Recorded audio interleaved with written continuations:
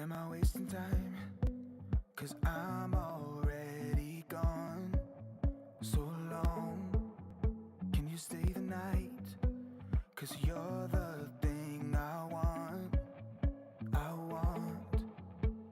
I know you're feeling different when you're stressed out, but even with no makeup you still stand out. 'Cause no one makes me feel the way you do now, like you do now. The way that you move your body, you make it look like a hobby. Every time that you touch me, it's electricity. Things we discovered underneath last night's covers. Everything came so easy. It's electricity. Electricity. Whoa. It's electricity. Electricity. It's electricity. When it's late at night, I feel you on my skin. My skin, you're all that's on my mind. It's finally sinking in. You're it. I know you're feeling different when you're stressed out, but even with no makeup you still stand out. 'Cause no one makes me feel the way you do now, like you do now. The way that you move your body, you make it look like a hobby. Every time that you touch me, it's electricity. Things we discovered underneath last night's covers. Everything came so easy. It's electricity. Electricity. It's electricity. Electricity. It's electricity.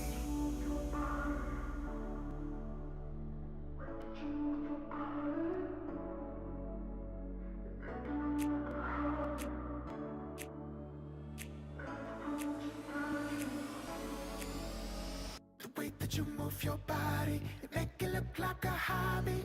Every time that you touch me, it's electricity. Things we discovered underneath last night's covers. Everything came so easy. It's electricity. Electricity. It's electricity. You move your body. Electricity. You move your body. It's electricity.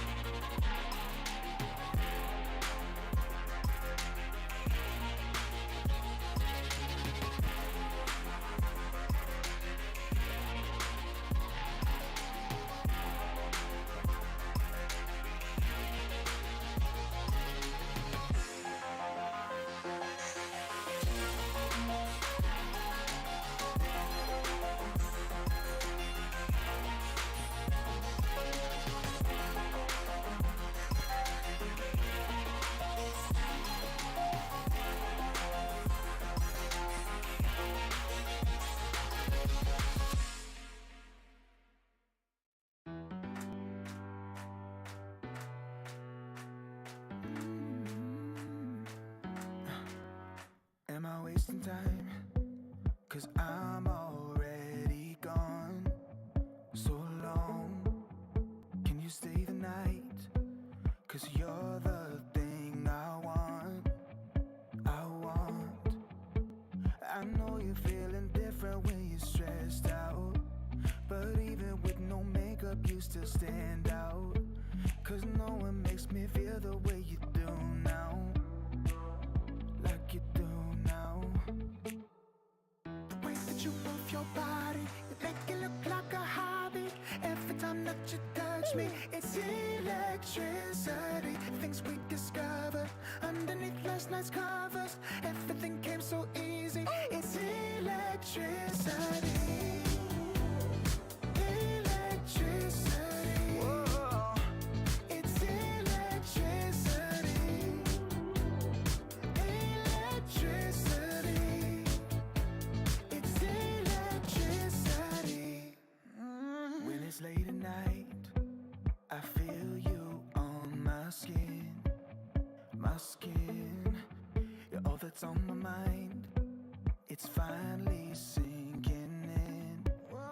You're it. I know you're feeling different when you're stressed out, but even with no makeup you still stand out. 'Cause no one makes me feel the way you do now, like you do now. The way that you move your body, you make it look like a hobby. Every time that you touch me, it's electricity. Things we discovered underneath last night's covers. Everything came so easy. It's electricity. Electricity. Oh, it's electricity. Electricity. It's electricity.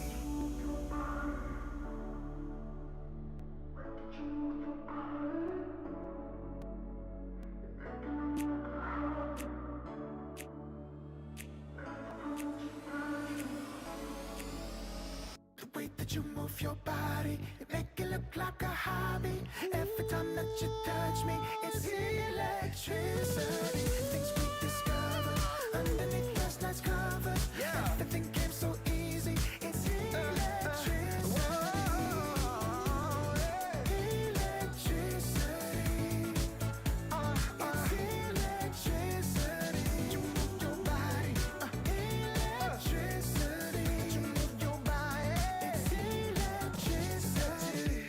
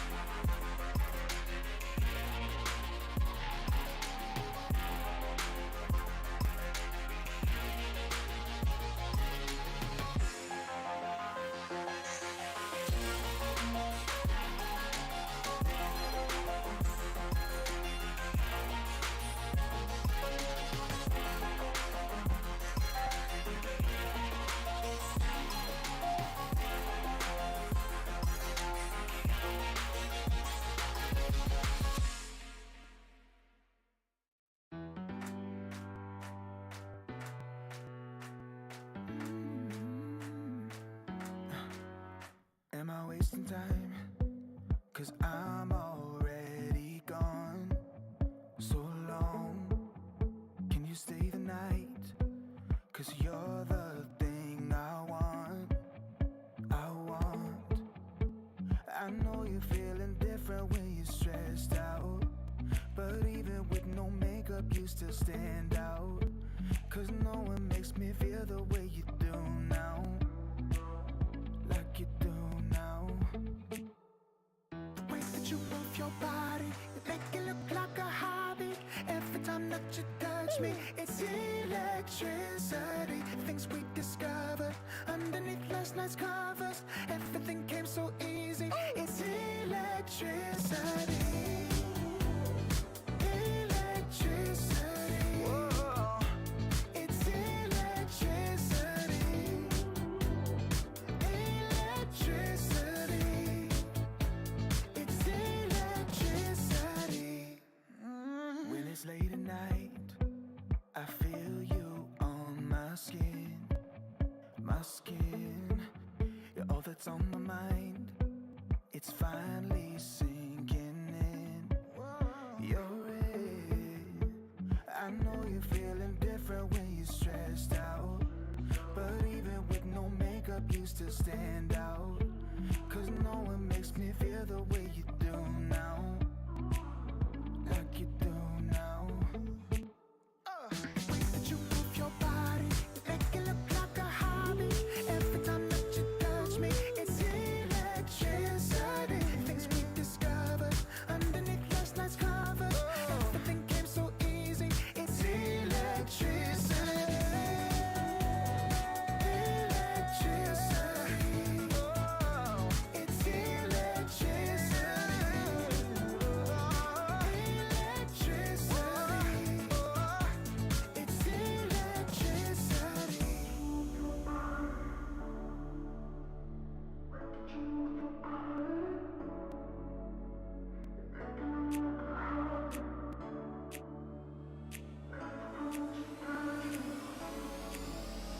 The way that you move your body, you make it look like a hobby. Every time that you touch me, it's electricity. Things we discovered underneath last night's covers. Everything came so easy. It's electricity. Electricity. It's electricity. You move your body. Electricity. You move your body. It's electricity.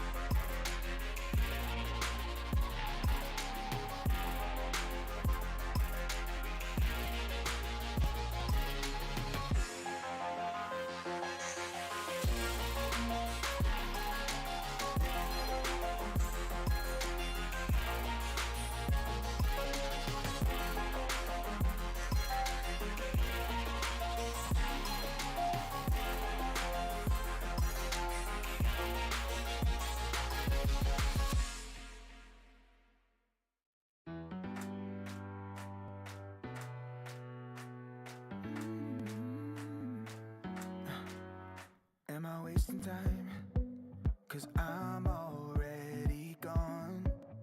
So long, can you stay the night?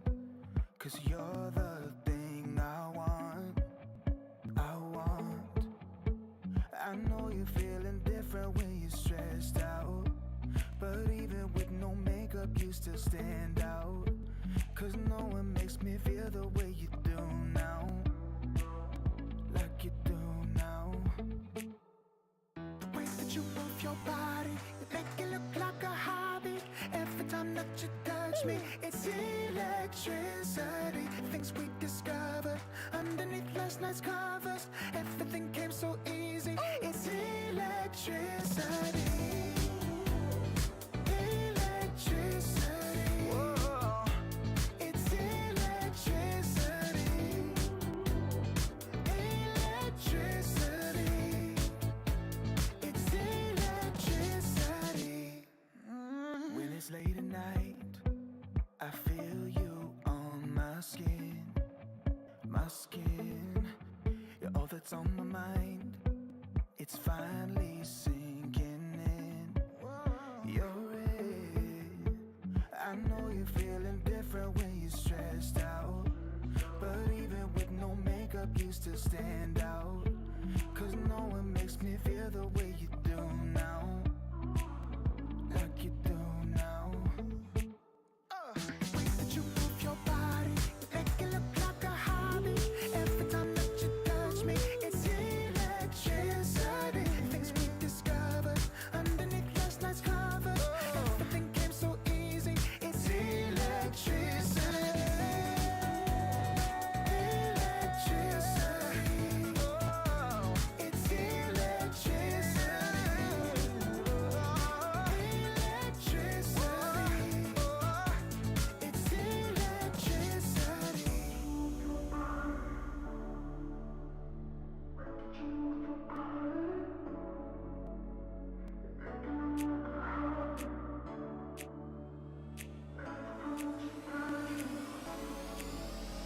The way that you move your body, you make it look like a hobby. Every time that you touch me, it's electricity. Things we discovered underneath last night's covers. Everything came so easy. It's electricity. Electricity. It's electricity. You move your body. Electricity. You move your body. What's happening, one and all? We are here for the upper bracket finals of the ESL 1 qualifiers for the North America region. The winner enters the grand finals tomorrow from the upper side of things and gets to wait for their opponent to go to Kuala Lumpur. The loser still has another bite at the cherry, but it's a much more difficult road with a potential 8 games to play on the final day of qualification. My name is Sneh. I'm joined by ET. Homie, what's going on, G? I'm super excited about this one. TSM Nouns, the two standout teams that have come to this point in time. For those who haven't been able to watch their games, talk us through it. What is it that makes TSM and Nouns so special and a cut above the rest so far? It's hard to say everything, but that's where we have to break it down almost immediately. It's the drafting, it's the preparation, it's the hero variability, it's their on-the-fly decision-making. It's how they always seem to be in the right place at the right time. And I think earlier today versus Zhangji Ganlao, Nouns were tested. They actually dropped a game. TSM haven't had that same story. They're still lossless here in the qualifier thus far, but this is the pinnacle of the bracket. There are both of our two of our invited teams. They're the best of the best, even though TSM got that invite maybe a little bit later than Nouns. Nouns was signed up way before they were, but this is exactly where they should be. This is their game. This is where we get to see the two Titans battle each other. I think in that match earlier that Nouns played definitely was a kind of unconvincing performance. I think they themselves were surprised at how much of a fight that real NA squad gave them, and maybe that's getting them a little bit more prep for the competition here that TSM's going to bring. Whereas TSM, I'm very excited to see what they're going to bring to the table. They've only had one repeat hero out of their series. They've only picked the Weaver twice over. Everything else, though, it's been a change-up. It's been another curveball to throw at each other. Not to mention, is it Meepo time? Is it where that best-of-3 format, we already see those tricks coming into play in that longer format series? There's so much to talk about. I'm just excited for the draft to start. I mean, we also have the situation where not only have they been bossing their game, CSM, they've been doing it different heroes like you mentioned, but also very quickly throughout the entirety of the qualifier run. They have the fastest game on record in the qualifier so far, so they've been crushing games. They've been just looking extremely, extremely solid. Like you say, we have to worry about these meeples, we have to worry about some Lunas for both teams, we have to worry about Faceless Void, especially for Nouns. They've been playing the Stormstormer Wind Rangers, just fun heroes. It's going to be a very entertaining time no matter what. And a lot of it's going to come down to the draft as well, right? Throughout the course of the year, whenever TSM and Nouns have met, the drafting has always been extremely interesting. From my opinion, the draft advantage has always laid a bit more with Nouns, but a large part of that was Estini, and Homeboy is not coaching them currently at the moment, so it's going to be very interesting to see whether or not they still have held on to some of the lessons throughout the year to gain that advantage against TSM. Absolutely. And I mean, both these teams, they have such a history, especially in the year. For the longest time, TSM being the gatekeepers, keeping Nouns away from those majors for such a long time until Nouns had their breakout year. So again, are they going to get gatekept? Are they going to get pushed away from that major stage? Or is it Nouns to TI, Nouns with the new squad, Nouns qualifying? Whichever team doesn't end up qualifying is going to be kicking themselves. They're going to have a little bit of a boring break before that next Dota circuit starts back up. So both these teams, they're going to try their absolute hardest, as well as we'll see. Maybe now is time. You do get knocked down to that lower bracket, so there's no elimination. That's the good news. But this is also where, do you lay those tricks? Do you get yourself ready for that best of 5? Do they have to look back tomorrow? It's where you want that advantage, where suddenly heroes valued today are going to get valued even more in that best of 5 format. You get more bans, you get to play more tricks. The groundwork is being laid for that grand final already.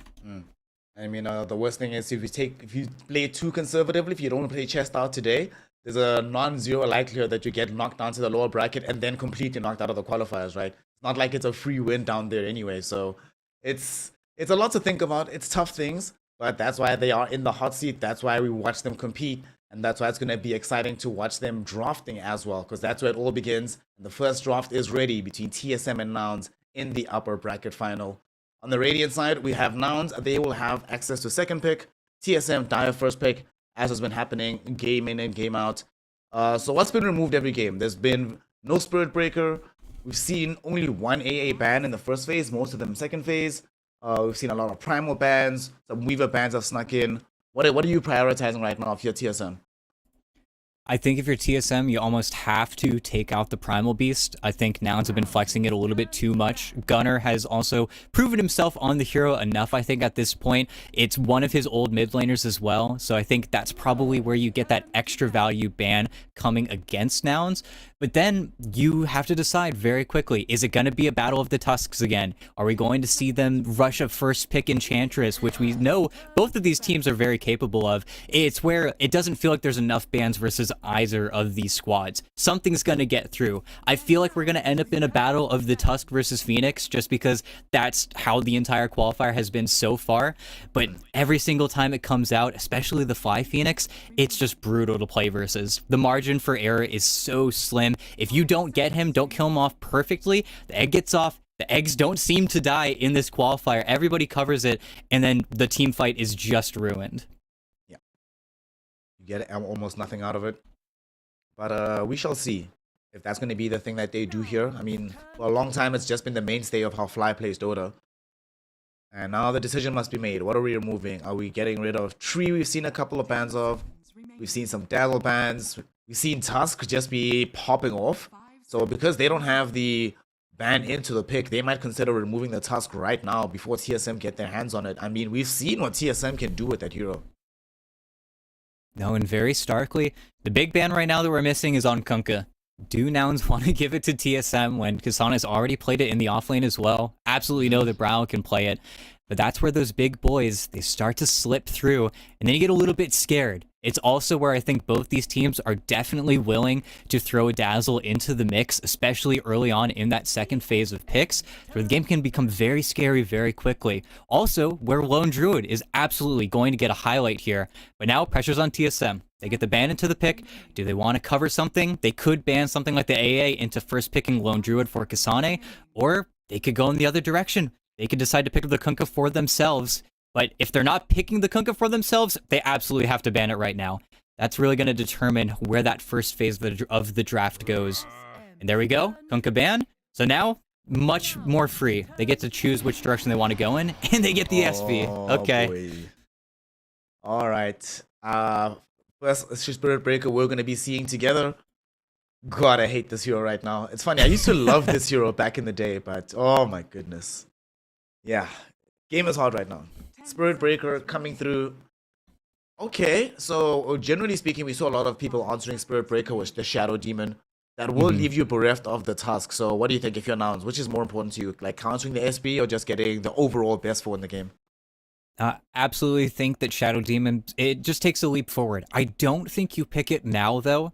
I think you risk having it get banned out in that next phase just to set yourself off on the right foot. I think, personally, I would love if they just pick up Phoenix right now for Nouns. Take it away from TSM. They've got just as good a Phoenix player on their squad. Of course, then maybe we'll see a Tusk ban come out from their side. But no, they decide, direct counter, we're going to throw it. Of course, the Shadow Demon stocks go way, way up versus the Spirit Breaker. It's one of the few heroes that still feels like he can do something versus him. But it's still Spirit Breaker. He still gets online. He gets Midas Octarine Core. He holds the game hostage. It's why we don't see that hero. He's always banned out for a very, very good reason. Well, if we're about to chain up the patch, you might as well have one last ride rolling through on the Spirit Breaker. And Kasane's been playing a bevy of different heroes, so I imagine that he's going to be the one rolling with the 3 SP. So, after this, what we need to do, protect the Spirit Breaker role? Nope, we don't have to because the hero's stupid. We just ban around it. Yep, pretty much. I think Spectre, of course, one of the better answers. You're always going to show at least in one of the waves for just a second, so don't even have to worry about that immediate setup that could happen to you. But it's weird. We'll have to see what they decide to pair with it. I almost feel like you need to ban out Grimstroke. Grim SB just sounds too gross for TSM to have together, as well as I don't think you're going to want Grimstroke on Nouns' side. Then your support duo feels very lackluster. It's very defensive. Doesn't really pair well together, so I can only imagine we see some more value there. But I also feel like we still have to get some love from the Tusk. It's been the theme of the tournament. It's been all day, every day, but I do love that. Take out the Meepo, even into Spirit Breaker. That's how good Yuma Meepo is, that they feel like versus SB, or with SB, they have to take it out. It's just great. Alright, but you still have to give away now something. Dota's a game of exchanges after all. Earth Spirit comes out. We have an astonishing amount of magic damage that they have on the side of Nouns right now. We have 2 forms of disengage. And it's most likely going to be the mid hero for Stormstormer, but I wouldn't put it past this Noun squad to be crazy enough for Gunner to be like, guys, come on, I got top 8 at TI with this hero. Let me try it again. Let me make it happen. No, he's got so many games on the hero. He's so flexible. I'm not even saying, maybe Gunner kicks Stormstormer to the offlaner. Who knows? Those players are all so flexible. Nothing really surprises me at this point. But you are right. It should be their mid laner. Fingers crossed. It's where TSM, do they want to answer immediately with the Dazzle pick? Do they want to put the Earth Spirit under the hurt? That's also where Lelis, if it is a terrible lane for the Earth Spirit, can always take it as well. It's where I think Nouns is going to pick this hero many, many more times in the future, at least with the way the meta is currently. Because, well, you've got 3 players that can take it. Why not? Sure, it works. But there it is. Phoenix got the SB to cover it. Perfect pickup, and the Tusk. Ooh, alrighty. We have seen this particular combination of supports several times today, and it has been a very, very potent. Good stuff, good team fight. So tanky. Like, yes, they have a lot of damage on the side of Nouns right now, but good gosh. Killing these heroes is going to be a gargantuan effort every single time. And then now you have that wonderful catch-22 of, if we initiate onto the side of the fight that has the Phoenix, can we kill him before the Supernova comes off? And if not, Tusk is going to save him. And if we initiate on Tusk, Phoenix is going to come with Supernova. Yay! Catch-22s. Gotta love him. Yeah, it's a damned if you do, damned if you don't situation. Which is funny because we keep on seeing the Phoenix against the Tusk because really both heroes answer each other so well. It ends up being a give and take. So getting them together, I mean, it's perfect. TSM are super happy. Already got to see Whiteman and Immersion play the support duo as well, which is brutal. Stormstorm is going to have to be so careful with how active TSM like to play in their in the mid lane with Bryle. If you lose track of these supports, they're probably ganking you. It's where I think Stormstormer might just end up on something a little bit more robust. But for Nouns, simple pairing, Luna SD. It's a classic for a reason. It's a very solid lane versus the Spirit Breaker as well. Makes it a little bit more difficult for him to charge away, especially in the night, just having that vision advantage to play with him. So, good pick. Very solid. Yep. And it's one of Yuma's better heroes, right, overall. So give him the comfort when he's trying to acclimate into a new environment. Let him play something that he's played many times before. Good stuff. And the Edge, speaking of comfort, man, Fly Enchantress. At some point was synonymous with how he played Dota. This and Phoenix is what I think about. And to a lesser extent, he got better at Chen as time went on. But this is going to be great. Lots of damage. Does this mean that we're going to be having the Shadow Demon play into the offlane as the 4 in this game, rather? And then Enchantress goes with the Luna? Yeah, I think so. I think you want the Shadow Demon versus the Tusk lane if Nouns can manage it, just for the simple reason. Tag team gets initiated, you disrupt your guy. Should be fine. I think that's where Enchantress is slightly lacking in those defensive tools, so we should see him move around based off of that hero matchup, but we'll see. I do like the Enchantress, though. It's a lot of good damage. It's another good slow for the Spirit Breaker as well, even though Spirit Breaker eventually would just shrug off everything once he gets the level 15 talent, but it's a problem that Nouns are going to be thinking of down the road. In the meantime, they're just getting robust, they're getting harder to kill. It's another egg hitter as well. Very naturally builds D-Lance, just somebody to maybe kill the egg, but we'll see. I feel like, again, I've only seen 1, maybe 2 eggs actually die in the tournament so far. The eggs just get off. With 1-2 hits remaining, every single Phoenix player has been so on point. For reserve time for TSM, it's nothing. 1 but second. Wombo combo. Oh boy. Yo, this is the kind of draft where teams really want to win. Where you just get like an absurd amount of team fight. You got this my god, they've got everything, man. But it is a lot of high ultimate stuff, but eventually this Faceless Void is also just an incredible damage dealer all by his lonesome. Alright. The one drawback to this is that you can give away a very good hero to the Shadow Demon, but you don't really care, right? You just like play around him. And it's another mobile hero. That makes what? All of them? Nice. Yep. Tusk is the only one who might be slightly lagging behind, but he can get in. The bigger problem is he just can't get out. He's not mobile in the opposite direction. But it does propose an interesting question here, though. If TSM ever misuse their abilities, if they ever let Nouns get too close to the high ground with an Aegis, they've got a pretty big problem on their hands. They've got that classic push lineup. You break down the tier 3, suddenly it becomes very difficult to approach the actual defense. And I think that's honestly Nouns' biggest advantage right now. Got a very simple, very easy to execute, kind of just run at you style of Dota drafted on their side, and TSM need to get something out of their ultimates. If they ever whiff, if they ever start slowing down, it's where that level of execution is certainly raised on TSM side. They've got great combo, but it needs to land, and they can't be too far behind. If Nouns can gain a lead, get their numbers just a little bit too high, I can definitely see them trying to go for one of those GG, try to end with second Aegis pushes, and TSM might not be able to handle that with just how their heroes farm a little bit slower, ramp a little bit slower. It could be a big issue. It's where I think Bryle in their last pickup here needs to be that space maker, needs to be the guy fighting around and creating space for both his SB and his Faceless to actually get that net worth that they sorely need. So the traditional combination with some of these heroes would be like what? Puck, I imagine. Which feels fine. It's only 1 silence you have to worry about so far. No real hard disables on the side of Nouns, which is going to be a bit of a problem, I guess. They have to pick first, and so he's going to be picking it, at least knowing the matchup. He bans Puck. Oh, so he has Queen of Pain. Okay. Oh, snap! Dude, how did a 23 dazzle happen? Explain.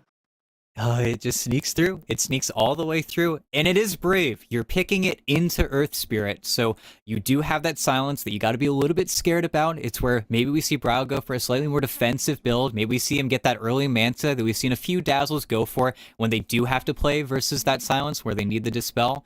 But at the same time, It's the bully game. If this Earth Spirit has to go mid, which it feels like he has to at this point, you've got Shadow Demon and Enchantress already. We've got too many supports on the lineup, so he has to go into what is a terrible lane. We already saw Brow do it, and that's why they dodge it. There we go. So let's see. Is this going to be Gunner Earth Spirit? Yep. Hey, Stormer does it. Let's go. Let's go. I had a feeling. Let's go. This is going to be very exciting. Alrighty. Stormer, Wind Ranger, avoid the bully matchup like you said. Also another hero that if he gets a good start can play with some pretty good tempo. I honestly am not really sure what to make of these drafts, ET. Because on the one hand, the CSM lineup, we have a lot of these big ultimates, a lot of whiff potential, but we also have so many saves. And Dota is so hard to play into right now. Heroes are already so tanky, and now you can just elongate these fights forever. Got this snowball, the sunray, the time walk, dazzle being dazzle, and then nouns. They can just play so quickly. Like the game might be over before these heroes actually get to the super tanky point. I'm not sure which side I'm leaning. What about you, fam? What are you feeling right now? It's just two different ideas completely. It's where it's as we get into this pinnacle of the draft, of the bracket, these teams are so close draft-wise because it's two completely different ideas. TSM is saving, defensive, looking to play against the aggression of nouns, whereas nouns are running at you like animals. They're going to get your buildings. They're trying to get those early objectives. They're going to play to push you down with this Luna Aegis. I personally kind of want to favor TSM just because of how flawless their performance has been in the bracket so far. Nouns took a little bit of a stumble versus those better opponents, but it's incredibly close. I'm just excited. It's going to be a very, very different game than what we've seen already. Well, let's get into it. Game 1, upper bracket final between Nouns and TSM. Lego in these NA qualifiers. Winner goes to grand finals. Loser has to wake up a bit earlier tomorrow. Not so bad. It could be worse. It really could be. But, some gamers really lament that very early start time. They're not used to it. Even though, if you're in NA, you're playing EU pubs. You got to wake up a little earlier anyway. So, sure, they get used to it. But the highest quality Dota we've seen in the tournament so far. Double smoke, double ward placed, very deep vision. Good stuff so far. We've seen a couple of early brawls happen. Both of these teams have been involved in some of those fights. Doesn't seem like it's going to happen this time around. Like, position to break smokes and to act as a bulwark against any kind of aggression towards Stormer. He will succeed. I'm not sure he's going to ping out this ward though. TSM making sure they get some advanced vision down bottom as well.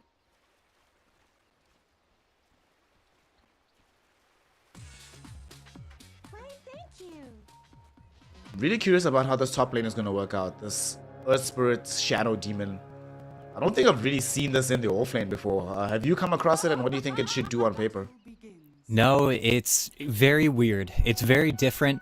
They've got a ton of magic damage potential, but it's something where as soon as Lelis gets 2 points up in the Shadow Poison, then they can suddenly become very, very aggressive. But until then, they're kind of just playing that waiting game. But Fly, well, gets the attendance out and TP's the tower. Fine. Yeah, it'll be okay. But he did have to pop attendance. That does kind of suck. So does mitigate what they can do in the lane, but level 2 is not that far away. Should be a-okay. No, nice look at the games. From Kasane. All right. What do you think about this? Where do we expect this lane to be going down bottom?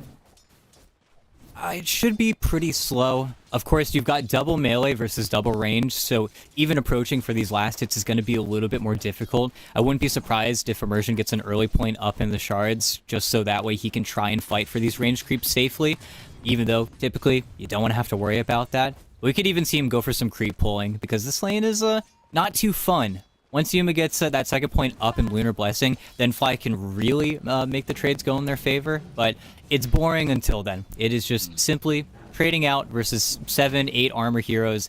Not the easiest thing to do. That's where top lane's definitely more interesting. Everybody's lower HP, everybody's got more magic damage to play around with. The only one who really isn't in any danger is Tomato. He should be fine no matter what. It's where, unfortunately, the Shadow Demon, he's got that big burst of damage, but just simply trading into you, right-clicking, it's not what the hero's known for. Farm away. I'm also curious what Gunner's going to build. on this Earth Spirit. Are we going to be going heads in for the Spirit Vessel as per normal? Is there some kind of funky new tech beyond that? Or is Blade Mail Hearts after the Spirit Vessel still a bit too good this patch? We'll see. Yeah, could see that. Could see the urn. I think the most important aspect of this top lane is that Lelis eventually just gets out of here. Try and turn this off lane into a secondary mid lane, because you need levels on Earth Spirit. You do not get damage very quickly. If Lelis ends up sapping too much, he can't even make very good rotations through the Twin Gate. It's where Shadow Demon, again, is not very known for that bombastic play. He's much more equipped for stacking those Ancients for the Luna later on, which means just give the XP to Gunnar. Just try to make space elsewhere. Speaking of elsewhere, this mid lane, boring as hell. Not really much happening at the moment. We do see that after this wave, Stormstormer should still be slightly ahead in CS, but everything is kind of boring here. Unfortunately, Tusk kind of has his hands full down bottom, so don't anticipate him making a rotation middle for quite a little bit of time just yet. At least until he's reasonably certain Kasane can handle it. Yeah. And oh my Actually god, he got the bash. Yuma. Oh my god, he got the bash. The tag team coming out of this. Snowball as well. Yuma looking to be the first blood, but Fly with the body blocks and the Nature's Attendants, keeping his carry player alive, allowing Yuma to survive, back off into the tier 1 tower, and regen up to continue the trading later. Yeah, and that's why that hero's so stupid. Random bash equals almost getting a kill for free. Very scary situation. You win the Lotus fight as well by forcing all these heroes underneath their tower already. Oh, Spirit Breaker. We're gonna say goodbye to you Monday, but for now, you're TSM's best friend.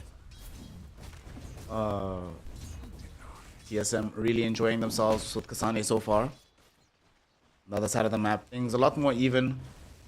Void farming, Earth Spirit farming, supports pulling around. Yet another game that we're seeing with relatively little activity. Yet another game that involves TSM. We saw a game earlier today that went like, what, 5 minutes before the first kill? Mm-hmm. They like playing that patient style of Dota. They know their power spikes so well. I think legitimately the best time we're going to see a kill attempt or a play happen is when Immersion gets his boots of speed, get a few more levels on the Phoenix, and then we see a smoke attempt mid. If you can keep Stormstormer's bottle dry, don't give him any active runes, keep that wind just power shotting in the mid lane, it's going to maintain that draw, but it's a draw that you want. It's where we'll probably see a Midas coming out from the Dazzle. We'll see how greedy he decides to get on that hero, but in the meantime, Nouns are also okay with that draw. They want this game to go slow. Like I said earlier, they're very XP hungry heroes. Everybody needs to wait for a lot of their damage to really ramp up. But Kasane, yeah. Oh, he actually juked out Yuma like a boss. Able to get past the pincer maneuver, get home, and it's Spirit Breaker so he can TP home to safety and not worry too much about the Walk of Shame. Still, a nice little reprieve, right? More time for Yuma to start putting in his own CS. No, Immersion makes the wave, or takes the wave, is going to try to get it in between the towers here, which he will. Very perfect support play coming in from the Tusk right now. Gets a nice little reset for Kasane, but no Twin Gate rotation so far in this game. Nobody's kind of moved out of their lanes just yet. Playing that, again, very slow style of Dota. They know what they want out of these lanes. They're getting what they want out of the lanes. Why mess it up? Just keep on playing, keep the aggro, keep farming under the tower. All these creep waves have been in a really difficult position for the Phoenix and Tusk to make rotations, so they're the ones to move. On Nouns, they're much more happy that this is that slower pace. But Immersion, mid lane, is scouted out by Fly, so don't know if this is necessarily going to work out here, but this is all just to keep that bottle dry from the wind. Yep. 6-minute power plus runes coming up right now. Fly, though, able to zone away Immersion from the bottom one. It's unfortunately spawning top for Bryle. And we might see some aggression onto one of these Hellbear Smashers. But Immersion, oof, long range power shot from Stormstormer. Almost kills off the Tusk. A little bit too tanky though, ends up surviving. Yeah, and Bryle had a haste rune. He would have maybe gone for that aggression onto Fly, but he also knows Tusk is a little bit too low. If I go over, make him stop the TP of the Enchantress, I'm probably killing my Tusk. He's much happier just keeping things quiet. But Stormstormer's got to go back to base. Not really a trip that he minds. He's wind, he's pretty fast, he's pretty quick on his feet. We'll see if he maybe decides to TP to a lane before he ends up heading back mid. But again, it's almost 7 minutes into the game. No action. Very, very different pace. I think both these teams really respecting each other right now. But Gunner's getting closer to that level 6. He's really the one who's going to blink first. But Yuma, there we go. Yeah. They caught him with enough damage. They bring him down. Very nicely done by Nouns in the gang. And with this Wildwing Ripper able to tank up the tower, they can do significant damage to the tier 1 with the Siege Dragon behind them. Immersion knows this, tries to debilitate it as much as he can, but at least a quarter of the HP is going to be taken away here, maybe even up to half. Yeah, and that's the cost. Immersion being out on the map so long, not there when his teammate needs him, but at the same time, you're Spirit Breaker. It's okay if you have a bad early game. It really does not matter. You get Phase Boots, you get Midas, get your Octarine. We've seen 0-7 Spirit Breakers still get to that point eventually, especially at TI. In the meantime, Whiteman got a little bit annoying there. Pushed into the Radiant Triangle, tried to steal a stack, but just pushed Nouns into farming the stack. So really no harm, no foul. On the stack, they all get back to their lanes before the waves arrive at the tower. It's like they never even left, but they should be able to kill Fly here. He's getting charged into. He might not even need the charge, but he dies nonetheless. Stormstormer try to find revenge, but he's the one that tanks the charge instead, taking so much damage from the Sunray. Tag team next to it as well. And they bring down the Wind Ranger. Kasane doesn't have level 6, but he has a lot of HP, so he's going to run forward, using his body to get the vision on the Shadow Demon. That should result in a kill on Laylas. And 3 heroes die around the mid lane. Great play from TSM. Oh no, it's brutal. Just that vision transfer, the aspect of the charge that people sometimes forget, and absolutely caught Stormstormer off guard there. Didn't have another wind run up, had already committed himself into the fight. Doesn't help that Kasane also bashed him there on the way out. Just too much damage, and they bring everyone. They bring absolutely the correct amount of heroes that they need to win that engagement. And then back to the lanes, like nothing ever happened. It's where Gunner now, though, has that Magnetize, has the level 6 on the Earth Spirit, so it's his turn to make a play happen. It's kind of hard though, right? Where do you go right now? You need multiple heroes to kill Kasane. Can't just show up alone. Killing this Dazzle, who's just hiding in the trees when you don't have the vision is tough. As TSM doing a fantastic job, I think, controlling the movement on the map. And they're coming middle as well, Immersion. Maybe trying to go in right behind Stormstormer. You know, they can have Kasane back them up. He finds the D ward, but okay, he's actually being abandoned by the crew. Snowballs onto Fly just to delay the inevitable. But he will die. Kasane, though, is coming in with the charge, and he's not scared of this. Gunner, though, is also nearby. So they might be forced to disengage here. Magnetize out onto this Phoenix. Should end up being the death of him. Disruption ensures this outcome. At the same time, Kasane with the ultimate onto Gunner almost brings him down with the assistance of Braille, but Gunner rolls away at the very last second. Okay. Oh, goodness. Ugh. One tick away. Maybe a slightly stronger death touch, and we lose Gunner there, but very fortunate. But again, trying to get aggressive here on Immersion, but doesn't seem like that play is going to work. Trying a few too many things now in the mid lane. Definitely over-rotating just a bit there on TSM. And for the first time in the tournament so far, the support levels on TSM are not great. They've actually had to take a step back. It's where Nouns are actually outdoing them a little bit, being able to farm and be a part of these stacks. Fly might be in a little bit of trouble, though. Well, some of that experience you're talking about will be redistributed. TSM showing their communist credentials, taking some of the experience, giving it to their supports. Gonna bring up Immersion to level 5 and a little bit closer to the Blink Dagger as well, which is queued up to assist them quite greatly, make the team even more aggressive than they already are. Yep, absolutely. In the meantime, everybody gets their stack game on, starts farming up, auto refill for Stormstormer, and we're in a kind of awkward pause now. At this point of the game, Tomato doesn't want to rotate out of the top lane. They've got Egg now for their Phoenix, but there's no big team fight that anybody can start right now very easily. We're almost waiting for Magnetize again here for Nouns before they make another play, but smoking up with Immersion. Watch that wind run. He's so dead. Saw his mates, they're gonna try and save you. Let's see what Lilas can do with the disruption, but here they come with the Supernova. Kasane going to the far edge of the fight, looking for the Wind Ranger, and he does find her. The distraction of the Supernova works, but it costs the life of this Phoenix. Gunner, in the meantime, also brought down by Tomato all the way on the top side of the map. And the skirmish middle does not end up panning out for Nouns. They end up losing Stormstormer. They lose Gunner on the other side without assistance. And TSM continue to get away with murder right now. Yeah, I'm actually kind of confused there. It looks like Gunner actually instigated that fight. He used Magnetize and I'm assuming attempted for a kill onto the Faceless Void, but a Maelstrom Treads Void was enough to kill him. Very, very peculiar. He's got max levels in Time Lock, so I guess just had enough damage, but very, very peculiar. Not a kill that I'm assuming Gunner was ready to give up there, but hey, Egg died. Supports were on it. I think he missed his Fire Spirits going in, so it ended up being a pretty easy kill, but check this out. Ryle, there's the disconnect. Super dead. And not even gonna bother with that much effort. They kill him off quite easily. Lila's the one credited with the kill. And that's before the Geo Grip that they can make this happen. So once that's online, life becomes even more difficult for Brown. Yeah. Tier 1. First one of the game. Gonna start toppling as Whiteman. Running away, but... Oh. Where are you running from? It's Gunner on the mission. Gunner on the case. Chases him and gets the kill, but here comes Tomato. Doesn't have the Chronosphere available, so will not be able to fully threaten Fly. But Cassandre might be able to. But as he rolls in, he questions the wisdom of rolling without adequate vision, so... Cancels the charge from the Spirit Breaker, cancels the roll from the Earth Spirit, and everybody goes back to their ways. Yep. It is now just dawning on me how long a game we might be in for, though. Midas just got finished up on the Spirit Breaker.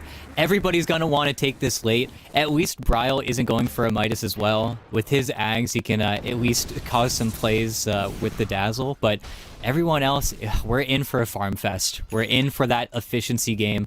And we'll have to see, because Yuma, especially, off to a great start. Just took a 5-stack of Ancients, has been in the triangle for a good bit now. He is really hitting those marks right now. It's 2:30 in the morning for me, so let's see if this series takes me into sunrise. Down the middle is in a little bit of danger here. He should not go for this rune. To be fair, there's no chrono, so he wasn't under that much threat. But they might have been baiting with the smoke from the supports behind. Immersion desperately wants a kill to close in on the Blink Dagger. Maybe they see Stormstormer here. It is daytime, so they have better vision. They see him, but can they actually reach him?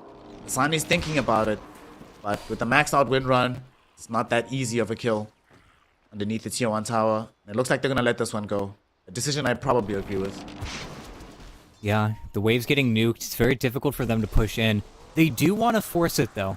Having a situation where all of Nouns have to suddenly TP into an egg that's already going off. We've already seen that pan out earlier today. It's a really miserable situation to be in, but Stormstormer also navigates out. Knows that I'm going to cause a really bad situation if I stick around. Maybe they think he went through the Twin Gate, but Immersion's going to double check just in case. But then the mid-wave gets pushed in, and everybody needs to start filling in these lanes. Here comes 3-Hero Chronosphere from Yuma with the perfectly laid over Supernova, but the Supernova came a little bit too late, so it only pops onto Gunner. Now here's a turnaround from Nouns. Yuma popping the Eclipse, but needing to get out of here because Cassandre is just charged in, finding the Nether Strike onto the Luna. Her demise will be delayed with the disruption, and it will be delayed wholesale. They somehow heal her up with the Nature's Attendance. Stormstormer, in fact, uses the ultimate to kill Whitemon. What a turnaround from Nouns. They lose Gunner. But that could have been the worst thing ever. Given how it was set up, ET, I thought they were going to at least lose 2 in that situation. It might happen now, though. Stormstormer stepped up a little bit too far. But they do not have the damage or the control to hold him in position. This fight might not be over just yet, though, because Fly looks like he wants some. But with the attendance, they realize killing Enchantress actually not possible. And TSM will see the tier 1 tower. Yeah. They do glyph it, though, which is kind of interesting. That's not getting refreshed, but they're just trying to delay as much as they can. But Fly with the skeleton creep, it's a little bit too difficult, and that is the cost. Super long cooldowns, no chrono, no egg, no way to re-engage or defend, and that's where Nouns can immediately just move in wherever they want. They just immediately take those structures, where TSM have to be very, very careful. The only thing that really counteracts that is those long respawn timers later on in the game, but we are playing that waiting game. It's Kasane. Nighttime. They see him into the trees, but Fly is not equipped to lock down a Spirit Breaker. No hero in the game is equipped to lock down Spirit Breaker, unfortunately. Whitemon, he will not necessarily be walked on, but shot out the sky by Stormstormer. He's acting as some anti-air cannon in this game. Getting himself closer and closer to the BKB Blink, the usual build-up for this hero. You know which hero we haven't seen much of? Well, Gunner's about to die bottom. Feels bad, fam. Oh, is he? Oh, the roll away. He was inside the eye shots, but they didn't block off the escape path. Gunner. This is the kind of stuff we saw at TI. Why it's not surprising that even in the off lane, they decide to give him this hero. On the other side of the map, though, Tomorrow, yet again being frustrated by the realization that killing Fly with attendance on and the ultimate, practically impossible. Yeah, same with Stormstormer here. Kind of a freebie with that shield rune, and now Whiteman isn't gonna die, but man, it hurts. Stormstormer the only one to do this as well. The specialty hero pick for him is just so obnoxious. Not that he's even falling behind. He's third highest in net worth. He's very relevant on the map. He's kind of being this annoying hero to poke and prod you. And we have not seen a clean kill on him in a very long time. But TSM have gotten through it. They've got all their ultimates back up again. They wanted to, could wait till daytime before going for another smoke play. Or they could start pushing the envelope here. They could go either route at this point, because currently, Nouns don't feel like pushing up onto that next objective. Tier 2s are a little bit too difficult. This is where Luna just wants to Sinner Ancients, farm up, get a little bit more damage, and then maybe look at an Aegis before she ever wants to get near those Tier 2 towers. Because you don't need to push it. Don't push your luck. You got this double BKB timing coming up for Nouns, so that's going to be probably the waiting game for a little bit, but then after that, they're going to look for those TSM objectives. I love the fact that in this game, both carries practically have the same score. Tomato is 2-0-0, Yuma is 1-0-1. They are doing nothing but just ricing it up. Some old-fashioned 4-protect-1 Dota from both of them, whilst their team run around attempting to murder each other. To be fair, Tomato has shown up a little bit more often, but even then, very, very happy to just get as big as humanly possible. We're just waiting. We're waiting. The Midases are taken away, though. I'm glad Gunner got his. Keeps that Earth Spirit very relevant. Means that he's not going to fall behind on levels in the slightest. But now making moves towards this Roche pit. And Nouns feeling like with this 40-second window before Roche goes down towards bottom, they want to try to sneak this Roche. And that's exactly what they need. They got scanned into. TSM are aware of this. The question is, are they going to come and stop it? And they're thinking about it. 4 heroes are gathering here. And they're showing in the wave. There's an observer ward. They've been scouted. They've been seen. They're going to come for it. And unfortunately, their trip is going to be a little bit too late. Yuma already able to secure the Aegis. The commitment from TSM came a little bit too late. So, despite being aware of the move, I'm able to stop it. No. Great decision making. They do see Yuma showing in the middle lane as well as Gunner showing bottom. So, they still try to catch those stragglers top, but very wisely, they retreat towards the tier 1. TSM, the majority of their lineup, wastes a whole bunch of time, and now it's have their Aegis. As soon as Yuma gets some more resources, or even just stays back out onto the map, they probably swing back up towards that top tier 2 tower. That's that easy objective for them to get next.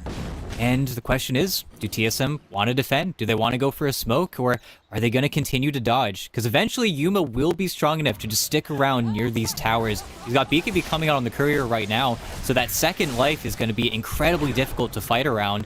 He is really getting ready for that big team fight. Not to mention, your chrono isn't perfect. Egg is going to die. That's what this en masse BKB purchases from Nouns means. You have to position yourself so much differently. It's a point that typically we haven't seen the players playing against the Phoenix get to, but they can absolutely commit on this egg. It's where Tomato's got that pressure on top of him. If he ever messes up, he misses out that chrono, it's where they're going to have to stagger their spells perfectly. Kasane has just finished the disgusting item of the Octarine Core. Yay!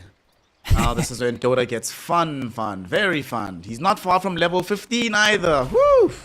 Yeah, wonderful. Yep. You gotta love it. He does have to be careful bottom though, because there are several heroes from Nouns who seem intent on reclaiming control of this part of the map. Looks like Fly is on a little bit of a de-warding mission the way he's moving right now.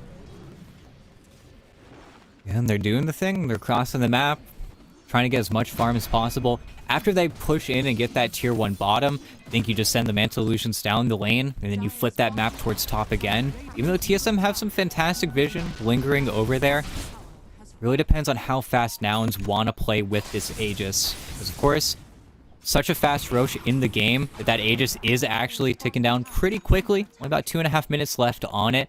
But then, well, we might see a smoke from TSM. Then they can actually get a pick. Then they can actually look for a kill. Because right now, the last thing they want to do is Chrono Luna. They're gonna look to avoid her, kill her, save her for last.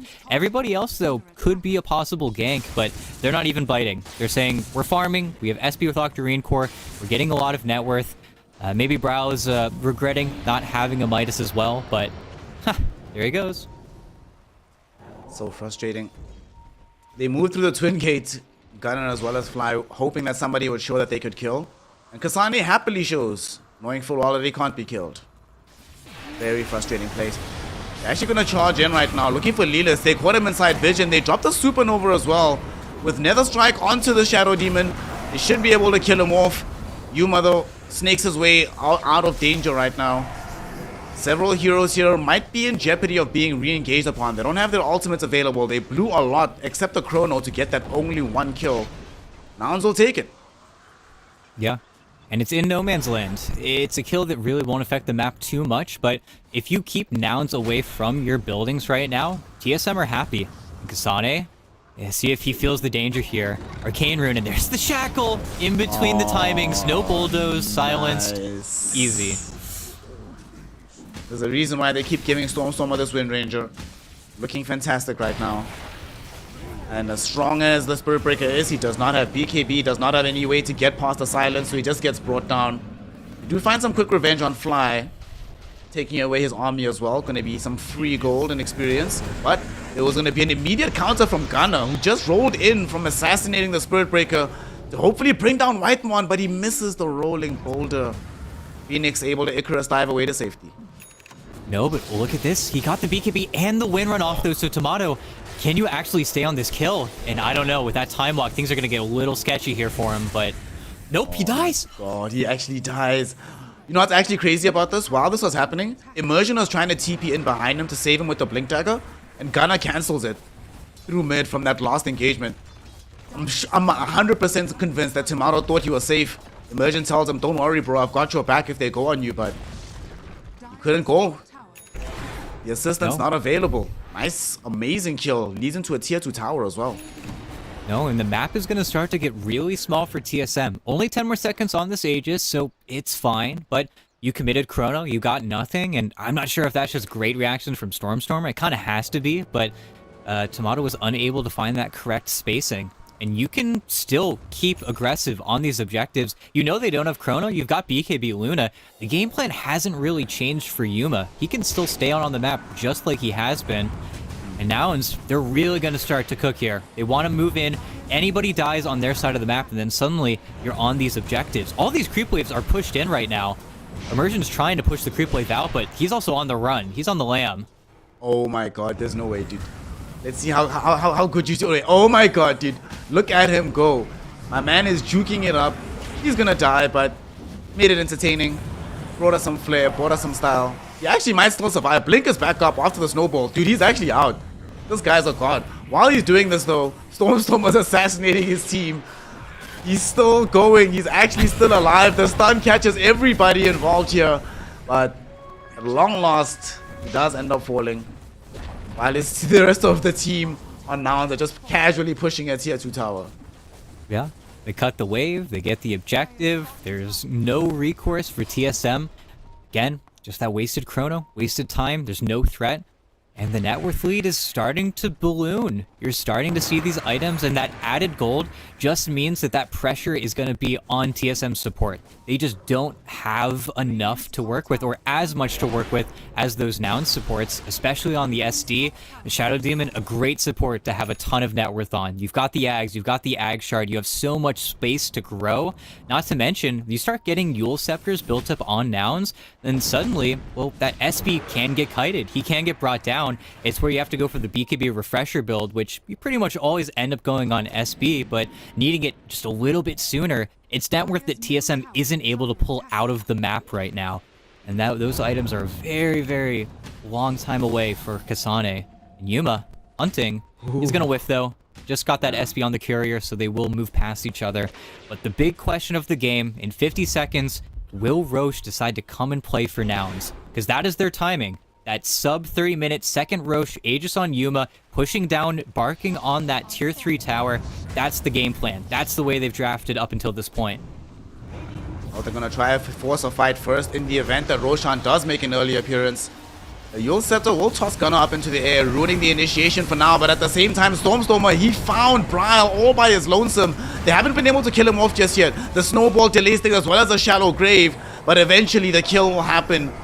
Yuma himself and Gunnar have more than enough damage. It does cost the Earth Spirit his life though, so that means a much harder chase onto the Spirit Breaker, which enables Kasane to escape away from the fight. But certainly worth it to get the life of Bryle in that situation. Continue to force out these waves, and now they can maybe apply pressure middle. Sadly though, the wave is really pushed in, so not optimal positioning for them, and it's a late respawn on Roshan. Yeah. Does mean that none of these deaths really affect anything. Also means that I'm pretty sure Egg will be back up if TSM want to go for that contest. Because right now the stakes are, Nouns get that next Aegis, they've got a really good push with that second Roche to put pressure onto TSM. If Tomato gets the Aegis, Nouns' game plan is halted pretty much outright until third Roche comes back up. It's where the Luna draft doesn't get easier unless you somehow find a way to kill Tomato twice. It's where if TSM can take that Aegis away from Nouns, the game plan gets very messy. It's very hard to play post that Roshan not going in your favor. It's where you start looking for that early late game that you don't want to have to go into versus Faceless Void and Spirit Breaker. It's not very pretty.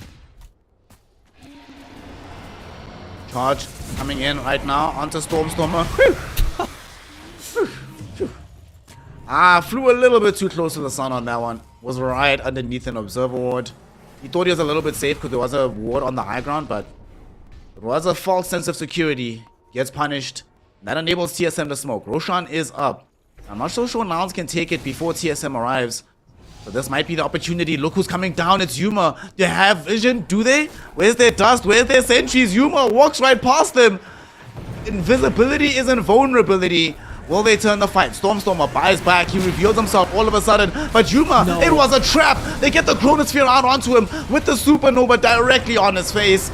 This Luna will fall.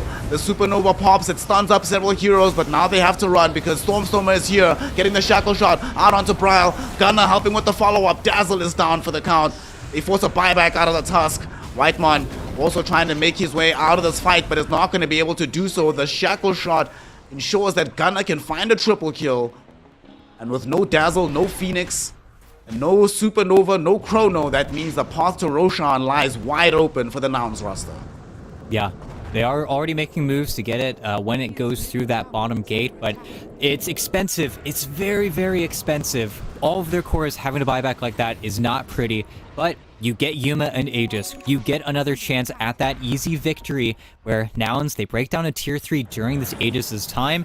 It's the easy way to win. It's where TSM don't get to bring you to that early late game stage. It's the part of the game that Nouns are trying to avoid desperately. It's why everybody buys back. They know how important it is. The game goes anywhere past that 45-minute mark, suddenly Nouns are not so happy with the way that things stand. That's where Yumo getting near a tier 3 tower could just die 100-0 to Chrono Egg, which is pretty much what happened just now. And they don't even give him Aegis. They give it to Stormstormer, even though Yuma is right there with him without having buyback, but I guess assuming that Stormstormer, the more fragile of the two, will at least be able to go in with this Blink Dagger, start the fight, give a lot of vision for Gunnar when it goes down, but does mean that their siege has to be very careful, because Yuma can die in that same situation now. He can die in Chrono if he doesn't get that cheese off. Honestly, I'm glad that they did this because it's now added an air of danger to this game. Not like it already wasn't there, but makes it more exciting to watch. No, honestly, this game has been does. excellent, honestly. It's been so good in every respect. It's that next level of respect that these teams have to give each other. That in the stomps that we've watched up until this point, we don't get that same vibe. It really feels like every single player is taking this just so much more seriously than you really can in a 2-0 stomp where, you know, you want to be kind of casual, you want to be chilling. But look at that. Okay. The the 4 glaives surrounding Yuma. Funny shard. There's a lot of very strange shards in the game of Dota 2. What can we say? 6k gold lead. It's been this way for a while. It plateaued quite some time ago. But TSM making sure that although they are behind on gold, the relevant heroes continue to escalate in scale. Tomato in particular, you mentioned that if this game goes 45 and beyond, not only will he be unparalleled in terms of damage output, but how on earth do you start to kill this Void past level 25? Yeah, it's miserable. It's not looking too hot. Fortunately for you, he's not feeling the need to get a BKB, so best case scenario, Gunnar can find him with the grip after he pops the Manta, but aside from that, it's a shackle shot. It's Stormstormer being aggressive as Kasane all the way through. Oh my god, he just broke a 4-hero smoke by charging like that. What a player. Yep. I love Spirit Breaker. He's almost level 21. He's got the 20 talent, which is disgusting. Every talent on that hero feels disgusting. Probably one of the, if not the best level 30 hero in the game as well. So Kasane can look at those points. Every talent is just so stupid. But anyway, they are avoiding. That smoke really did kind of stall out what Nouns wanted to do, though. They're still on that dire side of the map, but Kasane gets the waves in, your mid waves cut. You've got a much more convincing push in bottom, but you still have that danger. Yuma's not very tanky. He doesn't have Satanic yet. He does great damage, but he can still die. It's where if TSM get a fantastic jump, if they can find the Shadow Demon and the Luna, you're in trouble. Even though we'll show himself to Tomato just now, but the creep waves are cut. Nouns aren't able to find their way onto that objective. Every minute they aren't able to force TSM back into their base, you see 1k gold lead go down. They're just not getting as much net worth out of the map as TSM are with the Spirit Breaker. What I'm also loving is that both of the carries in this game can play in a similar fashion. Play very high up, knowing that they have guaranteed Blink Salvation behind them. Tomato has 2 of them. Makes his life a lot easier. Might be forced to employ one of those methods though, as they are smoking in his direction. Do they have awareness of where he's at? The pings go out. They're saying, watch guys, the map is dark, we don't see anybody. Ral instead is going to become the target. Will they be able to get him in time? He gets off the BKB, so he's going to be fine. Snowball's going to be there as well. And they get off the last second Supernova. But Fly destroys it before the Chronosphere goes off. But still, the Chrono catches the Luna, and he bashes her to death. Tomato also found Gunnar inside the bubble. So that's 2 cores down for the count. Fly, who's trying to become a core in his own right, will join them, granting Tomato the double kill. 4 heroes have fallen from Nouns. And TSM showing us the power of Dazzle, man. That BKB elongating things long enough, but crucially, that Snowball perfectly positions everybody for Tomato to clean up house. Yeah, it broke up everything. Tomato spaces it perfectly. He doesn't catch any of his allies. He is unable to save the egg because both the Luna and the Enchantress just immediately turn on it, but it's enough setup. And it very crucially during all of that, Kasane's on Lelis. The Shadow Demon can't play the game. He's behind you. He's causing chaos. There's never a follow-up shackle shot from the wind either because Kasane finds his angle, and it works. It's perfect, and TSM kill any momentum that Nouns had. Yuma's dead for 50 more seconds. You're now seeing Kasane get so much closer towards that 25. All of the levels just start falling in place for TSM, and now it feels like we're almost guaranteed to end up in that late stage, those later games versus Faceless Void Spirit Breaker. It's just gonna be a nightmare. Let's also not forget that this team has Dazzle. Late game Dazzle, once he finishes his Arcane Blink, oh my god. Yeah.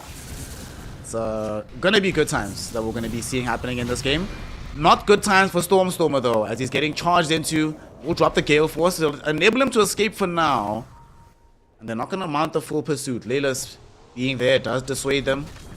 Still though, they could get some very decent damage, if not an outright kill right now, onto the tier 2 tower. No, the push is good. They're not showing, though. It's funny. They win that fight, but they also are very aware. Still can't afford to die on their side of the map. Can't just give up these kills. We're still going to be extremely patient on TSM because it's not their game to lose at this point. If Nouns want to have a shot here, they need to be aggressive. They need to take more risks.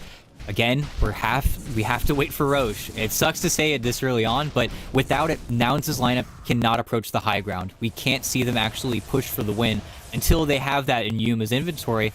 So we're stuck waiting. TSM, they haven't taken any shot at the tier 2s, any real shot. They're just waiting for all of their ultimates to come back online. They might even wait for daytime before they go for another smoke here. To them, it doesn't matter. They really are in no rush. They can just ride this one out. They're chilling. Not too worried about what's going to happen. And sadly for Nouns, it's not like you're playing one of those games where you say, well, okay, our safe laner can't scale super hard, but at least our mid has infinite scaling, you know? Wind Ranger also caps out at a very particular point in the game. So, TSM, like you said, they don't have to do anything, and that kind of forces plays out of Nouns. You see them trying to make a move right now. But where can they go? Like, they've been steadily, slowly but surely losing advanced vision. TSM are also happy to play on their side of the map until Roche comes back. So what do you do in this interim period? It's very frustrating because you don't have an easy initiation. It really is just Stormstormer finding that shackle shot. You don't have to show him the waves either. It's kind of the beauty of the Luna SD. You can just illusion out a lot of the map. But unless you find Bryle making a mistake here, that's really your best bet. And funnily enough, Bryle decides to squeeze in the Shadow Blade into his build, something we don't really see other Dazzles buy, because the Blink is just the superior means of initiation. But Tomato, baiting a little bit here, but do you want this? I don't know if anybody wants this, actually. Both teams wandering into each other and sort of feeling like, yeah, I don't think any of us want to be here. Can we just back, please? Okay. They will just back off a little bit. I think they really want to retreat. Yeah, they're all out. Nobody wants to take the smoke. Yeah. Even though Immersion's still scuttling around here. But Nouns still have the ultimate high ground. But look at this punch. Should let Stormstormer walk away, though. And yeah, they do. Nobody's committing. And neither should they. But look at that. 37 seconds on the Roche, meaning he will spawn up top first. But getting sentry control, getting vision control. Kasane is baiting right now. He's got bulldoze. He really can't die, but BKB committed. BKB committed, so is the Supernova. It comes out, but they haven't slowed down Flies. We're going to try and right-click it down. The Nether Strike, though, stops it from happening. And while all of this is doing down, they target and kill off Stormstormer on the western part of the fight. He's dead. Joined in the grave by Fly. And the fight might not be over just yet because Kasane, can he catch vision of Yuma? I'm not so sure he saw him. Yuma has the bonus nighttime vision, so he might be able to turn onto Kasane, but they don't have the reveal. Shadow Blade ends up saving his life. In that fray, Nouns. Oh, wait, hold on. Hold that thought. Kasane went right back in. He's gonna find himself really wishing he just stayed out of this fight. Or maybe not. He was baiting with his life. He dies, yes, but he gives Tomato the 2-hero chrono onto Gunner and Yuma yet again. The Sunray is gonna bring Gunner low, force him to abandon Yuma to his own fate. The Luna goes down. 92 seconds in the grave. Kasane will die for that objective any day of the week, even though he has higher net worth. The importance of Yuma to his team cannot be understated. No, and, well, I don't think he has buyback, so it's not like he could send it for that Roche bottom. But at least with killing off the Spirit Breaker, you do force TSM to make a tough decision. They're tapped a little bit right now. They still have 35 seconds before the wind respawns, so they could probably get Roche in that time frame, but it's a little bit of a difficult decision here if Nouns really wanted to fight them. But Roche goes bottom. Now it's the Ags, the free Ags for probably Immersion at this point. I feel like the Walrus Kick definitely has a little bit more value than the Faceless Void Ags, but it really depends here. They are trying to move out onto the map, though. 10 seconds. They could get here, but I think with the tag team, it's just 10 seconds too fast. Goes down. Tomato will scoop up the whole lot for now. And like you said, passes it over onto Immersion. And they just get out of dodge. Now it's like, 10 seconds. Man, Dota is such a game of fine margins. What can you do? They were making the move. They knew what they wanted to do. It was a timing that they could play for that Kasane almost gifted to them. But that's also why they decided to support their teammate, get the kills. Because they got the Luna kill, it almost ensured the Roche in itself. So it makes sense. But 25 now on Tomato. I don't think Kasane got any of that XP, but it doesn't matter. Double Midas, he's level 25 as well. And now TSM have Aegis, they've got Cheese, they've got everything they could have wanted. I think the only way for Nouns to really get the initiative back in this game is purely by out-team fighting their opponents here. Out-team fighting Chrono Egg Spirit Breaker. It feels like they're going to need a miracle of some sorts at this point. Gunnar has been trying to build up this Wind Waker, finished the Yules just now. So they are starting to think towards the future of possible tools against Tomato, but now we see Stormstormer. Is he just gonna die here? Forced to pop a BKB. Does get out, so BKB charge in exchange for the Supernova. Yeah, the charge is already at 6 seconds, so I guess it doesn't matter too much for him. Dark light. But it is very scary that a Phoenix could almost solo kill you effectively in the mid lane. Yeah. Now, Whiteman's on something else. All of his plays, they've been so confident. Even though his X been getting killed, it's just because he's so ballsy. He's out in front. As Bryle, Stormstormer, both reacting to each other. Very scary situation, especially Immersion with the kick here. And he's going for it, kicks him forward. That's the kick out. There's no BKB. He just used it in the engagement prior to this. So Stormstormer ends up dead. Punished for his positioning. And, you know, he didn't know who had the Aegis or the Aghanim Scepter, but gets kicked for his troubles. With his death, he might try to push for more here. They have everybody available and waiting. They're going to try and force the buyback on the high ground. They might not have Luna Shadow Demon, but they are no slouches either when it comes to pushing down towers. No, Tamada's just gotten to that point. He does actual real damage now. He's got very few defensive items, but it doesn't matter. It's enough. It's fine. Glyph will get refreshed, but as soon as that creep wave comes in, it's time. Maybe a little bit of miscommunication there. Kicks away the hero that they go in on with the SB, but walking out, still 40 seconds, no wind. It's very, very difficult for Nouns to find an angle here because they show too many heroes, then simply Yuma gets chronoed. They find ever that Shadow Demon. The game might just end. Damage being done onto the melee barracks. They're gonna take it. Ideally, they would like to get some pickoffs here so they can take more away from Nouns. Will they go for the tier 3 tower? 20 seconds until a Wind Ranger is back. Stormstormer really doesn't want to buy back at this stage. Might be forced into it if they don't want to sacrifice 2 lanes here. Fly getting charged. They break him, but not enough to kill him off just yet. And looks like they have weathered the storm. They're looking to kick back Yuma, but he gets off the Manta style, outplays Immersion. And Immersion gives up his life to give the rest of his team time to escape, but they don't want to let this happen. Stormstormer, he's outside the base right now. BKB pop, but they don't even care about it. They do way too much damage. The Wind Ranger, she just respawned and she's already dead. And now Yuma's in danger. They have Chronosphere, but they don't need it either. As Bryle gets a double kill with his Dazzle. How did they even get there, ET? What the hell just happened? No, he TP'd in on the outpost. They tried to find this angle. They saw the immediate retreat from TSM and then tried to find that punish, but now Wind buys back. Luna has buyback as well, but if you buy back in front of Tomato right now, he just chronos you, and then the game ends. You don't survive that. As Gunnar, okay, trying to kick back Bryle. Okay, not going to be able to find the kickback. Immersion kicking back Fly in the meantime. Bryle still alive with the Shallow Grave. He does get purged though, and the power shot brings him down. That's a massive kill for them.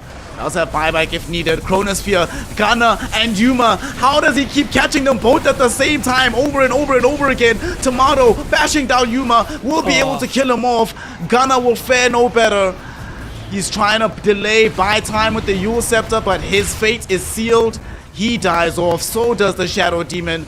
Tomato went off to murder Stormstormer all by his lonesome. So Fly trying to hold back the sky all by himself. He's not going to be able to do so. He's losing his life while Gunnar, he's just only using people up. That's all he can accomplish right now. He doesn't have damage to kill any of these cores. Kasane charges in after him. The roar will not save you. There's the Nether Strike. Gunnar gets bashed up and he's dead. 2 minutes in the grave. No buyback. And that should be the game, ET. The golden letters haven't been sounded just yet. But TSM know what's up. They know there's no way for Nouns to fight them. and they know that the first game is theirs. GG, well played is called. Team Solo Mid defeat Nouns Esports in a scintillating game in the upper bracket final. Oh, well, I'm feeling stressed out, but there we go. Post 45 minutes, Faceless Void, Spirit Breaker, Dazzle. It's just too much. It's too much to play against. Nouns, they had their shot in this game. They had their push. They had their Aegises. It was expensive getting that second Roche, but they couldn't find their way onto that high ground. It was too little too late. TSM just are able to drag that one out. It takes too long, and then you're right where you want to be. You've got Tomato, super solid Faceless Void performance, always finding the right targets there. And at the end, Wellis is forced into a terrible, terrible decision. Do I save Yuma or do I save Gunner? He decides to save Gunner, but then Yuma has to just survive on his own. He pops BKB, he pops Satanic. It's not enough. They're too far behind.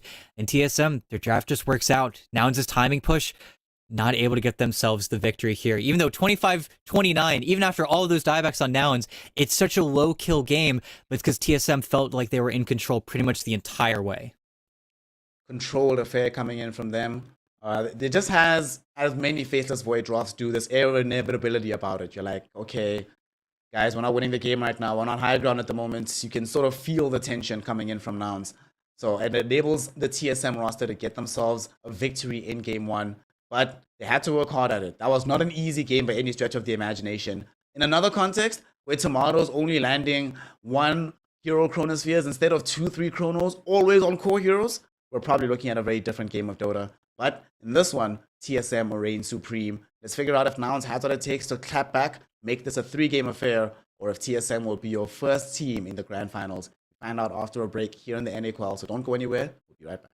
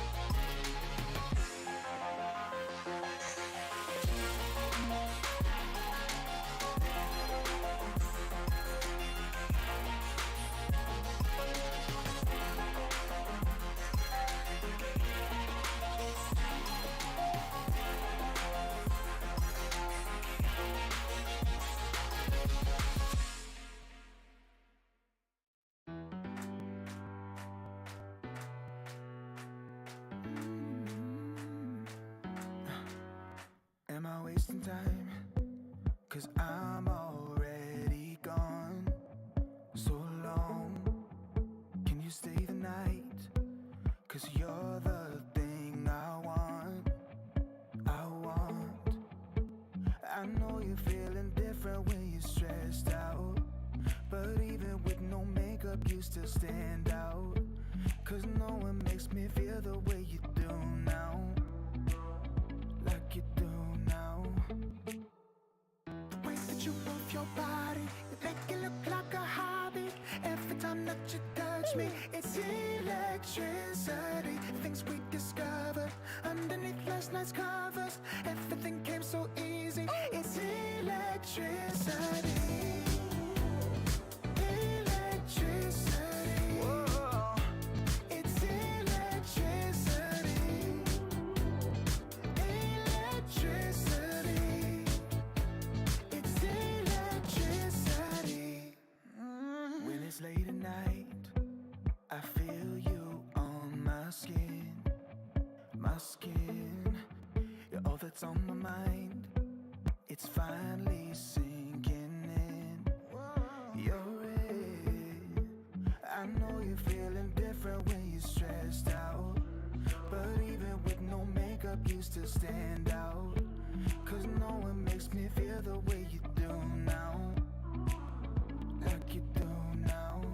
The way that you move your body, you make it look like a hobby. Every time that you touch me, it's electricity. Things we discovered underneath last night's covers. Everything came so easy. It's electricity. Electricity. Oh, it's electricity. Welcome back, one and all, here to the ESL 1 qualifiers for the NA region. We are witnessing the upper bracket final between TSM and Nouns. And in game one, TSM, through grit, determination, and a very long game of Dota, they managed to secure a victory. And also, we were talking about this off camera, ET. They somehow got all the broken heroes in the draft: Spirit Breaker, Dazzle, Phoenix, Tusk, and a faceless Void carry. How did that happen? How does TSM stop that from happening again? Well, I don't know. I think you look at the draft, you look at the SD. Simple thing, don't run SD. Why don't you run SD? Because you ban out the Spirit Breaker. I feel like Nouns gotta give them that respect, and we'll see. Already looking at the lobby, it looks like we've got them picking Radiant, so slightly different draft order already. So we can only hope that now we get that Spirit Breaker ban. Hopefully Nouns don't feel like they have to run it themselves, because they've been definitely looking at other heroes. But it's also time for Nouns. You got any pocket strats? You got anything coming for us? Now would be the time if you want that easy qualification into the grand final. Not saying they want to drop down to that lower bracket, because if they do drop down there, you've got a team that you already dropped a game to. Depending on the results of Bamisoy versus Yangju, it's very, very different. It's where you're going to be under a lot more pressure. It's where suddenly you're going to have to play a lot more Dota as well. It's where that exhaustion comes into play that we're hyping up so much for this grand final. And it's a completely different format. It's where I think Nouns have so many variable heroes that they could look at something. They could look to get an advantage in the best of 5. But in best of 3, just don't lose. Play like it's a best of 1 now. Play like it's 2 best of 1s. And then hopefully come out ahead as the victor. But we'll see. Got a tall order though. Man, winning series sounds so easy. Make it sound so simple, ET. We'll see if Nouns have ingested this particular piece of wisdom in the second game, as we do have our draft live right now. TSM having second pick, as ET said, they're playing on the Radiant side. And of course, Dire first pick will be afforded to the Nouns roster. So now it's all about the Spirit Breaker. Let's see what TSM do. Now, what will be really interesting, ET, is if they let it through on purpose because they have some kind of plan to deal with it. That would be intriguing. Yeah, the role reversal where they let it through, and then Nouns are like, okay, we'll first pick Spirit Breaker. TSM says, okay, we'll first pick Shadow Demon, and then, well, I guess we're off to the races, huh? Which very likely could happen, but it all depends on what TSM are looking at in their draft prep. There's a lot of heroes that we didn't get to see in that previous draft because a few too many broken things came through, but maybe it's time to switch the draft back to the heroes that we were playing earlier on in the qualifier. Maybe we see Grimstroke make another appearance. We see Muerta already getting banned out, as she probably should, but Weaver right now, starkly missing in the bans. It's where I think TSM are under slightly more pressure to ban it out, but that's also where if Nouns want to give it another try, maybe we see the Bristleback come through, but no. They say, we're not interested in Bristle. It's not going to be the first pick we go for in this game. So I'm very, very intrigued. Also, to mention, CK missing in the bans right now. CK and Kunkka kind of have to get taken out here, but we're very, very quickly running out of those bans. So we have CK, Kunkka, Spirit Breaker. If any, the only 3 bans left in this phase. If anything else happens, those heroes are definitely gonna find, one of them is gonna find their way through. And if not, if all 3 of them get banned, then I guess Nouns gets Tusk. Or Phoenix. Nice. Alright, so. Okay, one of them's getting through. One of them's getting through. I'm so excited. I'm hyped. The question is, I think for Nouns, I would be a lot happier if they ban out the Spirit Breaker and then we get to see them actually run the Kunkka. Because it's been a while since we've seen Kunkka. I know what's going to happen, and well, there's the SB ban. Fingers crossed. And there's our Kunkka. Very, very pleased. There we go, there we go, there we go. Kunkka. And then, of course, TSM. Okay. This would normally get banned later in the draft, but you just go early Necro into the Kunkka. Alrighty. We're going to have some fun here today. So talk to me about this, Mr. Monsieur Mid Laner. What is it about the Necro that makes it so good into the Kunkka? Oh, it's just miserable. You have to approach the creep wave, you get toyed with your last hits, you can't really kill him, and even once you get level 6, it just doesn't feel like you can make this play happen, and I'm so glad that Nouns take out the Tusk here, because it griefs both sides. You wouldn't want to play versus it as Kunkka, you wouldn't want to play versus it as the Necro, but you've got a big question now. What are you going to give to TSM? They've got the first pick in this next phase. You don't want to give him Grimstroke, you don't want to give him too crazy a team fight, but no, Necro versus Kunkka, it's miserable. It's where Nouns honestly should move around, try to dodge out that lane. Would not be very surprised if we see Gunnar taking this Kunkka almost immediately, but I wouldn't be surprised either if TSM start chasing him. If suddenly we get musical lanes and everybody's trying to get that super ideal matchup, because we already saw in the previous game, Nouns dodging out that Dazzle ES lane. So certainly they're able to make those moves happen with Gunnar as your new offlaner, but it still is not very nice. It's not a decision you want to be forced into, but we'll see. And yep, there's the AA ban. Kind of have to do it. You already picked up Necro. And then they get Tree. It's where, oh boy, TSM, they just know what to do no matter what side of the draft they end up on. Beautiful opening phase here for them. All right, lots and lots of heal right now emerging with just these 2 heroes. Last game we saw saves and salvation coming from Grave and Snowball. Now it's just going to come from being impossible to kill. So now Nouns need to consider just long sustained damage throughout the course of an elongated fight. Man, Weaver would have been so nice. They'll get the Phoenix. You know, some percent-based damage. This still feels good. And on the flip side, you know, these TSM heroes, awful at dealing with the Supernova so far. Yeah, no, nobody's going to want to commit on this egg, especially not the Necro. He throws out bullets, but never is going to be building attack speed in this game. Treant certainly not known for his right-click prowess. He hits hard, but not quickly. And the real question is, what do they want to pair with it? Now we get to see maybe immersion on a different hero. I'm very excited because it has just been the same 3-4 heroes. Probably still room for a Grimstroke on the TSM side. There it goes. But okay, SK, love it. Skywrath Mage into Necrophos. Well, you were talking about heroes that can grief both sides. Skywrath Mage definitely griefs Necro for a huge portion of the game. So this is a pretty decent response. I kind of like this. Although it still leaves them fairly light on stuns. And, you know, now they're susceptible to getting, I don't know, Spectred or whatever later on in the draft. But I still do like it as a response into the Necro. Yeah, and I think most importantly, it gives the Kunkka just a little bit more damage to play with. Of course, AA would have been the be-all, end-all with the anti-heal in addition to contributing to that combo, but it's something. Something very comfortable for Lelis as well. I think he's going to be pretty happy, and we'll see. Definitely makes the offlane Kunkka feel a little bit more viable as well, just because you've got somebody to round up his numbers isn't going to have to be too concerned, as well as concussive shot, just very nice to play into the tree and protector. Makes it a little bit more annoying to actually make those trades whenever we see Whiteman in the lane. But now, TSM, is it just going to be a Grimstroke? Is that going to be the route here? Of course, then you've got double Necro ulti. Can be a little bit gross sometimes. Or do they turn the draft around, pick up a hero like the Enchantress, and then suddenly we see the Treant and the Enchantress moving around. Because they would like somebody to help kill this egg, but we'll see. I just hope they don't get too weird with it now. But they've got that back-to-back pick. What are they going to do here? And I guess after the back-to-back pick is when Nouns will clarify exactly where Gunner is actually going to be playing, or where the Kunkka is going, rather, mid or off lane. TSM, we need heroes for Timado, we need heroes for Kasane, and we need the other support, presumably for Immersion. What are they going to go for here? Burning through a huge draft of their reserve time. And there's the Grimstroke. What a surprise! What a twist. And they, oh my god.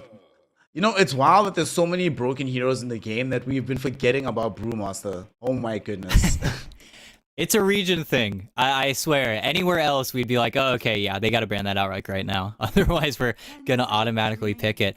I was thinking maybe it was time for the Kasane Lone Druid, but Brewmaster slots in just as nicely with the Grimstroke. Just feels like we're still in this patch clockwork where Grimstroke's not banned. Grimstroke's going to get picked. Still the most picked hero of the qualifier so far for very good reason, but gives them some better team fight. Of course, Brewmaster versus Kunkka is kind of another story, though. Once you get that Torrent Storm, everything becomes messy. You don't get to use any of your abilities. Once you hit 20, everything snowballs out of control and can become a very problematic way to play your team fights.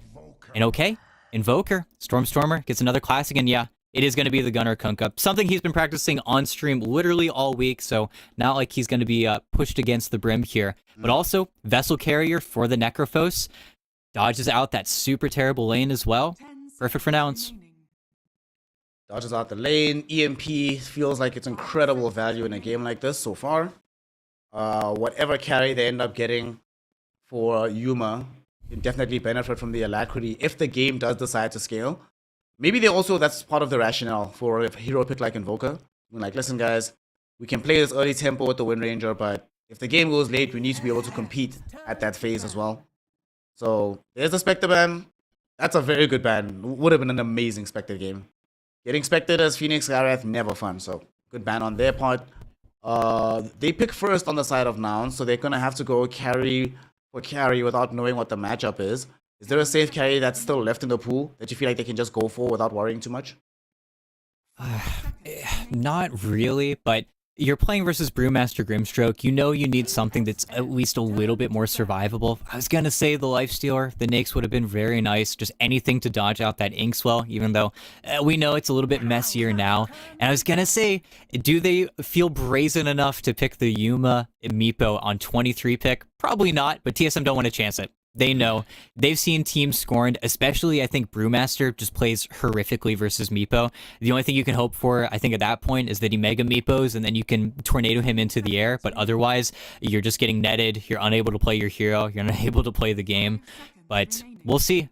I think maybe there's time for a Yuma Wraith King, but it also feels kind of difficult to play any melee hero in that lane. It's going to be very hard, but something that can keep himself up, heal himself. He's playing with the Phoenix, so going into those trades, it's not like he's stuck. The Fire Spirits are definitely going to balance things out a little bit more, but we also have to be careful because you're going to be looking for that counter pick. Ban on another Illusion hero?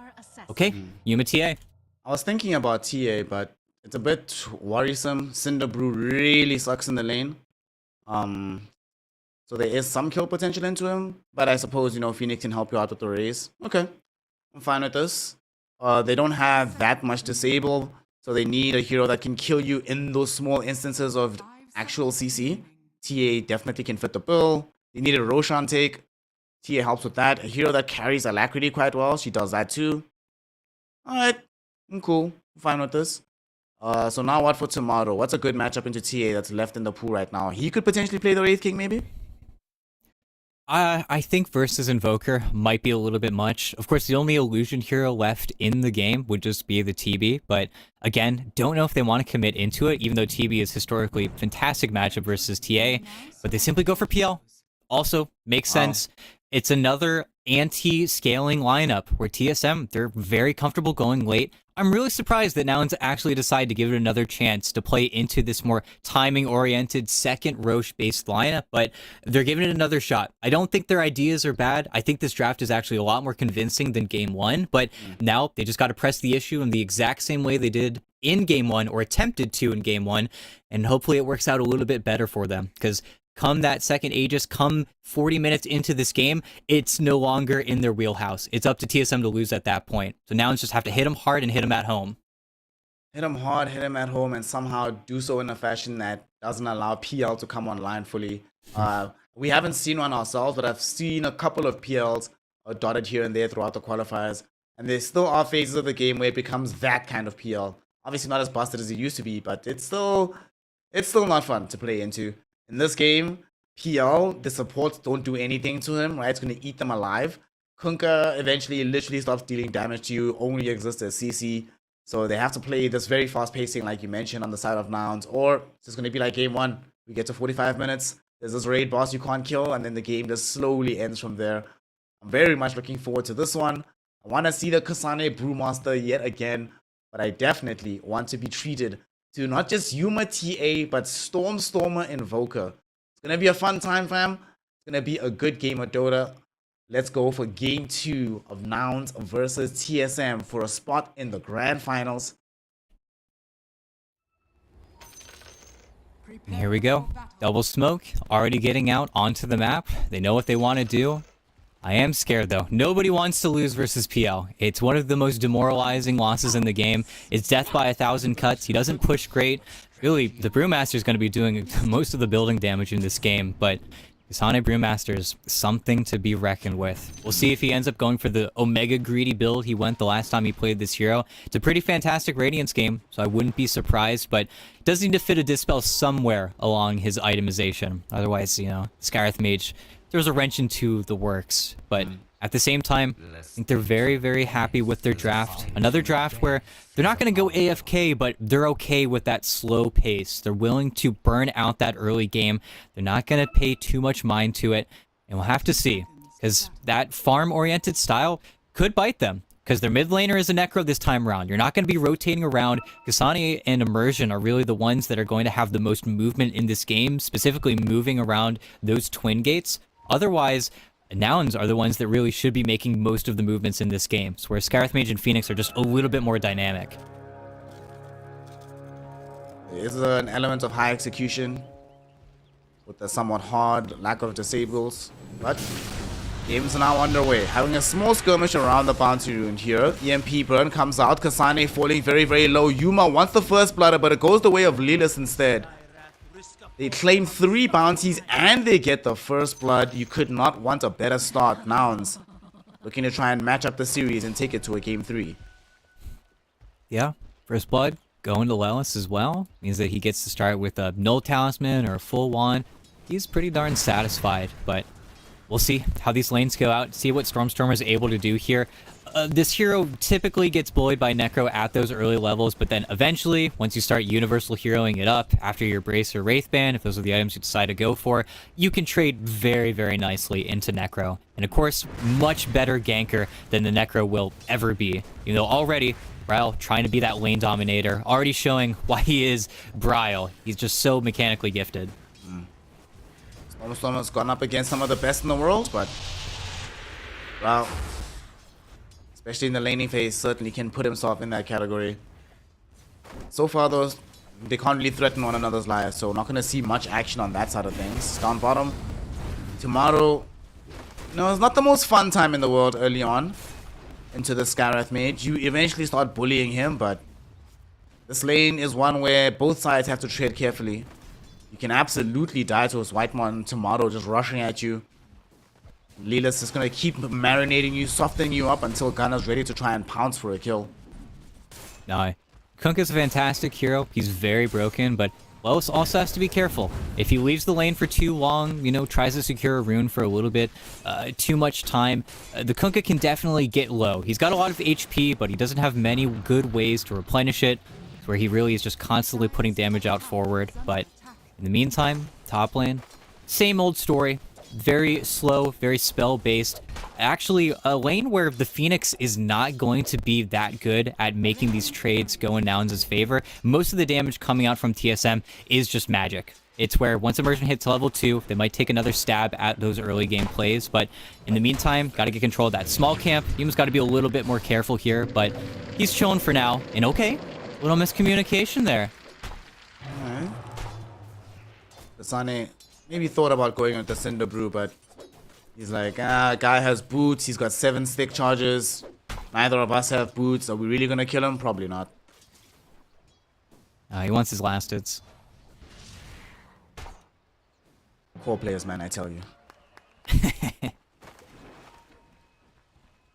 So yet again, we're gonna have very slow, lumbering pace in the earlier portion of the game. A lot of respect being shown for how both teams can handle their lanes. Out in mid, Stormstormer is starting to fall quite far behind right now. Sprout can start to harass a little bit underneath this here on tower. God, this Necro play. Has Brawl actually played... Okay, he played one fair hero. He played Queen of Pain. That was fair. But he just played disgusting heroes the entire qualifier so far. I don't know though, dude. Queen of Pain versus like a melee hero, that feels disgusting in itself. Maybe Queen of Pain's not the super honest hero. At least it's just not an S tier hero. But it was against Earth Spirit. You assured me you can't lose the lane, so... I know. You get It proven evens the wrong at every parameter. turn. So let's talk about some itemization builds here. Is there any hero on the map that you can think of that's going to do something outside the ordinary? Or is it just going to be the usual meta? We'll talk about it in a second because Immersion might die here, but he's okay. Yuma can't catch up, so he's fine. Yeah. I think the most interesting itemization to come out is certainly just whether or not Kasane decides to greed out or it plays a little bit more normally. I would love him to just get an early Spirit Vessel just to counteract a lot of that healing coming in from the Phoenix. Definitely lets him confirm a lot more of those kills. But aside from that, it's always interesting to see what these Phoenix players like getting early on. Whether or not they decide to get an early Veil just to double down on the magic damage, or if they do the Dubu build where they just immediately rush a Hex after Tranquil Boots, which is funny, but honestly very effective for a lot of these lineups that are very low on CC, especially like this one. Could absolutely see the value in that early rush of the Hex. You're speaking about Spirit Vessel. I'm looking at this Kunkka, and a lot of the times when people used to play off-lane Kunkka, we would sometimes see the Spirit Vessel. There's a lot of heals on TSM. They're definitely going to be buying our hearts on PL. Is there any possibility of him doing it, or do we have to prioritize Water Park in this instance? I think we have to prioritize the Water Park, and we'll see. I think, of course, first and foremost, have to get the Blade Mail, just so that way you can actually have an effect on the early game. But then after that, you really are open to interpretation, what you want to go for. But I would love the Vessel. I think, like we just talked about, has incredible value in this game. It forces TSM to kind of unmask these dispels that they already need for the Skywrath Mage Silence, but even more so. But he is honestly the best one to get it. You probably could see it in Stormstormer as well, but it depends on who wants to get their Midas first, because you could move that onto Gunner. Good trading, no kills though, no dice. So it's literally happening on both sides of the map. A lot of HP pools dropping precipitously low, but no kills just yet. Only the one in this game that happened very early on. The only big thing that has been happening in this lane... Wait, Kasane? Is this the time for him to get brought down? They're gonna maybe go on to Yuma, the Ink Stroke of Fate. Ah! Damage from Immersion. Stroke of Fate, some right clicks is enough to take down Yuma before Kasane goes down. Fly just a little bit too far away to assist in killing Kasane first. That's pain and suffering, and now Fly might get killed off himself here. Stroke of Fate slows him down. One more right click from the Grimstroke is all they'll need. But Kasane, with the tick out on the Cinder Brew, it turns out that that does the damage. Finding both kills in the top lane. TSM off to a much better start. And they're dominating the mid lane super hard right now with this Necrophos. Yeah, no, it's a very, very difficult lane. It simply comes down to the fact that Stormstormer has to save Tornado for those range creeps, meaning that all he can do is just try and outlast hit Bryle when it comes to the remainder of the wave. And you've got a lot more Death Pulses to play around. He isn't even maxing Death Pulse on Bryle. He's just valuing that extra regen coming in from Heartstopper.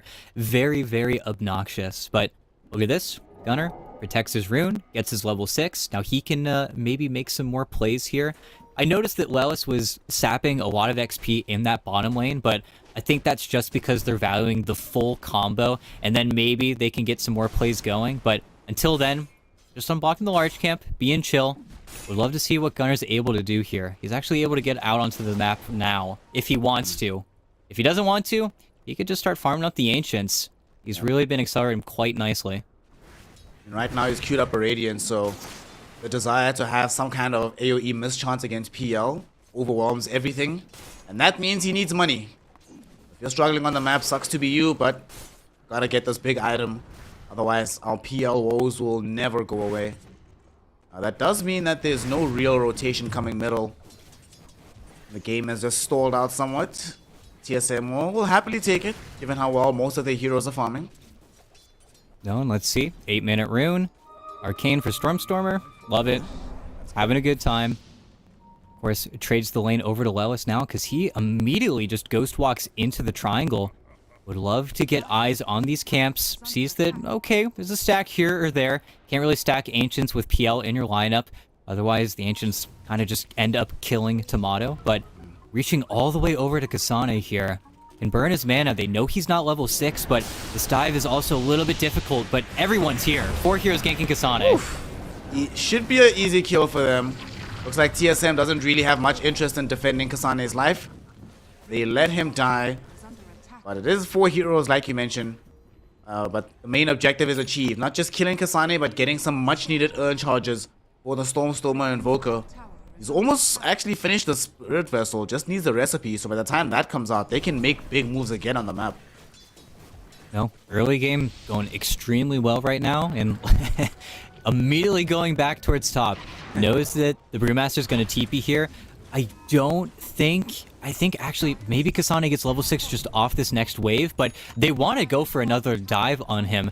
But this would be very sketchy. Gets level 6 off these 3 creeps and then suddenly bad things happen.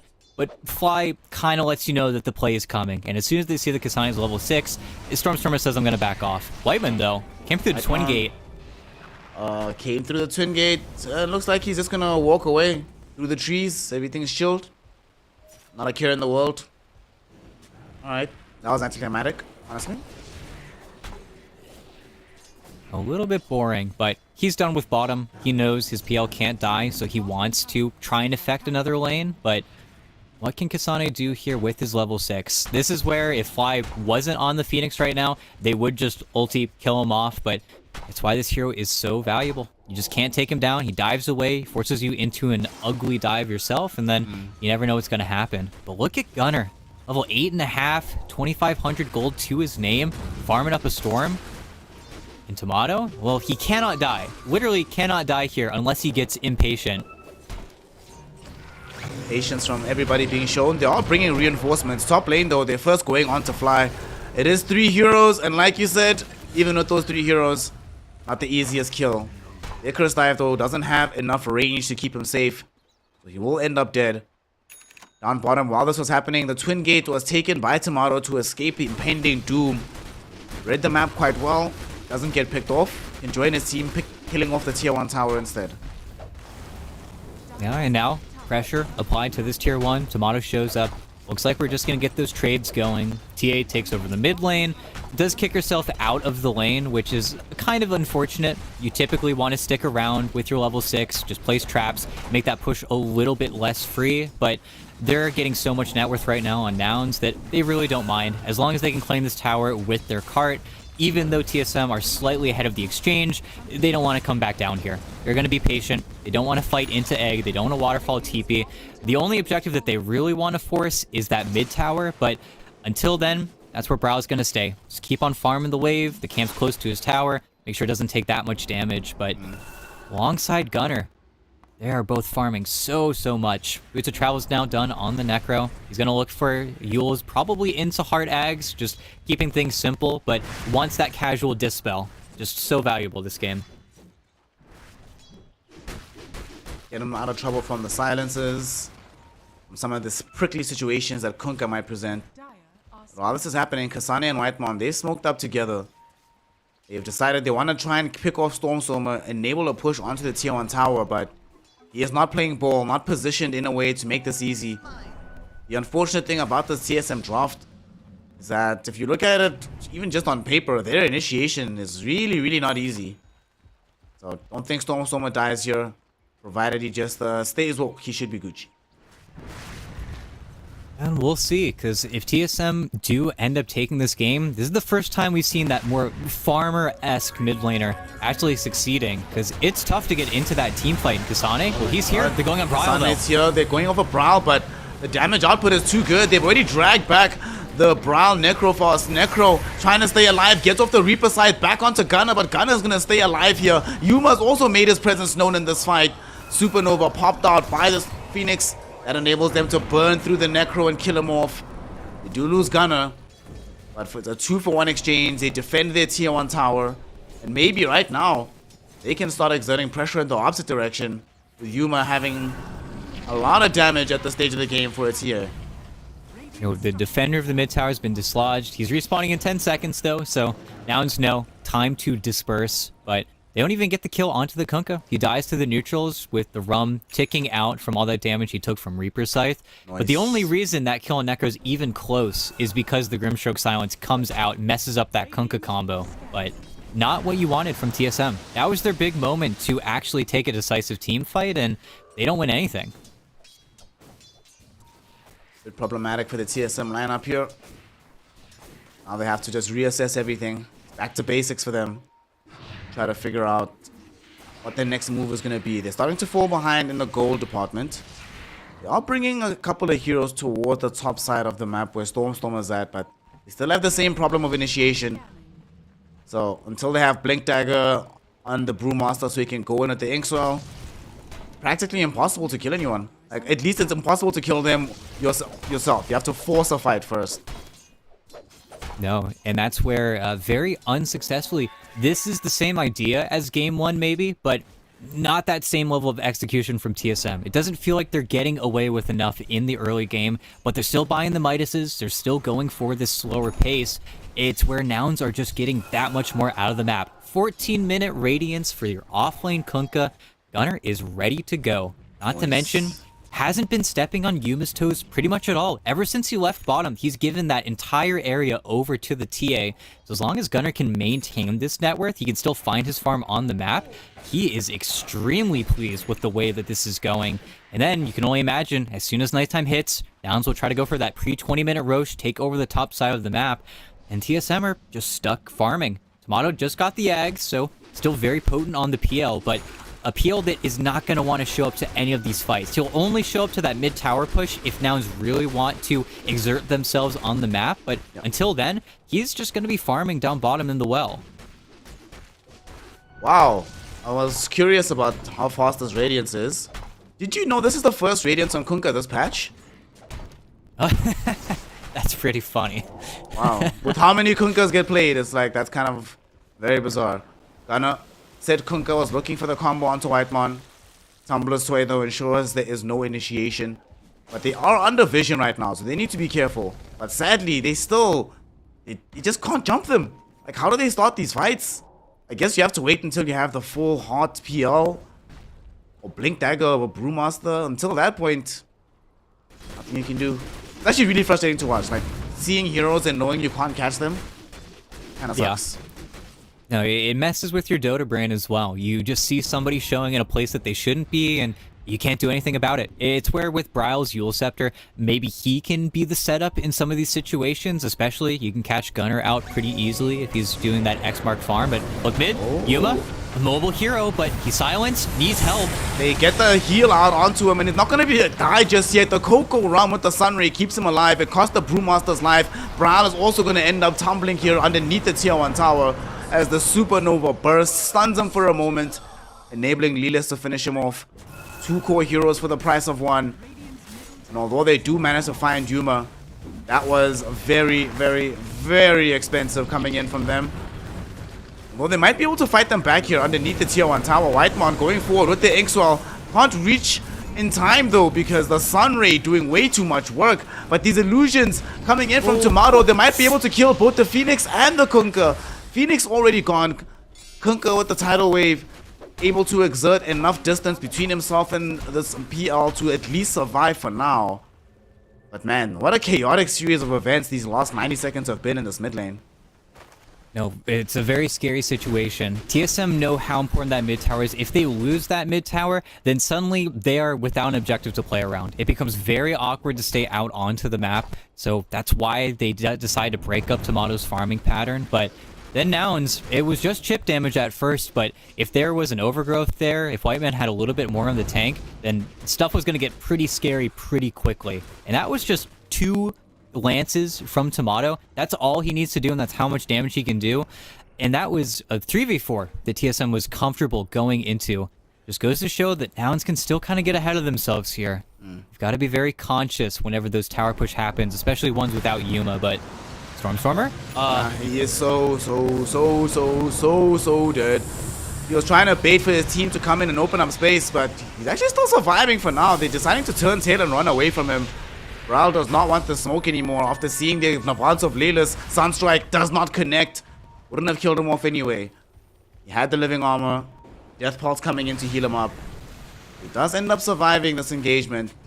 And Nouns potentially thinking about another round here, but maybe they'll just be happy with the D-Ward. Go back to farming.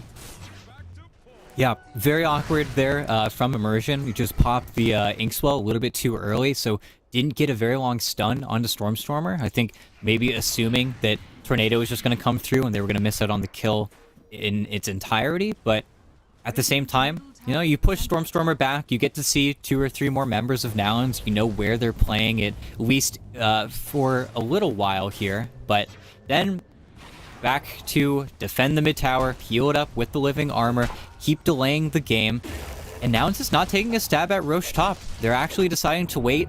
They definitely could go for that forcing play, but it will be much easier once he eventually comes towards bottom. But the issue is not that they're not going to get that first Aegis. They almost certainly should, but it's that second Aegis where you can actually do damage, where you've got a full damage item, a Daedalus on top of a Blink Dagger for Yuma, where you can look for a full lane of racks.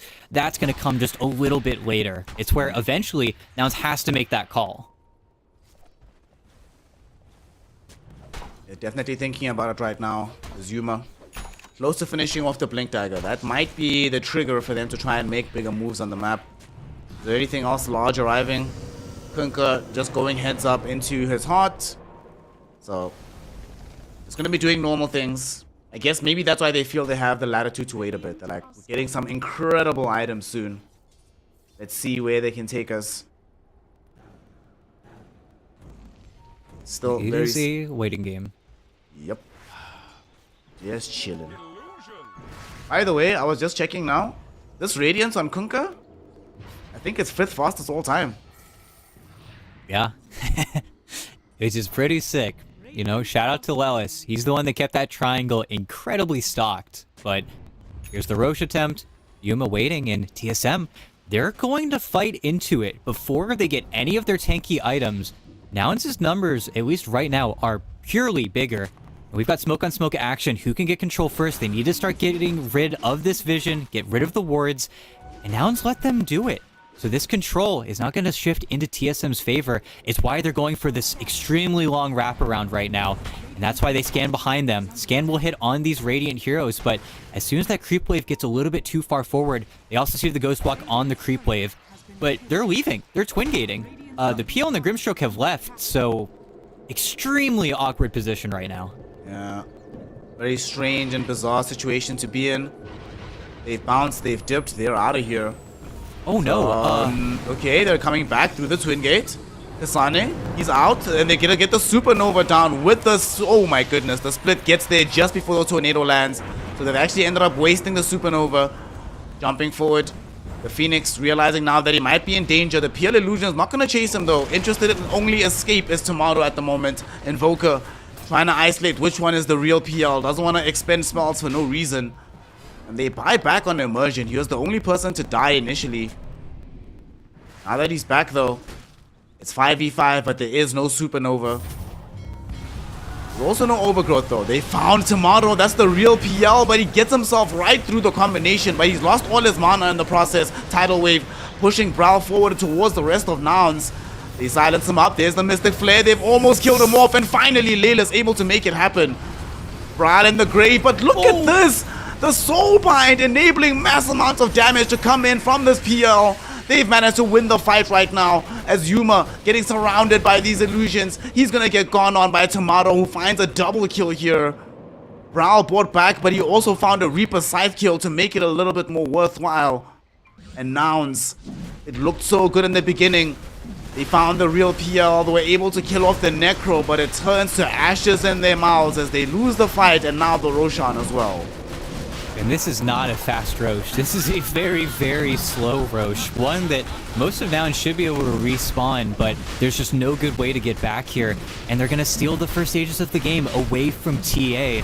And for a second there, it felt like they're just trading ultimates. They trade Egg for Overgrowth. They get a great initiation. They almost get Tomato, but even Gunner trying to go for the PL first, I think is just way too risky. They even get the silence. They barely get the silence onto him, but it doesn't matter. It's after the fact, trying to steal the kill of the Roche, but doesn't matter. And now, Tomato, Bryle, yeah, takes the Aegis, bought back, makes sense, but Nouns lose out.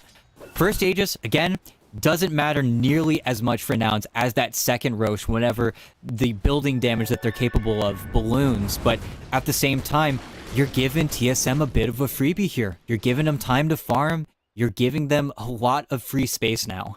Yeah. Oof. Game-changing kind of plays just happened there in that bottom side of the map. So because of what just happened, we're going to have the full Manta arriving soon for the PL. Heart not that far away for this Necrophos. Hell, even Kasane pretty much has the gold for the full Radiance right now. So the next time they have this fight, it's going to be even more difficult for Nouns to accomplish anything. Boy. And that's where, at the end of the day, you kind of start to freak out a little bit on Nouns, because you look across the board, you look at the top of the screen, Kunk is going to be fine. He's got Radiance Heart. Your Invoker probably going to be fine as well. He's Invoker. He's going to be able to scale. It's where TA really is the odd one out here, and especially playing versus TSM cores, as soon as they start to get tanky, as soon as they start to build up some armor items especially, then the fights are going to drag on too long. Your tempo carry is going to start to fall behind, and then Yuma's going to feel the exact same level of pressure that he felt in game one, where suddenly he doesn't do enough damage. He isn't able to carry the game anymore. Maybe once Lelis gets this Aghanim Scepter, they can really start to chain together some more of these plays, because TSM are still gunning for a lot of those dispels, but at the same time, Yuma is going to be looking for so much damage, and I just don't know if it exists in the patch form. It's just where these Agi carries do get shoved aside if the game gets away from you. It's where the heart patch is the heart patch for a very good reason. Mm-hmm. There will be at least two of them emerging right now. First from the Necro, eventually from the PL. So good luck, have fun, Yuma. And, you know, for the longest time. And the thing is, what really sucks for the TA here, it would be one thing if it was at least a favorable matchup on balance into the PL. Like, setting aside the hot meta. But even before the hot meta was in vogue, you would pick PL into TA. Mm-hmm. So, even tougher than normal. No, it's not easy. It's where it feels like Nouns almost have to do something sooner than later, but you just gave Bryle an Aegis. They kind of want to wait it out. They want to bide their time, but by biding your time, how fast can you grow is the real question of this game. How many Midases do you have ticking? Are you giving too much space over to TSM? It's very, very scary. It's where Nouns are doing it on purpose. It's not like they're not playing the game, but it's going to be a tough road ahead of them. At least Fly's got a Midas ticking as well, so the Phoenix's itemization will continue to progress, but still, it's a tough decision to make. Right now, TSM have an Aegis. They were trying to find something on the map, but they're also just happy to just casually keep shoving out these lanes. Whitemon and Kasani are trying to ambush whoever shows top. Nobody will show just yet. In the mid lane, though, in the river, Tomato just casually wanders by Phoenix. He's like, oh, I could use some free gold. Thanks, fam. What a G.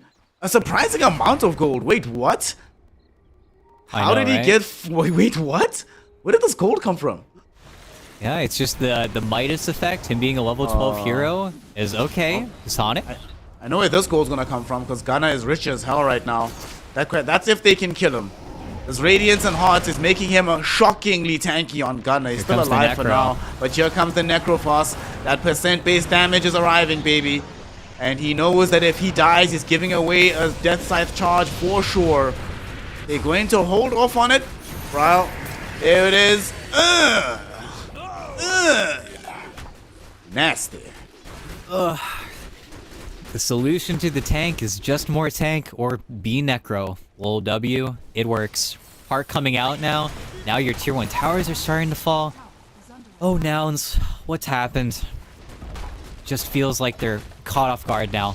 They're really going to start losing a lot more of the map now. And look at that. Tomato doesn't even feel like he needs to immediately go for the heart. Instead, he's going to punish the lack of BKB purchases that you don't even want to go for. But that's where suddenly Gunnar was getting incredible net worth on the map. He was building up very well. But you went Radiant's Heart. There's no Waterworks. There's no Ags Octarine Core build in the works right now.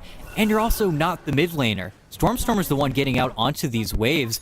It's where suddenly, again, Nouns have too many cooks. They've got too many people that need net worth to be effective in this game.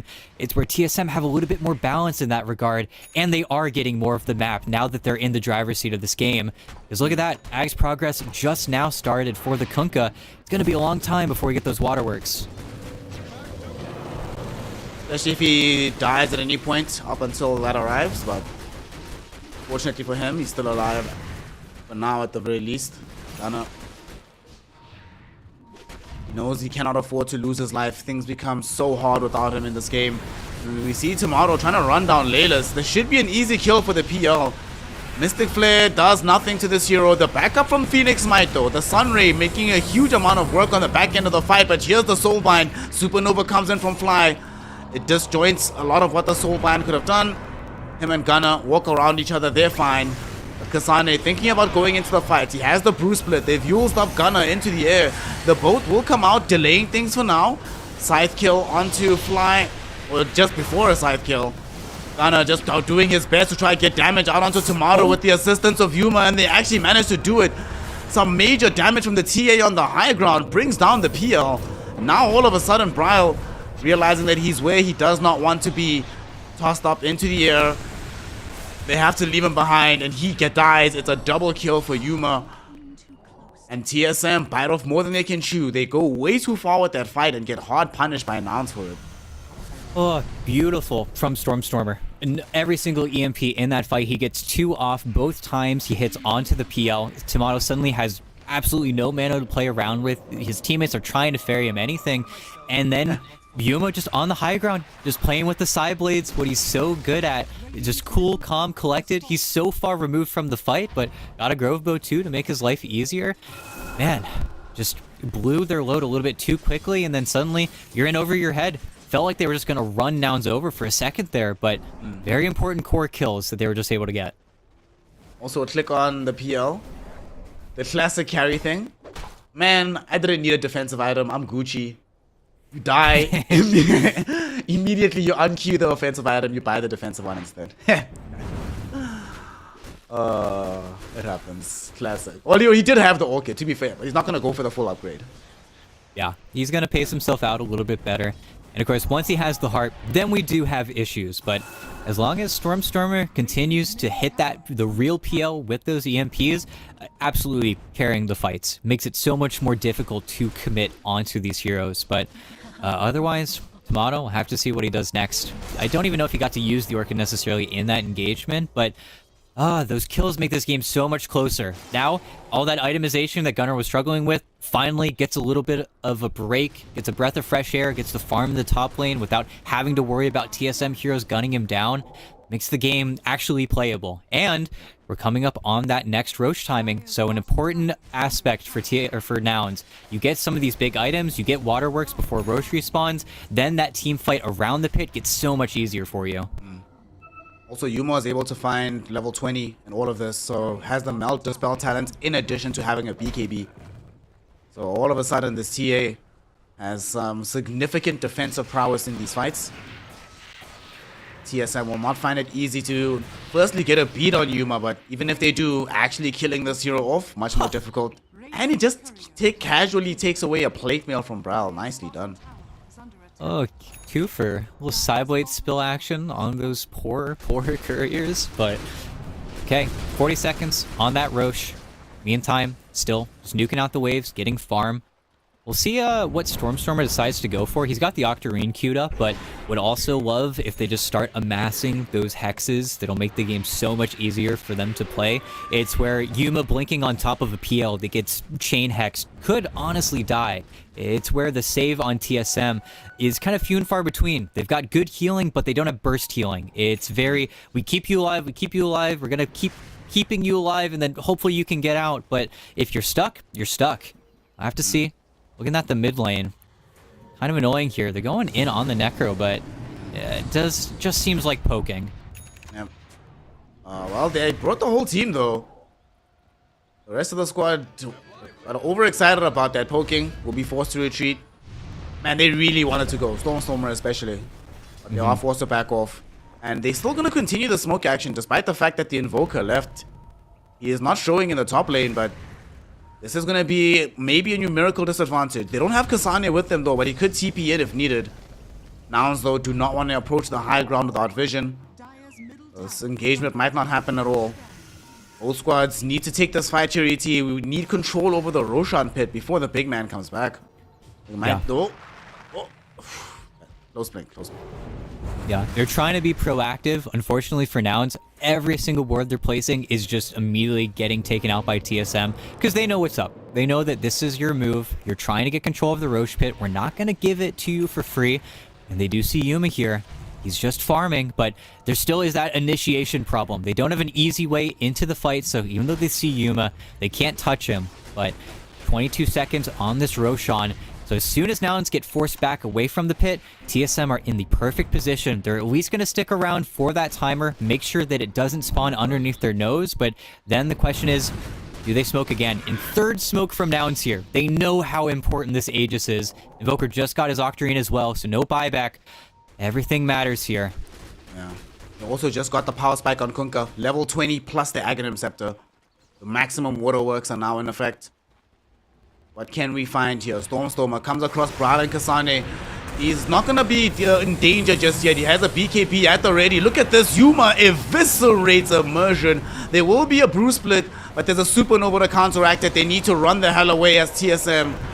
As the Supernova explodes, Tomato thinking about going on to the re-engage, but he realizes how tough a proposition it actually is.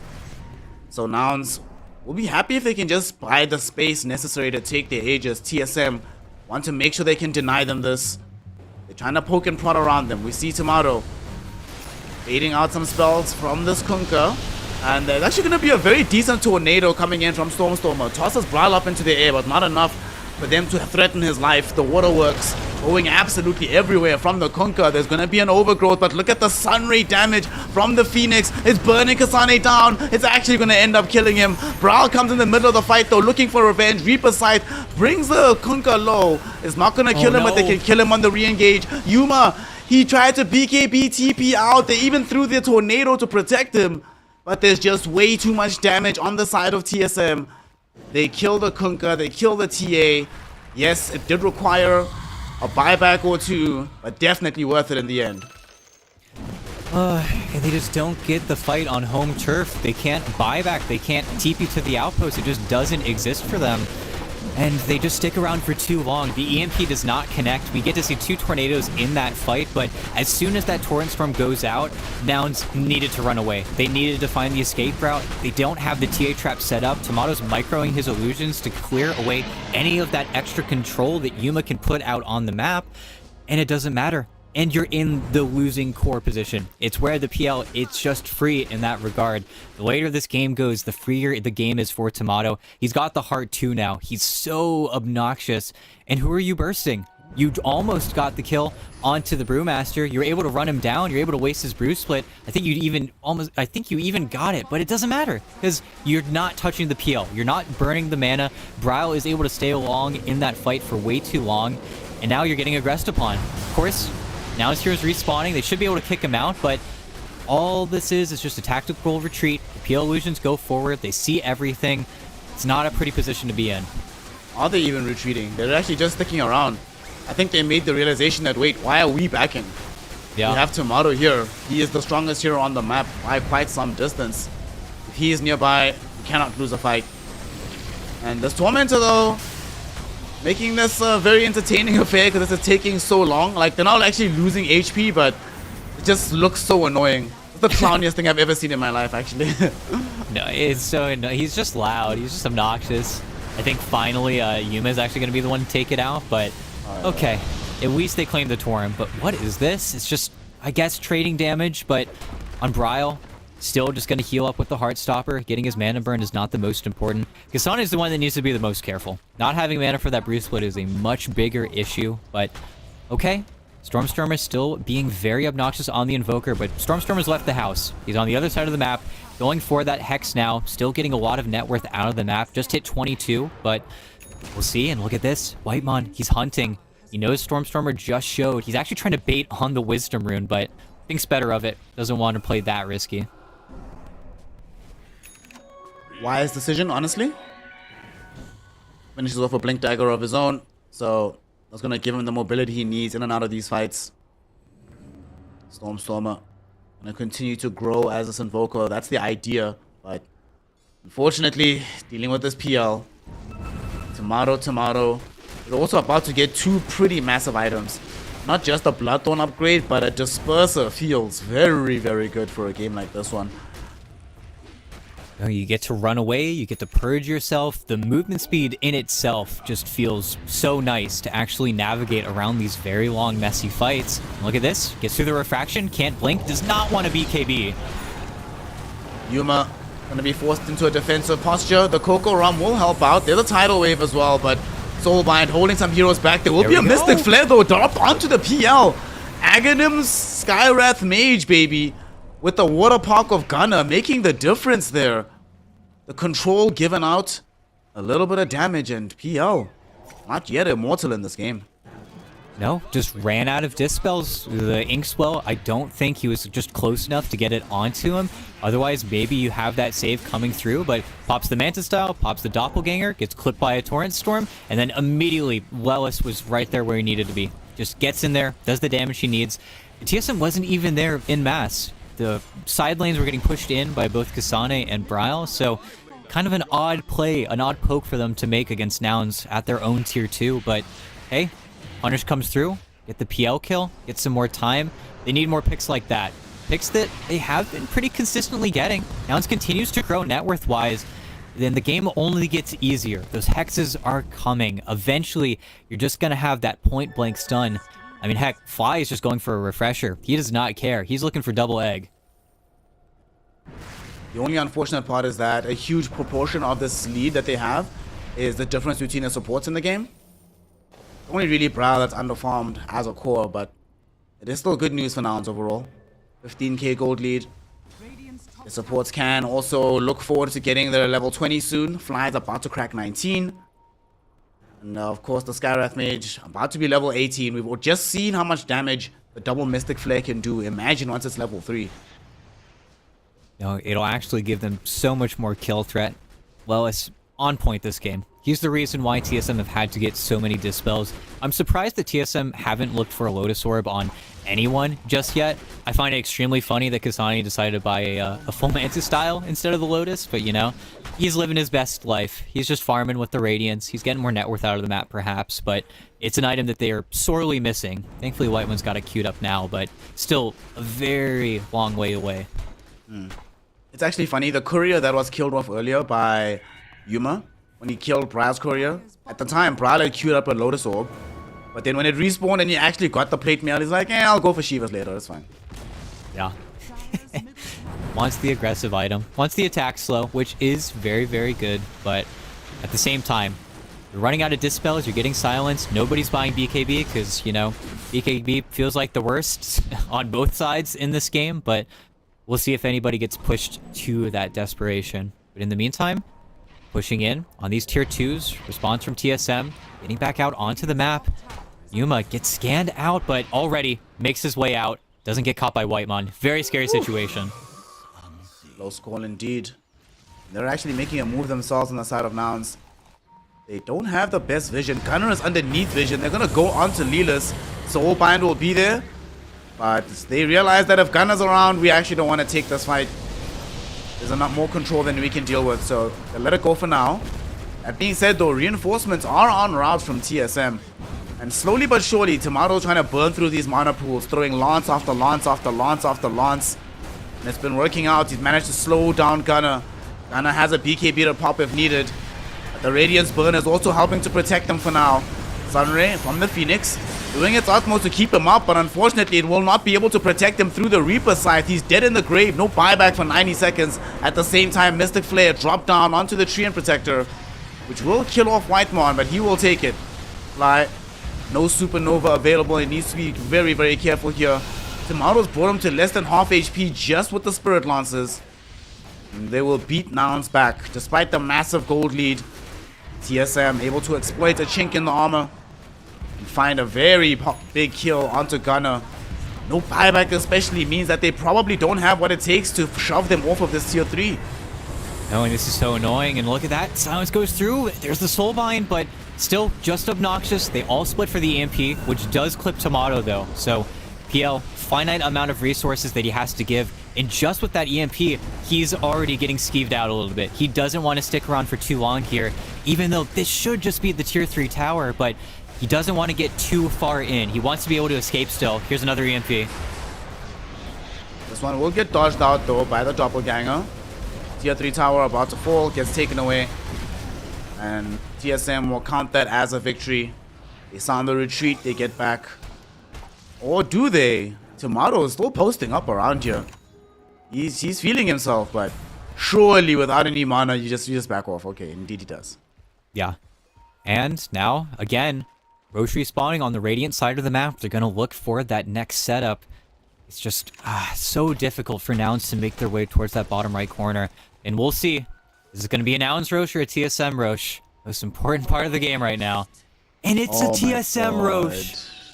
Oh, that's gutting. The question is, will they check it, though? Will they check it?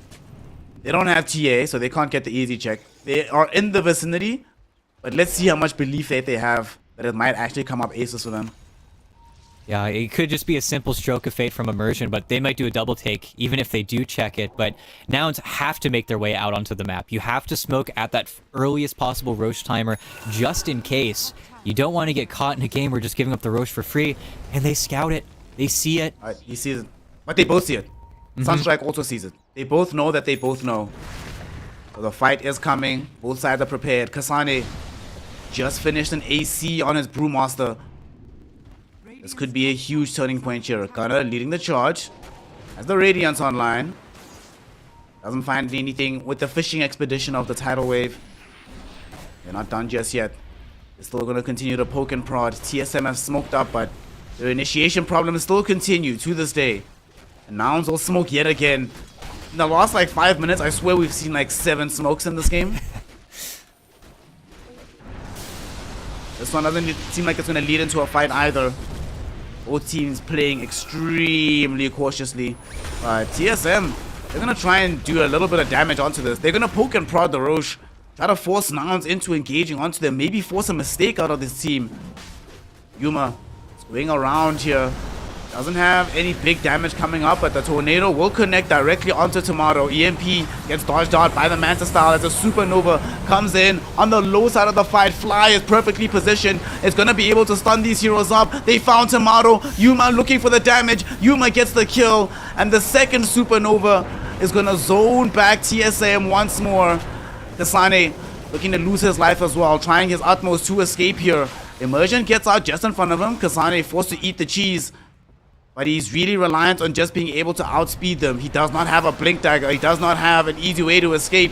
Stormstormer exploits this, tornadoes him into the air, and they put him in the grave for 2 minutes. Nouns win a decisive fight, and this time around, the second and all-important Roshan might not have gone to them, but the third one definitely will. Oh, no, heart is racing, because all that comes down to is Tomato misreading the situation. He doppels a little bit early there to make sure he doesn't get silenced by Yuma, trying to save his Manta a little bit longer. But what he doesn't realize is that leads into a Torrent, which leads into a Hex, which leads into a Torrent Storm, which leads into another Egg. It just ends up chain stunning him down. He gets too low too quickly. And finally, Nouns have an Aegis. Yuma has an Aegis. He has time. Gonna eat the Ag Synth as well. Just a massive turning point in the game. And really, the way that TSM have won so many of their fights is trading for the egg, getting something, 2 heroes die, using Overgrowth, making sure they don't have to fight into it, because they simply can't fight versus Phoenix. But now, there's 2 eggs. Fi can afford to use it for that first bout of fighting, and then immediately turn the game around. And this is such an important part of the game now as Bryle. Well, that's Hex. That's more damage, and oh, he's not dead. Oh my gosh, that was so close. That was so close. He almost got himself brought down there. Does manage to survive by the skin of his teeth. And he's not retreating though. Still sticking around. Nouns though instead decides to leave the area. I must say as well, Fly, not only his positioning with where the supernovas are, but he's been constantly finding Tomato with the Sunrays. And that's the one thing Tomato just simply cannot deal with. The Spirit Vessel charge on top of him with these Sunrays, it's just way too much damage. No, he gets eaten alive. He just cannot stick around in these fights. It's where Bryle is living a little bit longer and just able to stick around for more, but it doesn't matter. You have to take these fights so slowly if you're TSM. And when it gets messy, it gets messy. It's where suddenly you can get that burst with the Reaper Scythe. There's no save on Nouns' side in that regard, but otherwise, they're really getting a little bit more scared here. 27k gold lead up now. They want to put some pressure. This is going to be hard, though. If PL gets back into the base, he starts nuking you out. It's very annoying. That's where Yuma has to be so careful with this X play as well. Gunner can mess with the timing quite a bit here, but all it takes is a bad Yules, and then suddenly he's stuck on the high ground. But 25 TA, so many charges of refraction. It's very obnoxious. But now everybody's stuck back in the base. You've got TA eggs. Time to farm the Ancients. Time to farm the second Ancients. This is where you start to get that 45k gold lead that Nouns is going to look to amass with this Aegis. This game now in a position where TSM are the ones that have to pull out all the tips and tricks. And honestly, we're seeing the issue with the ease of execution. Just so much easier for Nouns to go in, force a fight, make you play on their terms. TSM this late into the game and we still do not have easy initiation. Whitemon still doesn't have a blink dagger on his tree. Kasani doesn't have a blink either. So starting fights for them just feels so lumbering at this moment in time. Of course they can poke and prod pretty much indefinitely, and I guess that's going to be their game style and game plan going forward. Like, just try to chip them down. 1,000 cuts like you said in the draft. Yeah, and Gunner, very brave, but he's got a shield rune. He deserves to be brave. He's very, very tanky, but this is not how you want this to start if you're TSM. You want to get back on the high ground. This is kind of sketchy, but that's where the Inks flow. Incredibly strong Dispel. Nobody has to use their BKB. Everybody's chilling, but do not want to be caught in that situation outside of the base. But already, they're getting pulled apart. They're starting to lose out on net worth. It's also where, unfortunately for TSM, you'd love a Hex on the Grimstroke. You'd love these supports to have a little bit more net worth, but they can't show anywhere. If they show outside of the base, Yuma will be there with the traps, with the Nullifier, making sure that you can't get any more control out onto the map. It's where, sadly, the net worth is just going to get shoved into the face of the TSM cores, and they have to take it. They can't really do anything else. Here we go. Yuma. Nobody has a Yules except for the Necro, so they can't punish him, and now you're back into the base, you're back to being bottled, and Stormstormer sees everyone with that Cataclysm, so now gets to fix that top wave. Fortunately though, the amount of time they've spent on this push means that the bulk of the buybacks have now returned. They're actually going on to Gunner. They're going to force a BKB out of him. Okay, and they get out of here. Bryle getting dragged back in with the tidal wave. Look at the damage on the Sunray onto this Necro. He is forced to run away with the BKB of his own. But Whitemon will have no such luxury as he dies off. Stormstormer with a tornado onto 3. It's going to set up Yuma to demolish Immersion. That's both supports down and out. They do have buybacks, however. Question is, will they be forced into using them? They really want to defend this, but now there's no supernova. Does have a refresh though for Fly, so the second one can come out at a moment's notice. However, they have also burnt away the majority of Gunner's mana, and I don't think you want to pop a cheese just for the mana regen. No, you would if they end up diving for you, but I think instead, just respect the TSM cores. You still have a tier 2 top if they want to slow this game down, but oh, we're getting closer to 60 minutes. Tier 5 items. It's where the game becomes weird, becomes less Dota-y, but Stormer still being so obnoxious. I don't even know if they'll get that D word, but it doesn't matter. He's just being annoying, making them waste time. But 36k gold lead, and it still feels like TSM can win at any moment. That's the power of these core matchups. What a game this is so far. Everybody except for the Necrophos now has access to buyback. Brawl desperately trying to farm it up for himself. And eventually we'll have it. And then we will be playing not just late game Dota, not just tier 5 items Dota, but late game Dota with a full suite of buybacks. Things are going to get hella strange as we progress in this matchup. Yeah, it's where those Midases really paying those dividends. Getting the heroes that need to get to those spots. Fly especially, it's really been cooking for him. He's been getting so much more net worth, especially with the Spell Prism. It just works.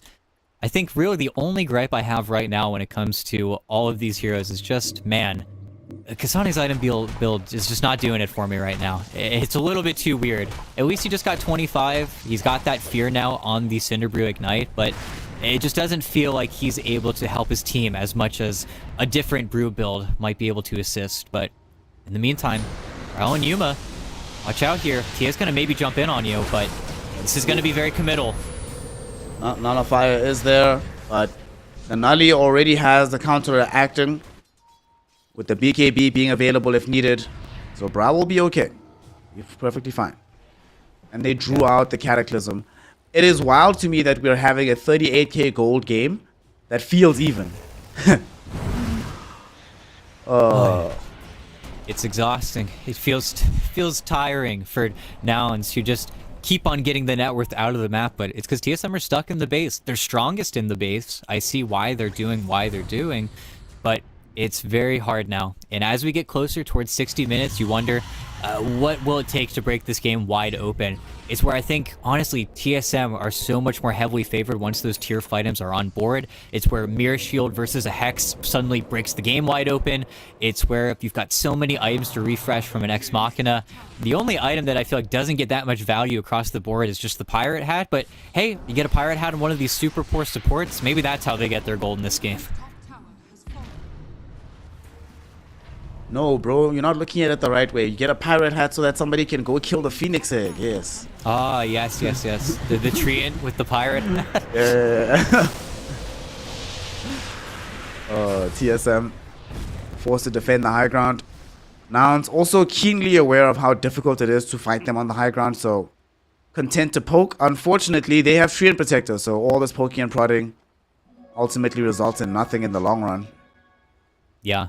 And quite funny, as soon as Nouns are in a dominating position, Roche decides to be bashful. He decides to not give us that breakneck timer. So, of course, we'll see what happens though. The game's certainly not favoring Nouns in that regard, but nearly 40k gold lead. Supports are still continuing to grow so much.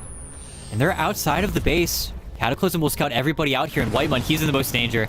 They got seen for a second, does not want to lose his gem, but looks like he might be able to get out here. Yep. Oh. Gem doesn't connect.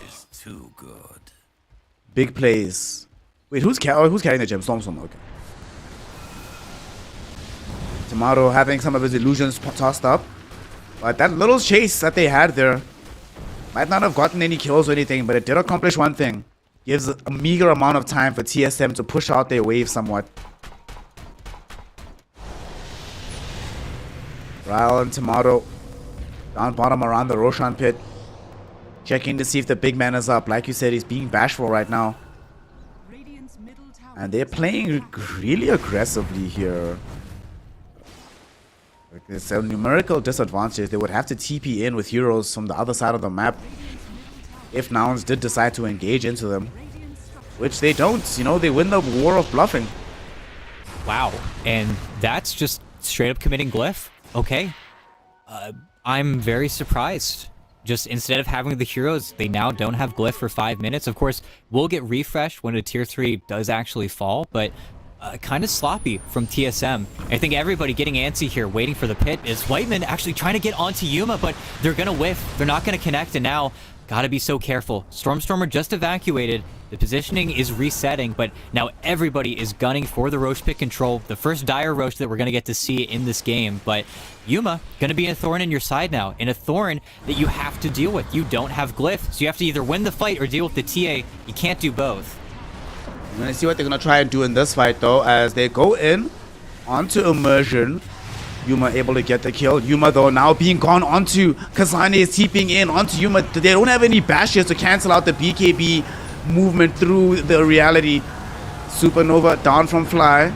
Gunner, though, tossed in the air, so you can't keep these heroes in range of the egg popping. So they looking to maybe come back in on this fight. Kasane does have Bruce Split up and available only in another minute or so, so they might be forced into the reset here. How will they approach this? Ghana looking for the tidal wave, hoping to drag in these Brewlings, kill them off, get some bonus gold while they're at it.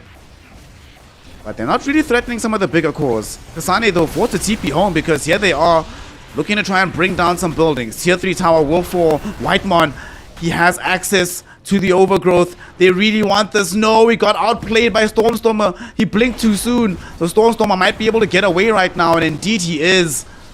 No, Whitemon, for once of blinking a second later, unable to kill off the Invoker of Stormstormer. Yep, and as soon as they force those TPs back, they see Kasane stuck in the base, immediately back to the pit. You're just getting dragged around by the Boots of Travel 2, by the TA Ags. It's too hard for them to be in the right place at the right time every second of this map, but it's just what happens. It's the overwhelming advantage that this TA Ags grants you. And again, without glyph, TSM have to come back. They're between a rock and a hard place. They have to choose their buildings over giving up any more ground. As Stormstormer, gonna see a Tormentor attempt here, even though double checking right now. Yeah, everybody has their Ag shards, so it would just be getting the reliable gold from the Tormentor, which isn't the biggest deal. I think everybody has buyback right now, so could be worse. But Lewis just finishes up a Hex. Those items on supports still getting completed. FPS issue. I mean, everybody's going to have an FPS issue in this game. I love how it's a 41k gold lead, but the win percentage odds haven't shifted dramatically in such a long time. It's just been coasting at like the 62% mark for the last several minutes. 20 minutes, it feels like. What a game of Dota, man. Very intriguing game we're watching here. Let's see. For TSM, we're still stuck in the same position, right? Where they can win fights on the high ground. They can surprise Nouns if Nouns are in a choke point, but Nouns have no reason to ever give that to them. So it's just gonna keep... It's actually weird how this game has inverted. Before it was just TSM paying with the poking and prodding. Nouns going for big, bombastic damage. Now Nouns don't really need to kill heroes anymore. They want some structures. So they're forced to be the ones that are poking and prodding. And TSM want to try and burst out heroes. Although they don't have all the tools to do it with just Kasane. He's forced into the Primal Split just to escape this attempt on his life. They're bringing in reinforcements though, and Kasane absolutely going to find himself dead here. It would be a miracle if he survives. Let's see what he's got. Hex, right clicks, dead. But he does have buyback. Yeah. Has buyback. Should get it forced out of him as well. We'll have to see if anybody else dies in tow, but... You know, it happens. You're out of the map.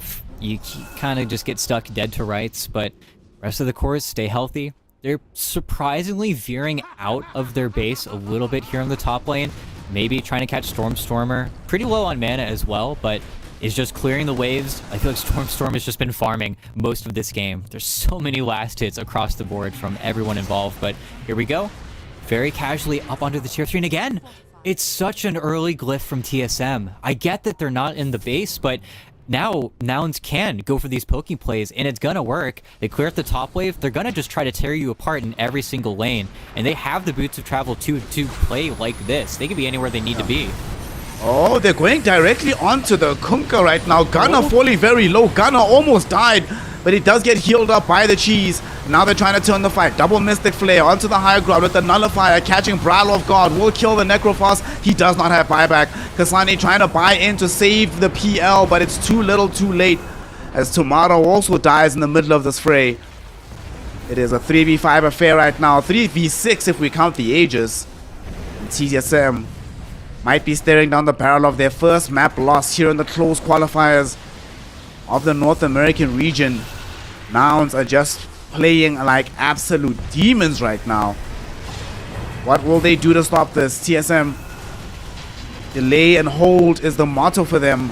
But a minute feels like it's going to be impossible.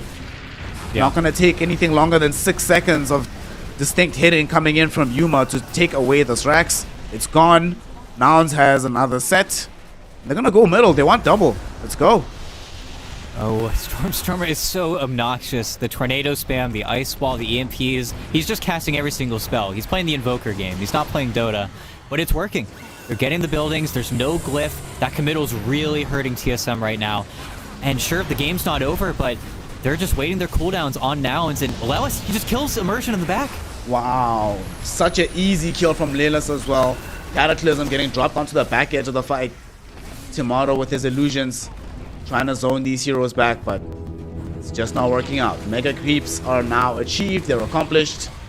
Nouns, 70,000 gold ahead. Incredibly massive lead for them. And looking to try and make this a 3-game affair. One of the few that we've had. And it's interesting that, you know, most of the 3-game affairs will now involve Nouns. No, maybe they're the ones with the curse. Oh. The movement outside the base though, as they're going to try and bring down Fly. Fly will die for this, but it did cost the life of the Whitemon tree. Both of these heroes do buy back though. Kasane with the ultimate, trying to help his team out. Gunner though, just going with the waterworks. He's controlling up these heroes. They've controlled up Immersion. Immersion's gonna get melt hit, bashed, right click down. He's still alive though, because Whitemon went in with the AoE overgrowth, buying space and time for Brile as well. The Necro's not dead. He can get off the Reaper side. He throws it onto Kunkka. He's gonna get healed up, but the heal takes too long. He ends up dead to Lelis with the Mystic Flare without buyback either. Massive fight happening for Nouns. It was an expensive affair. They had to buy back on the Kunkka, buy back on the Phoenix. But they do manage to get the die back out of Grimstroke, and there's no buy on Necro, so this might just be the game, E.T. Yeah, despite getting all that gold from the Kunkka kill, you've got 70 seconds where you've got nothing. You're not even going to get Glyph back up in time. At least the Aegis is claimed on Yuma, but if he feels confident enough to walk up here, this is the beginning of the end of the game. They've got to do something special here. If they can kill Yuma twice, he's going to buy back. He's immediately going to get in, but Yuma might just be building focused. He's just trying to end the game. Yep. Yuma wants to win. Yuma can taste that grand finals. They end up just killing Kasane almost casually at this point. He doesn't have buyback either. Tomato doing his best, going Super Saiyan with the BKB. He's not going to help him out though. He's doing an outlandish amount of damage, but he can only do it to one target at a time. And there are way too many targets to deal with. So GG, well played is called. Nouns take us to a game 3 in the upper bracket final. We've got an entertaining, exciting, and very competitive series on our hands here, ET. No, it gets so messy. The fights, they feel like TSM are able to take them, but you gotta give the MVP to Stormstormer. 2-1-26 doesn't even begin to encapsulate how effective he was. Every single EMP landing, causing TSM to go early or not go at all, carried them through the dark times whenever they weren't able to win any team fight. It's where suddenly Gunner gets the Ags, Fly is able to hit some of those eggs, the refresher comes through, they last long enough, and he's throwing out, I feel like, hundreds of spells in a 68-minute long game. He's just balling out of control. Level 30 Invoker, I mean, we know it's going to be a treat, but oh my goodness, Stormstormer just puts the team on his back for such a long period of time. Enough time for the broken heroes, the broken team fight that Nouns drafted to finally come online. Because that didn't fix the TA matchup at all. TA loses versus PL, plain and simple. It's why TSM went for it. It's why TSM felt like they could win almost any team fight. But Nouns has just so much power once we got to those later stages of the game. And TSM, no initiator. They have nobody to go in. It's the problem that we've seen constantly with these NA teams where you've got Bryle who's bodying Stormstormer early on. He's struggling to be good in the early game, but then you have nobody to go in. You struggle to find initiations. You can't get the punishes that feel like you should be able to get, and then you start falling behind. It's just where TSM aren't able to put enough pressure on Nouns. I mean, 102-minute long game, it's ridiculous. Yeah. I mean, there's a reason why the game ends up in the situation where you can just buy Rapier heads up on Yuma because you're celebrating. But what a game. What an exciting affair. It's the upper bracket final, so it deserved a third and decisive game. So we're going to be heading into that after a very small break. Don't go anywhere. The upper bracket final will determine who's the first team to go into the grand finals. And we're going to find out together right after this break.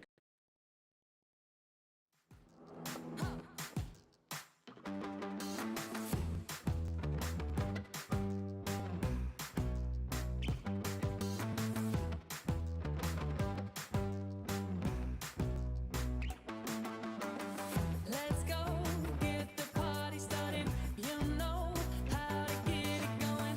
I'm so fired up, I'm ready to go. The music's moving my soul, I'm busy going.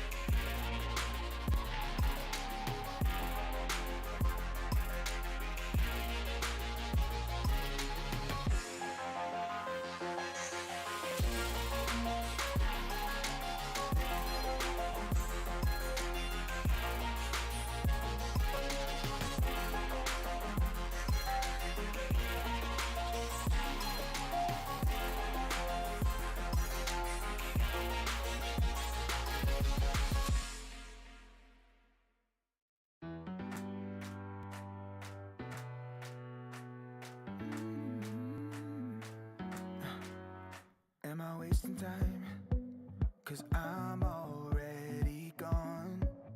So long, can you stay the night? 'Cause you're the thing I want.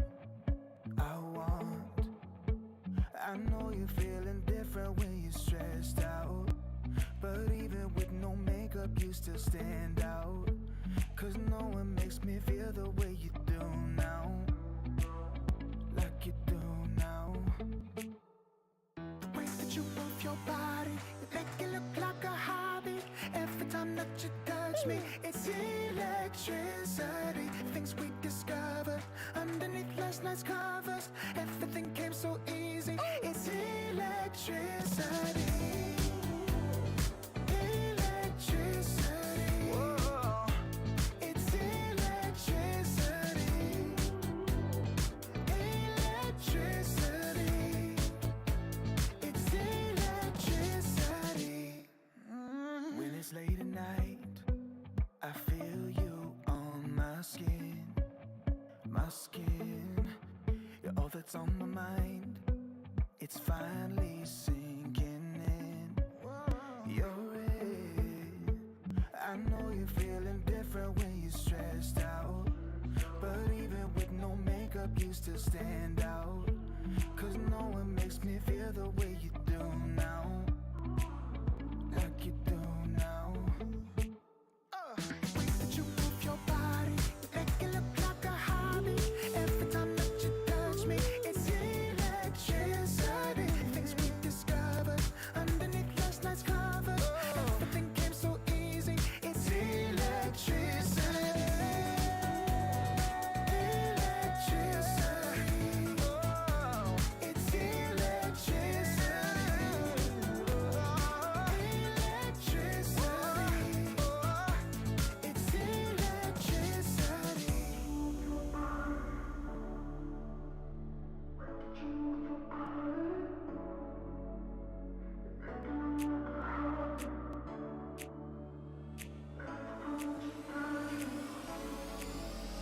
The way that you move your body, you make it look like a hobby. Every time that you touch me, it's electricity. Things we discovered underneath last night's covers. Everything came so easy. It's electricity. Electricity. It's electricity. You move your body. Electricity. You move your body. It's electricity.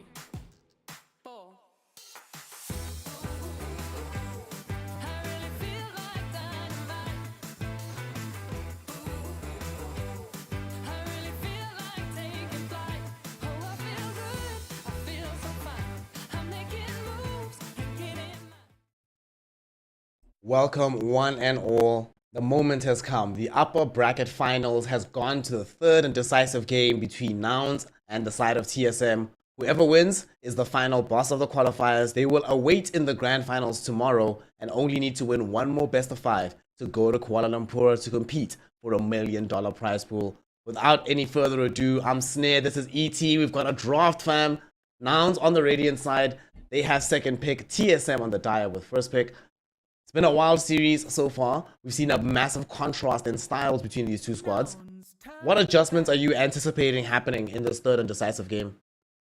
I think, honestly, the most refreshing thing would be a bit of a role reversal. Twice in a row, TSM are the team comfortable going late game. They don't play for a timing push. And I think in game 2, despite having the obvious core matchup wins, it goes a little bit too late. They end up in a game where suddenly their team fight gets thwarted by everything that Nouns drafted beforehand, and then it gets to that messy stage where anything goes in Dota. You get dragged apart, the team with the Aegis, the last Aegis, ends up taking the entire map, you end up falling behind, and your supports get nothing. I feel like the TSM supports were pretty much held captive in the base. They got absolutely no farm.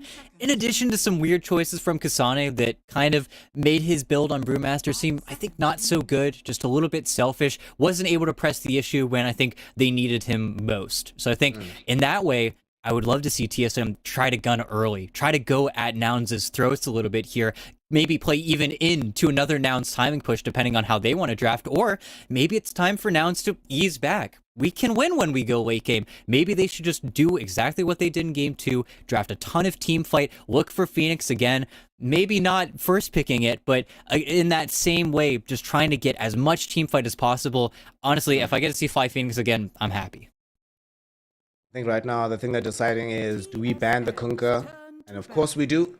Yep. Cannot take the chance of it being used against us. We just demolish them with it. So yeah, let's get rid of it. Then TSM, now they need to decide, are we going for Tusk? Are we going for Dazzle?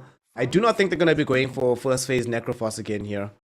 Definitely going to be something else. Or they could possibly yoink the Phoenix away from Fly, force him to play something that he hasn't yet in the series.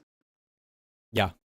I think that's a great idea. I think that depending on what gets through, it'll become pretty obvious. I think the smoking gun right now, I guess kind of pun, would just be them picking the Muerta up here after TSM's next span. It just makes the most sense. But then perhaps we see the draft turn into an LD affair where we still have a lot of heroes that these teams have played many, many times, but we haven't gotten to see in this best of 3. So there we go. Bristleban. All of the rest of the broken heroes have been kind of taken out now. Is this going to be an LD Dazzle affair?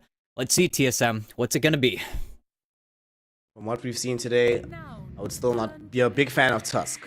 Go for the Muerta. So, versatile hero, can be played in a variety of roles. Calling is a busted spell. Makes sense. Nouns, just pick Tusk, bro. That hero just seems so good right now. Oh my god. Just pick Tusk. Just pick Tusk, win game. It's so simple. Just pick Tusk, take it away from TSM. Honestly, I feel like TSM would almost need to ban it out just because it's such a great way to lead your second picking phase. It just makes so much sense. It just feels almost free in that regard. But that's also where, is it Phoenix time again? Nouns, we'll see. But also, look at how much reserve time has already been spent. Both these teams feeling that pressure early on. They want to be super happy with this first phase. It sets the tempo for the rest of the game. And here we go. There we go. Fly Phoenix. I'm happy. All right. Fly Phoenix. Fly Phoenix just chilling, doing his thing. We'll see what kind of other team fight setup they get for themselves. But like you mentioned, it worked for them in the second game to just overwhelm the enemy with team fight on team fight on team fight on team fight. Probably going to be seeing them try to angle for that as well here. The question is, what is Gunnar going to play here? Because his Kunkka is obviously gone. You could potentially play Earthspirit again, but it would have been. I'm pretty sure if Magnus was in the pool, they would have first faced Magnus and say, "Hey, man, just have this, enjoy life." Yeah, and now for TSM, do you decide to also put a value ban here on the Treant Protector, or maybe they look to pick it up for themselves? That's probably the easy one. And okay, not forgetting that Yuma is still in the server, that the Meepo could come out here. Definitely not how you want to lose. So TSM just covering their bases, leaving those opportunities open right now. And if Nouns want to, well, Tusk is gone. Do we want to run a Grimstroke now? Give Lelis something he's very accustomed to? Do we want to take the Dream Protector for ourselves? Very good options right now. Even though I feel like in the patch and over the past few days, now we've gotten into this meta of just taking the supports early because everybody has finally decided, okay, if there are 4 or 5 good supports in the game, well, we're going to ban out 2 of them. We're going to take the other 2, and then you only get 1. We've got the better support too. This is amazing. Let's see. Okay, that's Clockwork. Cool. All right. That's something a little bit different. It is a Leela's classic. Been playing this hero for a very long time.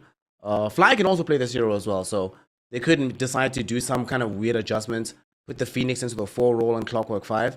I think it probably depends on which carry hero they get for Yuma down the stretch. Either way, I do think this hero is criminally underpicked.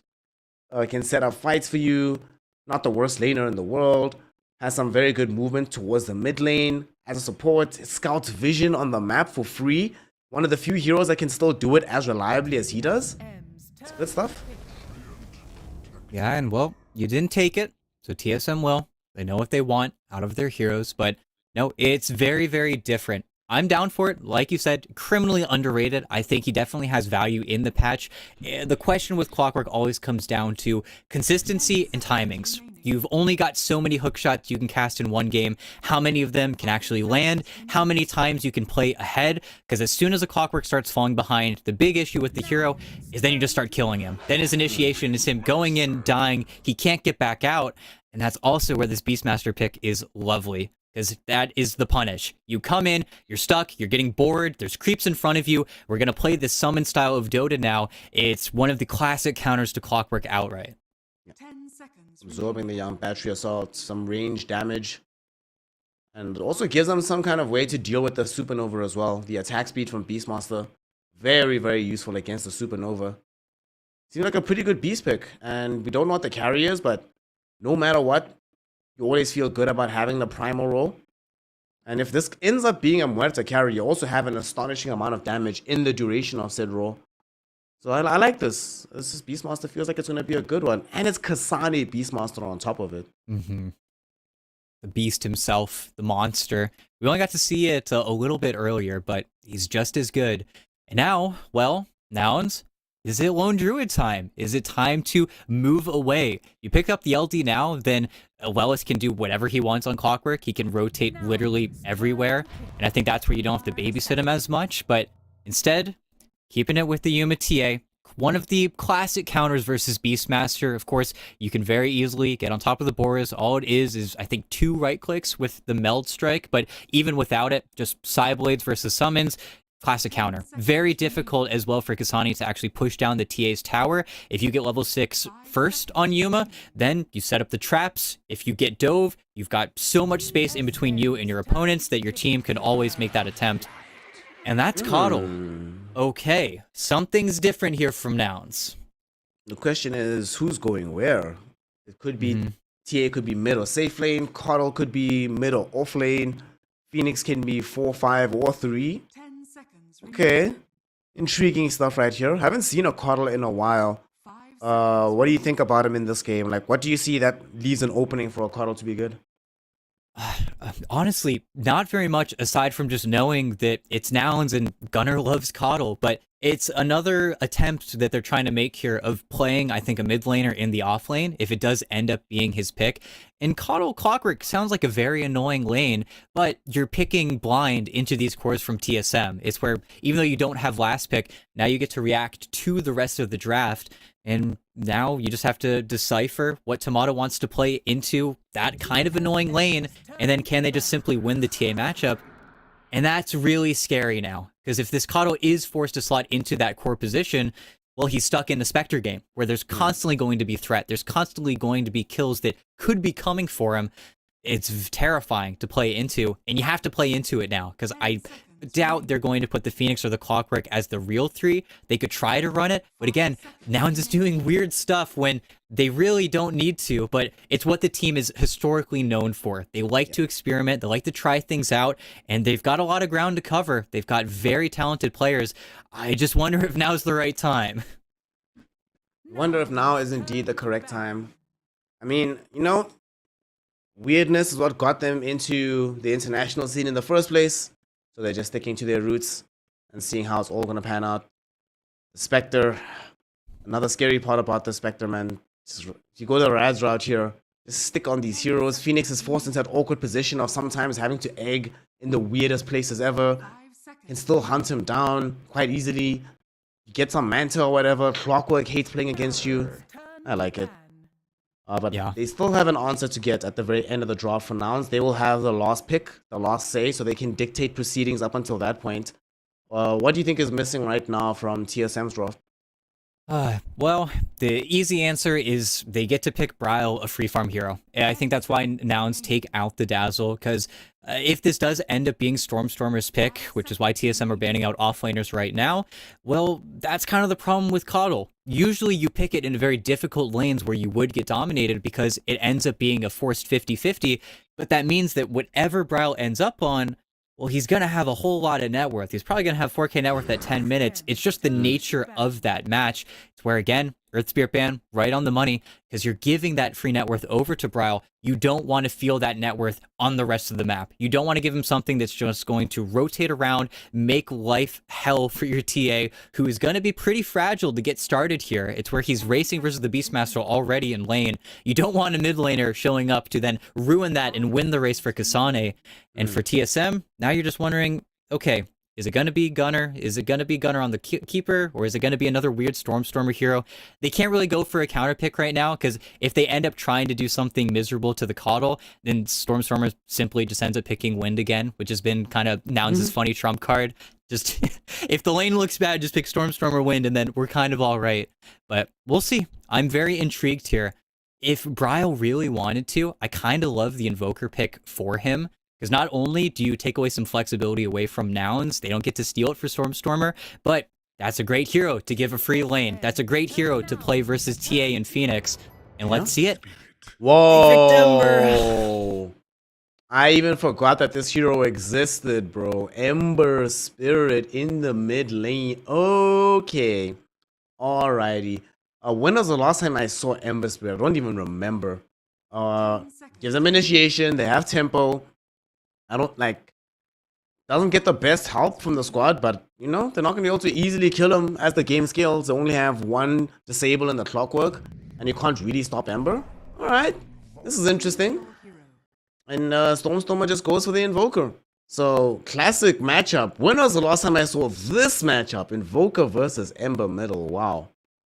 Yeah, and they have to dodge it out. Coddle versus Ember is surprisingly really bad for Coddle. This light spam is just a little bit too annoying. You do get shoved out of the lane, which is not what you want from your Keeper of the Light. But at the same time, that's why they keep this right. That's why Gunner is now on one of his best heroes. He's got to play it in a slightly different position, but that's been the name of so many of these Nouns drafts. Just pick a mid laner. Oh yeah, Gunner can play it. He played it for many, many years. Is he going to play it 3 now? It's a little bit weird. He's going to make it work. Why not? See what happens. I think they're very happy with their mid lane now. Get to see the Stormstormer show again. The only thing I can say about this Ember pick in TSM's favor is you look across the board, I don't see a Blade Mill Heart guy. I don't see them having to play versus the ultra tank, ultra super broken hero in that regard, which is why I think they can go for the Ember, but it is still a risk because eventually your damage does start to eke off. It's where he's going to have to play a very clean game of Ember into a matchup that already isn't very good. It's where I think Stormstormer has a leg up there, but we'll see. I'm excited. Best Dota today. Definitely the best Dota today. I'm excited to see the reach they're going to have with this Ember Spirit and the Spectre coming in to try and assassinate these targets all across the map. Obviously, it's Kasane Beastmaster. I'm hyped to see that. Yuma TA, Coddle on this. And I really want to see Clockwork for Leeless and how he's going to perform in this game.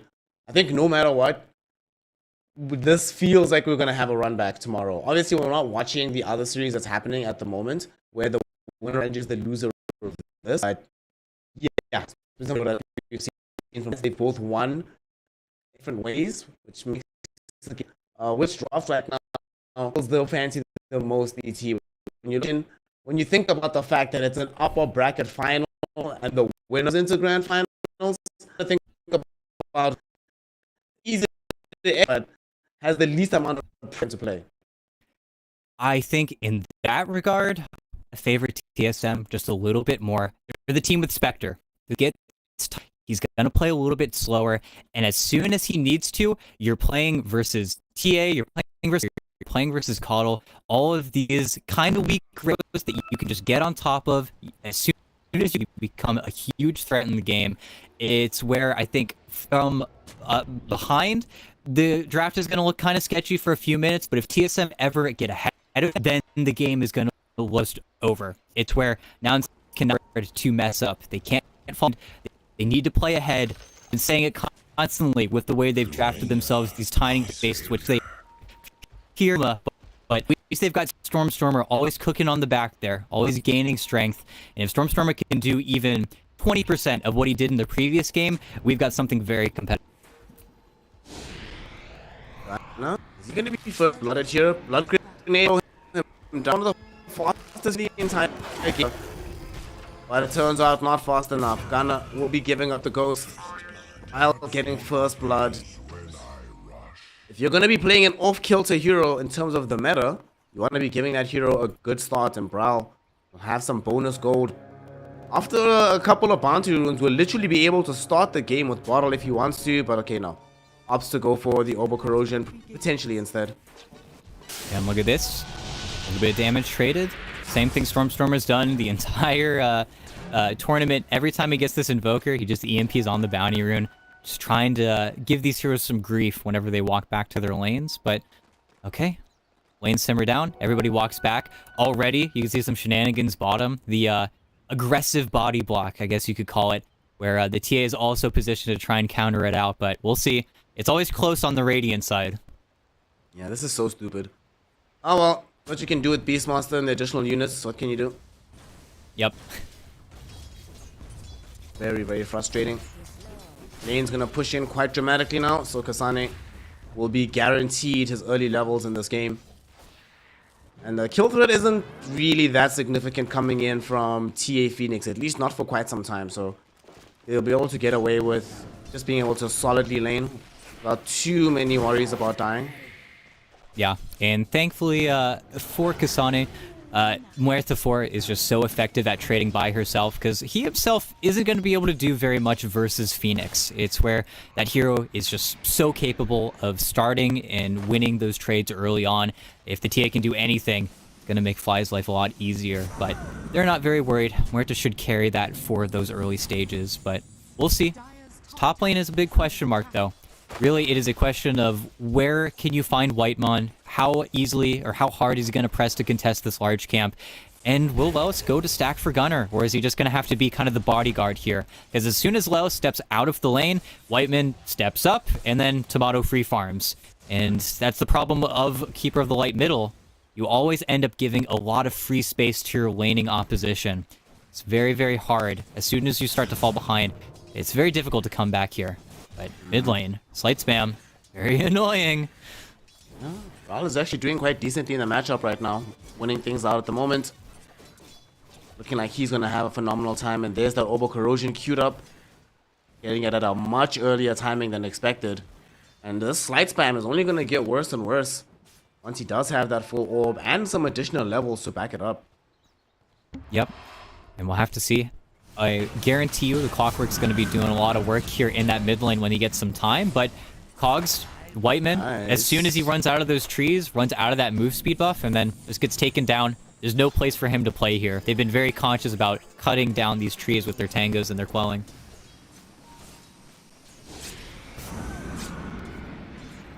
Portal of the Light. Waiting for the very early meme hammer. Get themselves some push potential going that doesn't rely on the TA having Deso. They're going to try for another grab onto Whitemon here. Right next to the Keeper of the Light, inside the power cogs. Getting battery assaulted down, and he should end up dead potentially. No, he walks past the Spectre. Dares Gunner to go in that direction. Gunner says, I don't think killing you is worth my life. I'd rather have a ring of health. Comes back to the safety of the tier 1 instead. Yeah. Plays patient, knows what he has to do. With that trade, TSM also get to win out on that Lotus, but just biding their time. And Tomato's not feeling any of that pressure. Lightman doesn't lose his life, then just simply Leech Seeds up. It's the beauty of Treant Protector. Just so much heal early on. Heals on heals on heals, baby. That's how we roll. How is this bottom lane gonna keep panning out as more levels pick up? I don't really anticipate really much happening until they maybe actually might be space for a twin gate rotation. If they maybe feel that Tomato is a bit safe underneath the tower, I could imagine Whitemon showing up with Nature's Grasp so they can try and kill Yuma. Still a while away from that happening though. Yeah. Both supports in that top lane can make that rotation extremely easy. Same with Lelis getting on top of Kasane. I feel like that rotation is going to be a gamble for both sides. Once the actual runes start spawning up at 6 minutes, if you see somebody in the river, then you take the twin gate, you make a play happen. It's also where they don't have that large camp just yet on TSM, so it's going to be hard for them to not keep that lane forward. But this is interesting from Lelis. Just camping out on the bounty rune and then sees a camp that he's okay with farming, so just decides to farm it. I think it gets a clarity and boots his speed, so makes his life a little bit easier, but it's going to be the name of the game here. Just giving soul XP to Gunner, not sapping all too much here, trying to ramp that Coddle as much as humanly possible, and he's fine by himself. As long as Whiteman can't close that gap, there really isn't very much threat on that Keeper of the Light, until the Ember gets involved, but not yet. Some young free farm. Come to expect this from both of these squads early on. This training farm, only small instances and pockets of aggression. One of them will emerge in the top lane though, Whitemon and Lelis. Yeah. One of them was gonna die. Who's it gonna be? It's gonna be Lelis, it looks like. Tomato running in front of him, trying to get the body blocks, and eventually able to successfully get the kill. Gunner getting chased by Tomato underneath the tower. Gunner actually might die for this. There's gonna be the Spectral Dagger. They chase him down. Tomato gets a double. Fly does emerge eventually to try and find some revenge, but I'm not sure he'll be able to do so. Did get out the Fire Spirits onto Tomato, but not all of them landed flush. Spectre lives, gets away with murder, and punishing Gunner at the same time. Yeah, they killed off Lelis' boots as well. They're going to be on deck for another 50 seconds, just simply overestimating themselves versus level 2 Leech Seed. Spell just scales fantastically, and then you lose out on that trade. And look mid, Stormstormer. Look at this mid lane, man. Oh no. He gets killed off here. He was already falling behind in the natural matchup. Now he's lost his life. Big rotation coming in from TSM there. No. And what a quiet play. At first, he just thinks that Brow's going for that Remnant reset. He's not even in the lane. You just saw the tree at top, but he just walks directly from the river to your lane, sets up the kill. It's the TSM that was playing yesterday. They know where they want to be. They know how to be aggressive. Yuma? And again, yeah. I think he's dead. He's in trouble. I'm not sure if he's dead just yet, though. Stormstormer will bail him out. Tornado EMP. Kasane has a pretty massive one, so he just pops it. And Yuma might have stuck around a bit too long. He wanted to take this fight. Thankfully, though, Stormstormer with the slow from the Ghost Walk, disabling Kasane and Immersion from continuing the chase. And now here comes Fly. Goes in with the Icarus dive. They have Cold Snap. They've got some fire damage, but it's not going to be enough. Kasane looks like he's going to escape this one. Or maybe not. Tornado comes back right in the nick of time. And Yuma, who started this fight, it feels like a whole minute ago, is the one to finish it. Bringing down Kasane and securing a kill in the safe lane. Nope. Very good TP rotation, even though it kind of hurts. It's a long walk back to the mid lane where he really wants to be, but at least you get a return kill there. You save Yuma. Means that the TA gets to be untouched, and I think now he will win that race towards level 6. Gets to pull slightly ahead of the Beastmaster, but you're giving everything over to Bryle. Gets to be level 7 for free. Lelis didn't even get to take over that lane too successfully here. Nice read from Gunner, though. Gets out of there. Does TP all the way back to the well. Doesn't even greed out for that tier 1 TP, but he's got Meteor Hammer now. He wants to make his way towards the tower when he can, but also needs to be very conscious. If he gets caught off guard by an immersion TP, it's very, very simple way for him to die. Needs to be not too overzealous when it comes to pushing down that tier 1. But here we go. Little mana burn. Nice dodge. Okay. It's fine. Probably one of the reasons why they were so happy to pick Ember. Multiple ways to dodge out the EMP. Very nicely done by Brawl there. Also one of his historically better heroes. The thing I'm curious about though is which direction does he go as a build? Are we still in the era where you just go for the Maelstrom build? Has things changed such that other itemizations are more viable? No, I think keep it simple. Just get Maelstrom. Whether it's Maelstrom into the immediate Ags or something else, we'll have to see. But okay, Gunner's just meter hammering himself. But look at the dodge! But the dodge, so well done. Tomato will be able to help out with the kill. It was be credited to Bryle with the slide of fist. That's gonna guarantee a young killing spree for the Ember Spirit. Really is off to the races. This is what you want to see from this hero. Top net worth. Prior 10 minutes can show up anyway to get kills. Would have been nice to have him bottom, but they don't need him. Asani and Immersion have enough damage now to just kill off the Phoenix at their leisure. Yeah. Now, you gotta give Lelis a lane. Gotta get him that hook shot pretty early on here. He already got the Wisdom Rune, so now it's just a matter of time before he can start to make some plays of his own. But check out bottom. Whiteman immediately takes the Twin Gate, gets that rotation here, and even though Yuma gets level 6 before the Beastmaster, it's a little bit too sketchy for him to be here right now, but Fly just TP's in. Does get the dive, but he's silenced, so he's back in hell. Calling, man, what a spell. Prevents you from getting your escape that you naturally wanted. Tomato also finding a haunt out onto Lelis. Oh. Nice dead shot, connecting at the literal edge of the range. Makes it so much easier for Tomato to kill off Lelis. Now Bryle on the other side of the map hunting down Gunner. Should be able to kill him off with one more slight. He has it, he gets it, he brings him down for a dominating streak. TSM all across the map right now are just demonstrating sheer dominance. No, this is the early game performance that they were lacking in that previous game. And if you're ahead right now, like I said earlier, the Nouns draft does not come back very easily. It's a much more slower burn. You have to be ahead, or else the plays just keep coming. You're going to have pressure on your buildings constantly from Kasane. The more you have to show in these lanes, then Tomato's going to get involved on you. And eventually, the matchup turns so Spectre favored against all of your cores. You have to hope that Nouns hit some insane early game timing. Again, it has to be kind of around the Coddle you'd hopes for, because he's your offlaner. He's the guy with Meteor Hammer. He's the one that can actually push down these objectives.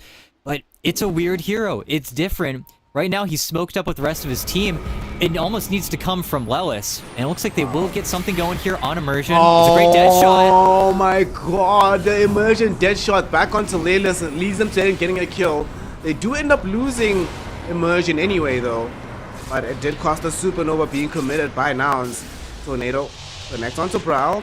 Brawl does not have any defensive remnants at the moment, but does have Phase Boots, able to just walk away. That was pretty sick. Although they lose Beastmaster and the Muerta, just that little dead shot play, like, oh, you get some style points for that one. Pretty cool.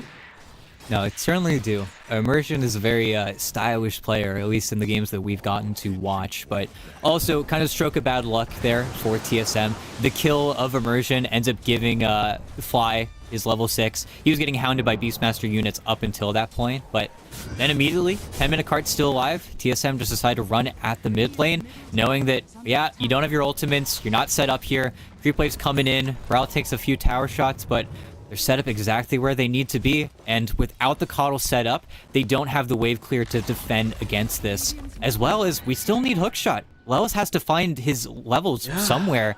He hasn't gotten a lane. He's still just farming kind of this weird part of the map where he's been farming the entire game, but just feels kind of weird from him.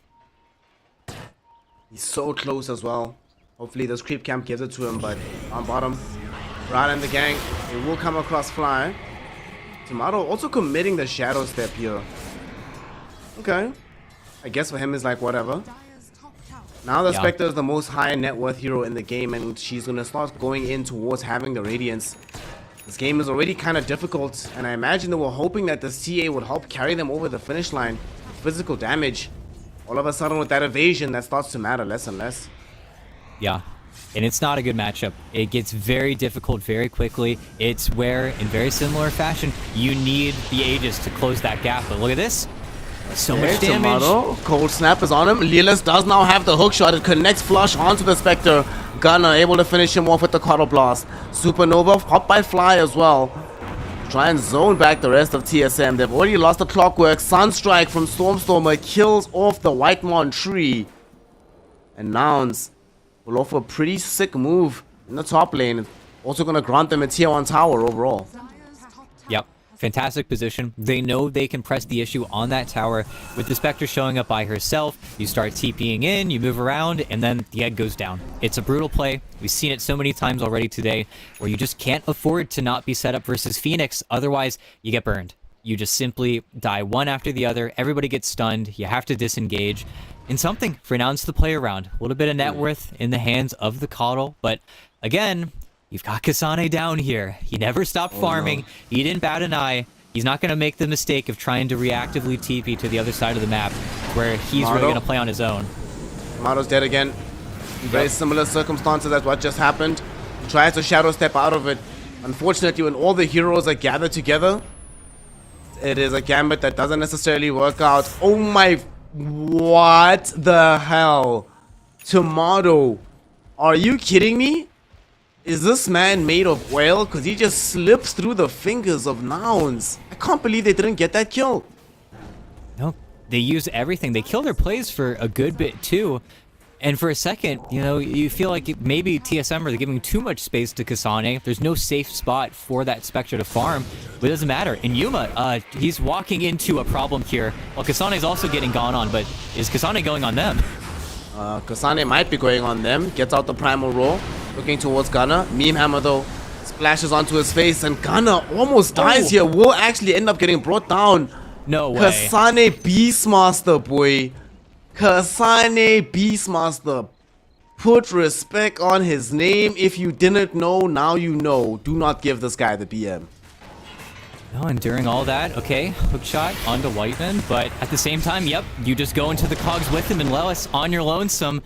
They even use the overgrowth just to make it clean, and Tomato's gone. Back to farming top. Okay. Oh no. Net worth lead immediately regained by TSM. Nouns is trying so hard, man. They're making so many plays, but it's just rebounding back into their faces. Ral now finding the roots out onto Yuma.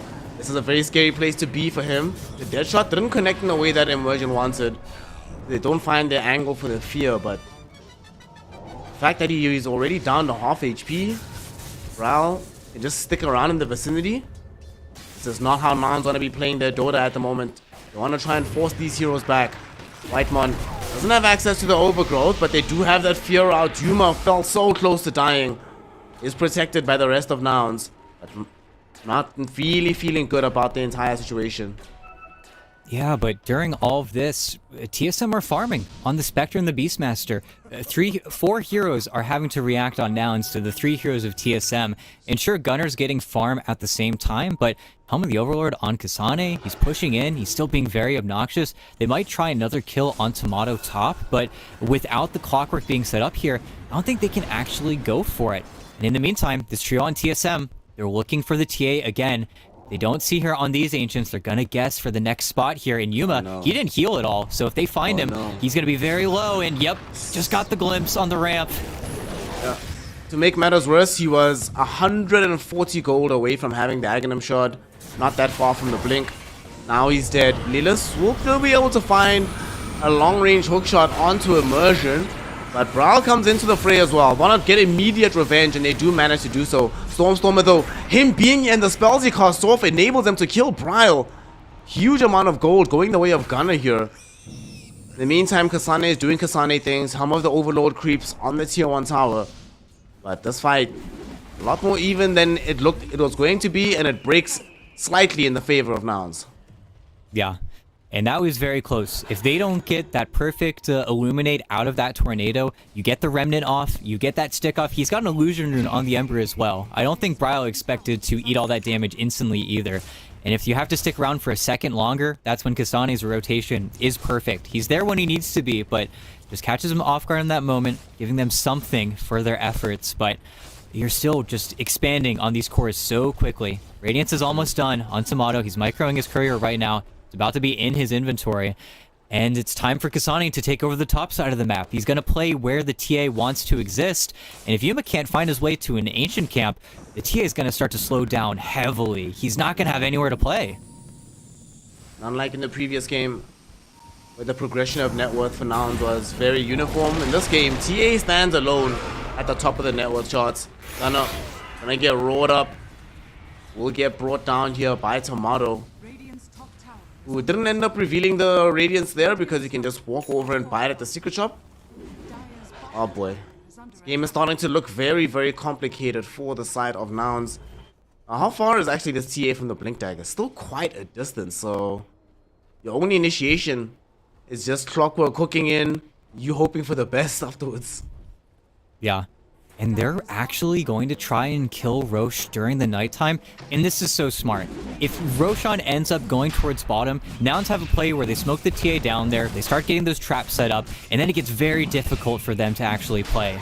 But you're playing versus Clockwork, they scout you out immediately.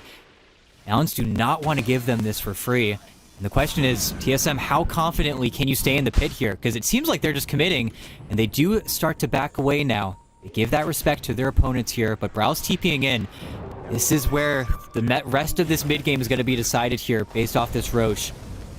What do we have here, Nouns? All about positioning at the moment. Brow looking to try find the slide chains. He finds Yuma. That's going to be the big target on the side of TSM. They really want to bring down the TA.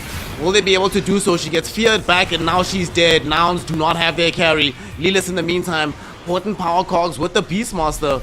Gets pounded down. He's lost his life. Gunner doing his utmost to escape. Looks like he's going to succeed in doing so. Unless, though, Whitemon wants to keep the chase. He really wants to find this kill. Brawl joining in the fray as well. Finds the slide chains. They have the damage necessary. The mobility on this TSM squad. The chase potential. Way too damn good. They win the fight. They might not be able to get the Aegis immediately, but they're going to steal a Tormentor, which the first Tormentor of the game just getting taken away unceremoniously. Man, that feels good for the side of TSM.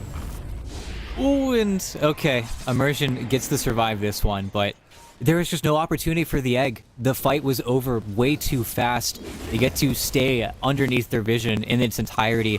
If the fight got dragged out, where Nouns cut the creep wave and then get to play more around their high ground vision, then maybe that fight goes a little bit better for them, but you're also playing into the Radiance timing. It's not even a Roche that TSM necessarily want, but they want to make you fight over it. It's just a perfect bait from them. You know, baits, Beastmaster roll goes out onto Fly. They do miss out on the dead shot. Doesn't really matter though, this spell, I don't understand why it has such a low cooldown, but it does. They zoned the heroes back long enough that the tier 2 tower should still be theirs. Yep. Is Mape gonna lose his Black Dragon here? But okay, switches aggro. It's taking a lot of damage, but Kasane could care less. Always have more Ancients to get, but now TSM, not only do they get the Tormentor, they get to stick around. I think there's still a Wisdom Rune for them to take if they want to. It's just not feeling easy, and that's a Haunt on a Stormstormer, yeah. Stuck back in the base. Does finish off his Boots of Travel, so at least he has some item progression right now, but still, not finding a lot of farm on these heroes. It's where Nouns, they just want a nice team fight win into that first Roche. Then they can play Dota, but they're still struggling to get themselves back out onto the map. It's been so long since I've seen Yuma hit an Ancient camp. It's just not pretty. TSM has been everywhere they need. It's so surprising. The Spectre lineup got the first tier 2 of the game. It's not you want to be saying for Nouns right now. Absolutely not. The Spectre lineup was also the first one to try and go for a Roshan in a game. That's usually not what's supposed to be happening. Top lane. Whitemon was chasing after Gunner. Wonder if Gunner has called in support. Fly does have an obs here, and they're just gonna haunt onto Gunner. Might just die from this. They can't really protect him. And Brawl, he comes in to ensure that they can kill off Fly as well. He's like, you really gonna try Sunray this? Okay, fine. We get a killing spree now for Kasane. Yet another kill for the Brawl Ember Spirit. And the TSM, their lead grows ever larger, ET. No, it's not pretty. Tomato, he does not care. He has just been casting his spell off cooldown. It's very obnoxious. He doesn't even stick around for a lot of these kills. He just shadow steps, puts the illusion on him, sticks him on you, then decides to get the hell out of wherever he's playing. Even though, look at this. Oh, nice. He hooks him, but the force staff first. Now Lelis isn't over his head. He is, but at the same time, Brow found 2 heroes with the searing chains on the back edge of the fight. Primal Roar also out onto Yuma. That's the big target here. They really want this TA, and it looks like they are gonna find her. While it's happening, they thought about chasing Stormstormer with the Spectre, but decides against it, forced to back away from the tier 2 tower. Lilis, he will not be able to back away. He just gets bursted down. Gunner is able to find the stun onto Kasane with the Meteor Hammer as well as the Sunstrike, but they don't have enough to kill him just yet. They do it the Supernova. And one more output from Gunner. Sadly, this will cost the life of Fly as the Supernova gets popped. Immersion gets the bonus damage. The bonus gold, rather. TSM. Even in circumstances that don't seem incredibly favorable for them, they're still able to just brute force their way through it, given where they are in the game right now. Yeah, sadly, Fly just had to use the egg for damage. Didn't get to get any spirits down nicely before he had to commit, but you know, what can you do? You get a kill, you get Kasane, it's something. Stormstormer is still building up himself. I think that's the silver lining right now. Gunner's still getting farm, Stormstormer's still getting farm. It's really just Yuma who is struggling to be that front runner in net worth and effectiveness. At least he has a Blink Dagger now, so he can start his own engagements. If they end up fighting in Nounstown with these TA traps, then suddenly your Treant Protector can actually get picked off very easily. Just a matter of whether or not Yuma can actually see him. And Roche flips towards bottom, but 30 seconds, he's going to come back towards top, and then TSM are going to fight tooth and nail again to keep that Aegis out of Yuma's hands. And well, they're still in mode recovery, but without these Aegises and without that second Roach, there's no progression. And Yuma! Oh my gosh, Yuma! Holy smokes. Normally it's TA that does the burst damage, but speaking of burst damage, it goes back towards Bryle as well. Gunner! Him and Lilis showing off some mighty prowess here, taking out the Ember Spirit. The fight's not over just yet though. Whitemon potentially looking for the overgrowth, cannot find it, dies before it comes out. Immersion misses with the dead shot. Nobody gets feared back. And now Nouns feeling themselves after these pickoffs. They want to try and get more. They want to find Kasane potentially. He's on the high ground. He was solar bound. But they don't find the correct angle. The TSM, yes, they do move Yuma in very short order from the game, but Gunner, man. This Dagon build that he's gone for with this Coddle showing some massive utility in that fight. Yep, the Dagon 3 does so much damage, can definitely catch you off guard. Had to wait off the Blade Mills in that situation, but you still have this Spectre, this pesky Spectre. It's just being a thorn in your side. But as soon as Ember gets any amount of defensive items, right now, Abryle just has the I'm never gonna die build. He bought a Blink Dagger, he's gonna get a Manta. He's just gonna make it really obnoxious to ever take him down. But TSM, they want to smoke. With Manta finished up on Tomato, they Roche incredibly quickly, but they're respecting Nouns. They don't want to have to deal with the clockwork. They don't even want to do with the contest. Even though right now, they're kind of baiting on that 26-minute rune. They won't bite, but it's dire Roche. TSM wants to. They can turn right back around, make that forcing move happen. As soon as they see that flare bottom, they can start Roche. The Sun is already in the pit right now. He has his army with him. They're thinking about it, but at the same time, they initiate onto Stormstormer, the Invoker. He's been caught out right now. Fly bails him out with the Supernova, and they kill off Whitemon first. But it still looks like the Invoker will take a tumble here. Supernova comes out, it stuns onto twos, Immersion and Kasane. But Kasane doesn't die before he throws out the Primal Roar onto Fly, who eventually able to get away with the Icarus dive. Lilis not going to be as lucky. It will be brought down by this Ancient Thunderhide. Bryle gets credited with the kill for a double. It's 2 for 2, but Nouns have lost Invoker. Much bigger target for them. Yeah, they do have to give respect though. All of this respect is literally just Gunner. He's the one keeping his game or his team in the game right now with his damage potential, with the solar binds he's able to put out during his ultimate. It's very, very annoying to play versus Coddle, especially when you only have one BKB right now. You have no dispels just yet aside from the Manta on Tomato, but hey, could be worse. You do lose Stormer, but once he has BKB, he's gonna survive a little bit longer in these engagements, and he's getting there. He will have it probably by the next time they have to respond to that Roche pit, but it's still just the baiting play that TSM keep going for. As soon as they show on that top side of the map, Nouns have to leave the base. They don't get any more time in that regard, but the biggest problem right now is this Orchid. Tomato has kill threat on any hero right now, especially Gunner. If they get that follow-up disable after he force staffs, the cuddle just evaporates. He still has no defensive items. And actually, Yuma going on him instead, but... Yuma? Braille? Hold him in position. Him and Gunner with the searing chains. no. Both of them are dead. Holy smokes. That was not part of the plan. Gunner's also dead without buyback. That is 100% sacrifice on the Roshan. There's no way they can defend it anymore. And they're not even done just yet. Braille able to catch up to Fly. Should be able to kill him off as well. At the very least, he got the Wisdom Rune before he goes down. But TSM just showing no quarter on these parts of the map. Nope. Great reveal, great movement. Maybe it's just the Ember Spirit as... Yuma unpauses the game on his teammate there. The automatic pause. That's kind of funny. I think Yuma was trying to preempt it, but unintentionally ends up unpausing on his teammate. But, you know, who cares? Buy some time, but...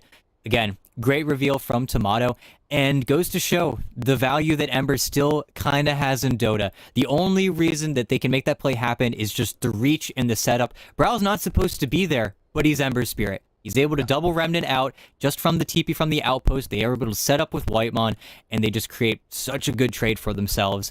And that's first Roche going the way of TSM. No rebuttal. Nothing you can do. All you can try is get as much farm out of the map as possible. I mean, Lelis is trying to nuke out these waves with the Rocket Flare, but doesn't mean anything. Maybe he can get the Roche kill, but nope. Shouldn't be able to in time. He's got another barrage coming, though. Oh, Sunstrike maybe? Oh, no. Too soon. Oh, no. Almost, so close. almost. You know, I love these kind of things when they happen, where we have some kind of received wisdom about the current patch, whether it might be particular itemization, whether it might be meta heroes, and then somebody looks at the game state and says, wait a second, this old forgotten idea, forgotten hero, forgotten playstyle, that could work here. And Braille showing us with this Ember Spirit, he's actually owning this game super hard, dude. 14, 2, and 8 on this hero. Like, if they win the game, he's the MVP for me, like, by far, hands down. Yeah. No, he's balling out of control. It's a classic Braille hero. I mean, hell, he's 25 on the hero, even just in the pubs. But in pro play, you know he loves it. He loves to play it. He's played it in so many different patches. And you get the dream game. Nobody's buying Blade Mail Heart. You don't have to worry about the tanky plays. There's no bristleback to ruin your day where your Sleight of Fist does negative damage. You actually get this kind of pocket, beautiful scenario where the hero feels like Ember again. Hell, don't even have to deal with that much disable. Just have a very open game as the Ember. Once he has the Octarine core, it's going to be quite hard to foresee him dying once again. But for now, there's still work to do for them. They want to get past this game. Whoa! Well, there used to be a Qualifier there. Hard egg. Gunner, sorry, B. Hard and fun. What a stark contrast.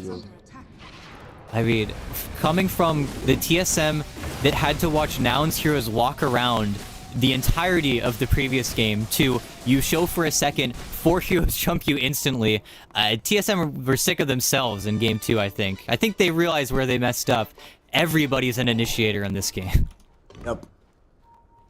There is no such thing as standing back, not being able to be involved in the fight.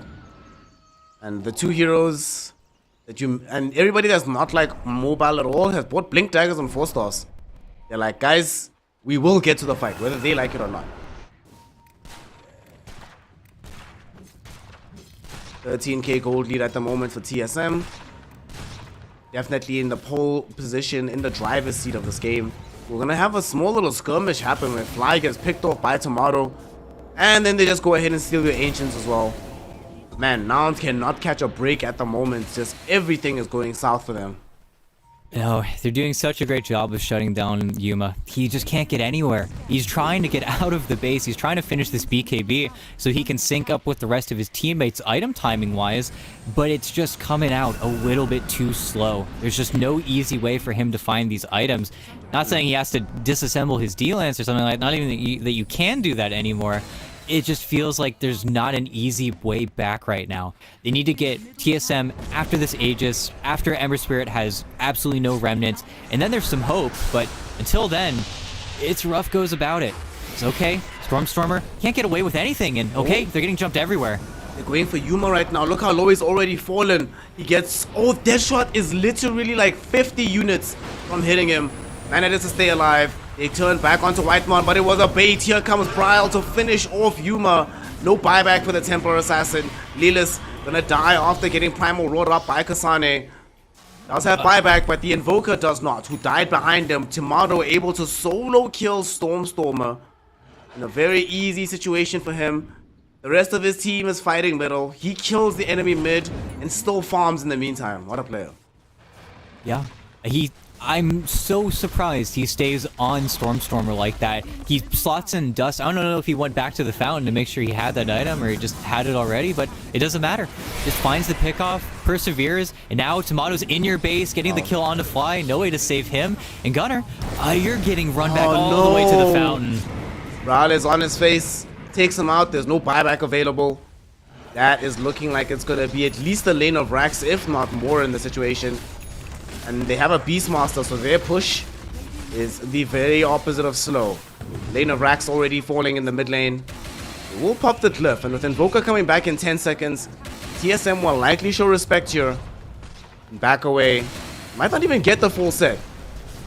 Clockwork doing a pretty good job of thinning the herd somewhat. But eventually, they do break through.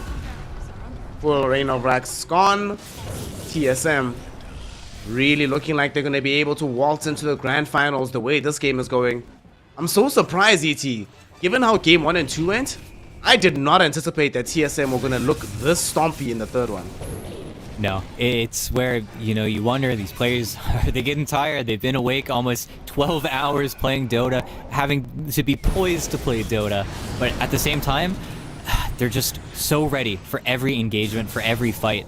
Bro, even just trying to use his Aegis there. He's just playing with his food. He's just being aggressive, being in your face, creating so much space for Kasane and Tomato to just farm up a Storm. And he's got support behind him. It's just Whiteman, Immersion, Bryle, putting that pressure on. Aegis gone in 20 seconds here, but a smoke up. They want to get Yuma. They want to steal his BKB, but chains don't land. The one time in this entire game that Bryle's slide change doesn't land. It's the one time where the slight change would have definitely ended the game. There's no buyback on the TA. She dies, there's no hope for Nouns. But the Nouns themselves are going to smoke out of the base. They will not go gently into the night. Gunner though gets Primal roared up. Tomato helps to jump on top of him. The blink overgrowth from Whitemon catches everybody. And Bryle is here with a massive slide of fist. They've lost Gunner. The Supernova is okay from Fly, but it gets completely outplayed by Bryle, who dodges all of the stun, dodges the damage, goes back in to target Yuma. And as he does so, the TA is dead without buyback. Stormer, having recently tried to involve himself in this fight, will definitely wish he hadn't. He is going to be stalled up. Can he get back to the fountain? He does, just barely. But as they're caught and corralled inside this area, Tomato and the boys win another fight. Tomato's actually just gonna jump on some targets. He just bought an Abyssal Blade. How is that for a reveal on that item? Stormer is gone, forced to buy back. But what can he do all by his lonesome against this juggernaut that is TSM? No, you're running out of time. You're running out of space. There's a tier 2 bottom, but TSM don't need to leave. They know the position they're in. There's no glyph. You barely can approach already. Even once TA respawns, she doesn't have BKB. She's still in trouble. That's a Hex? Okay. Alright. Tornado thrown out. There's a tier 2 tower in the bottom lane, so they can't get Megas right now. That's the only thing elongating this game for Nouns. Maybe a little pushback onto the Spectre. Lilis was thinking about an angle, but decides against it. They have to actually come back. No, he does find the angle. 2 heroes caught inside the power cogs. It's Kasane in Immersion, but where is the follow-up, ET? There is going to be a blast to kill off Immersion, but at the same time, Tomato is just zoning back Yuma, killing off Yuma, and destroying any hopes that Nouns have of winning this game. GG, well played is called. Nouns throw in the towel, and TSM will get into the grand finals as the final boss of the North American closed qualifiers. Oh my goodness, and boy, do they look good. They look solid on every angle. Just feels like they had the plan, they know what they wanted, and they were mad. After game 2, after seeing so many kills slip through their fingers where they're just unable, they're bound by their heroes, they lose in a very frustrating fashion. No chances. Nope, we're not going to let you get away with it this time. Everybody's involved. Everybody's on point. Sure, maybe you lose a kill or a death here in that early game. You're playing versus the kind of cheese pick here of the Coddle in the off lane where Gunner's right at home, but Yuma does not get an entrance in this game. We never see the TA. Not only do we not get a stab at that first Aegis, Yuma doesn't have Ancients to play around. He doesn't have farm. He doesn't have item timings because TSM just so successfully shut them out. The only heroes getting farm on the map for a long period of time were Stormer and Lelis for a little bit there. Once Gunner started being the target after Tomato got that Orchid, and TSM get what felt like one of the cleanest victories of the tournament so far. I mean, hell, Bryle, 21-2-12, just did whatever he wanted this game on Ember. It was a very freeing game for him, I'm sure. Ral ends the game 21-2-12. Tomato ends 14-1-23. Even Kasane, a guy who doesn't necessarily participate in kills, ends 5-3-22. Just outlandishly good performance from TSM. And also just night and day. The difference the team is able to make when they're the ones playing on the front foot, they don't have to wait for Nouns to initiate first and then counter. But they can make the plays happen. They just feel unbeatable when they're playing this kind of style. So TSM get themselves into the grand finals, a single best of 5 away from booking their ticket to Kuala Lumpur. And with Nouns, it ain't over yet, you know. There's still another bite at the cherry. They still have one more series to go before getting themselves into the grand finals. I'm actually curious how that other game went. Bami Soy actually got the W. So TSM will be awaiting the winner of Nouns versus Bami Soy, which will be our 2 matchups tomorrow. First, Nouns versus Bami Soy, and then the grand finals where TSM awaits that winner. Winner of everything goes to Kuala Lumpur. Loser, better luck next time. So with that, we are going to be wrapping up this day of Dota 2. ET, since this is going to be our last time on the mic, any closing thoughts about what you've seen from the Dota we've witnessed and about the NA region as a whole? Oh, what a great button. What a great time to cast and watch Dota, but the patch is coming. Don't be worried, guys. Monday, it's coming. We'll all be free. We could say goodbye of Hearts. We could say goodbye of Blade Mill. Maybe it gets removed from the game, but keep watching NA. Like I said a little bit more yesterday, the region has shrunk, but I think it's only gotten stronger. There's only uphill from here. This is where I think a lot of bonds have been broken over the years and over the past season. Now you're not locked in with your teammates. Now, finally, everybody just plays Dota. Your back's against the wall. There's 16 players right now that feel like they can make or break their way onto the competitive scene. I think especially give a shout out to 5 Rat Reborn, a team with so many young players that still are looking for a chance at whatever looks at for the future here, whether it's just more open qualifiers, whether it's more closed qualifiers. Maybe ESL puts up even more majors, who knows? But there's so much growth happening in the NA region right now. You just got to keep watching. You know, you start seeing these names, it's the same guys still. It's the same 50 people, it feels like. So it's really easy to be a fan in the region, you know, give them much love. But I just got to give a hand off to TSM. Their run has looked so good so far. That main core, we talked about it already, but Kasane, Tomato, and Bryle looking great. The new additions, Immersion, oh my God. What an exciting team to watch. Certainly an exciting team to watch, and this region exciting overall. But honestly, the main takeaway from all of this is that Dota is here to stay. Like, we're not going anywhere. We're all out here. The lack of DPC doesn't mean the lack of competitive Dota. So this esports is still the best. And thank you for your attention, for you giving us your eyes. We're going to be closing things out for today. But tomorrow, we have 2 more series. The lower bracket final and then the grand final to determine who goes to Kuala Lumpur. Thank you so much for your time, your attention. My name is Snare. This was ET. Follow the homie at ET Dota on the Twitters. And make sure that you're here tomorrow for some Dota. Drink water, call your mother, get some sleep, and we'll see you tomorrow to round out the qualifiers for North America for ESL 1 Kuala Lumpur.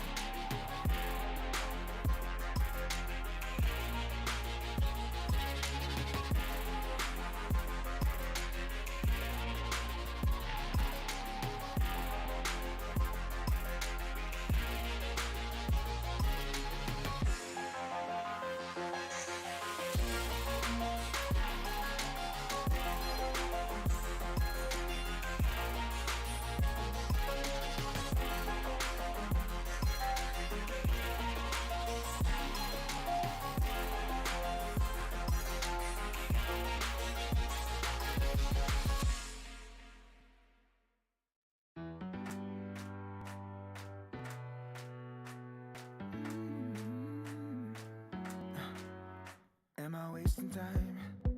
'Cause I'm already gone. So long, can you stay the night? 'Cause you're the thing I want. I know you're feeling different when you're stressed out, but even with no makeup you still stand out. 'Cause no one makes me feel the way you do now, like you do now. The way that you move your body, you make it look like a hobby. Every time that you touch me, it's electricity. Things we discovered underneath last night's covers, everything came so easy. It's electricity.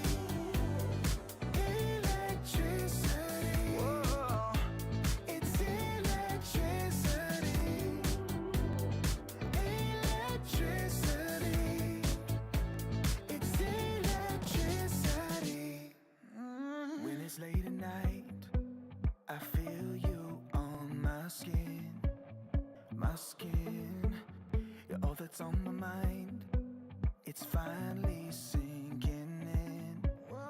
You're it. I know you're feeling different when you're stressed out, but even with no makeup you still stand out. 'Cause no one makes me feel the way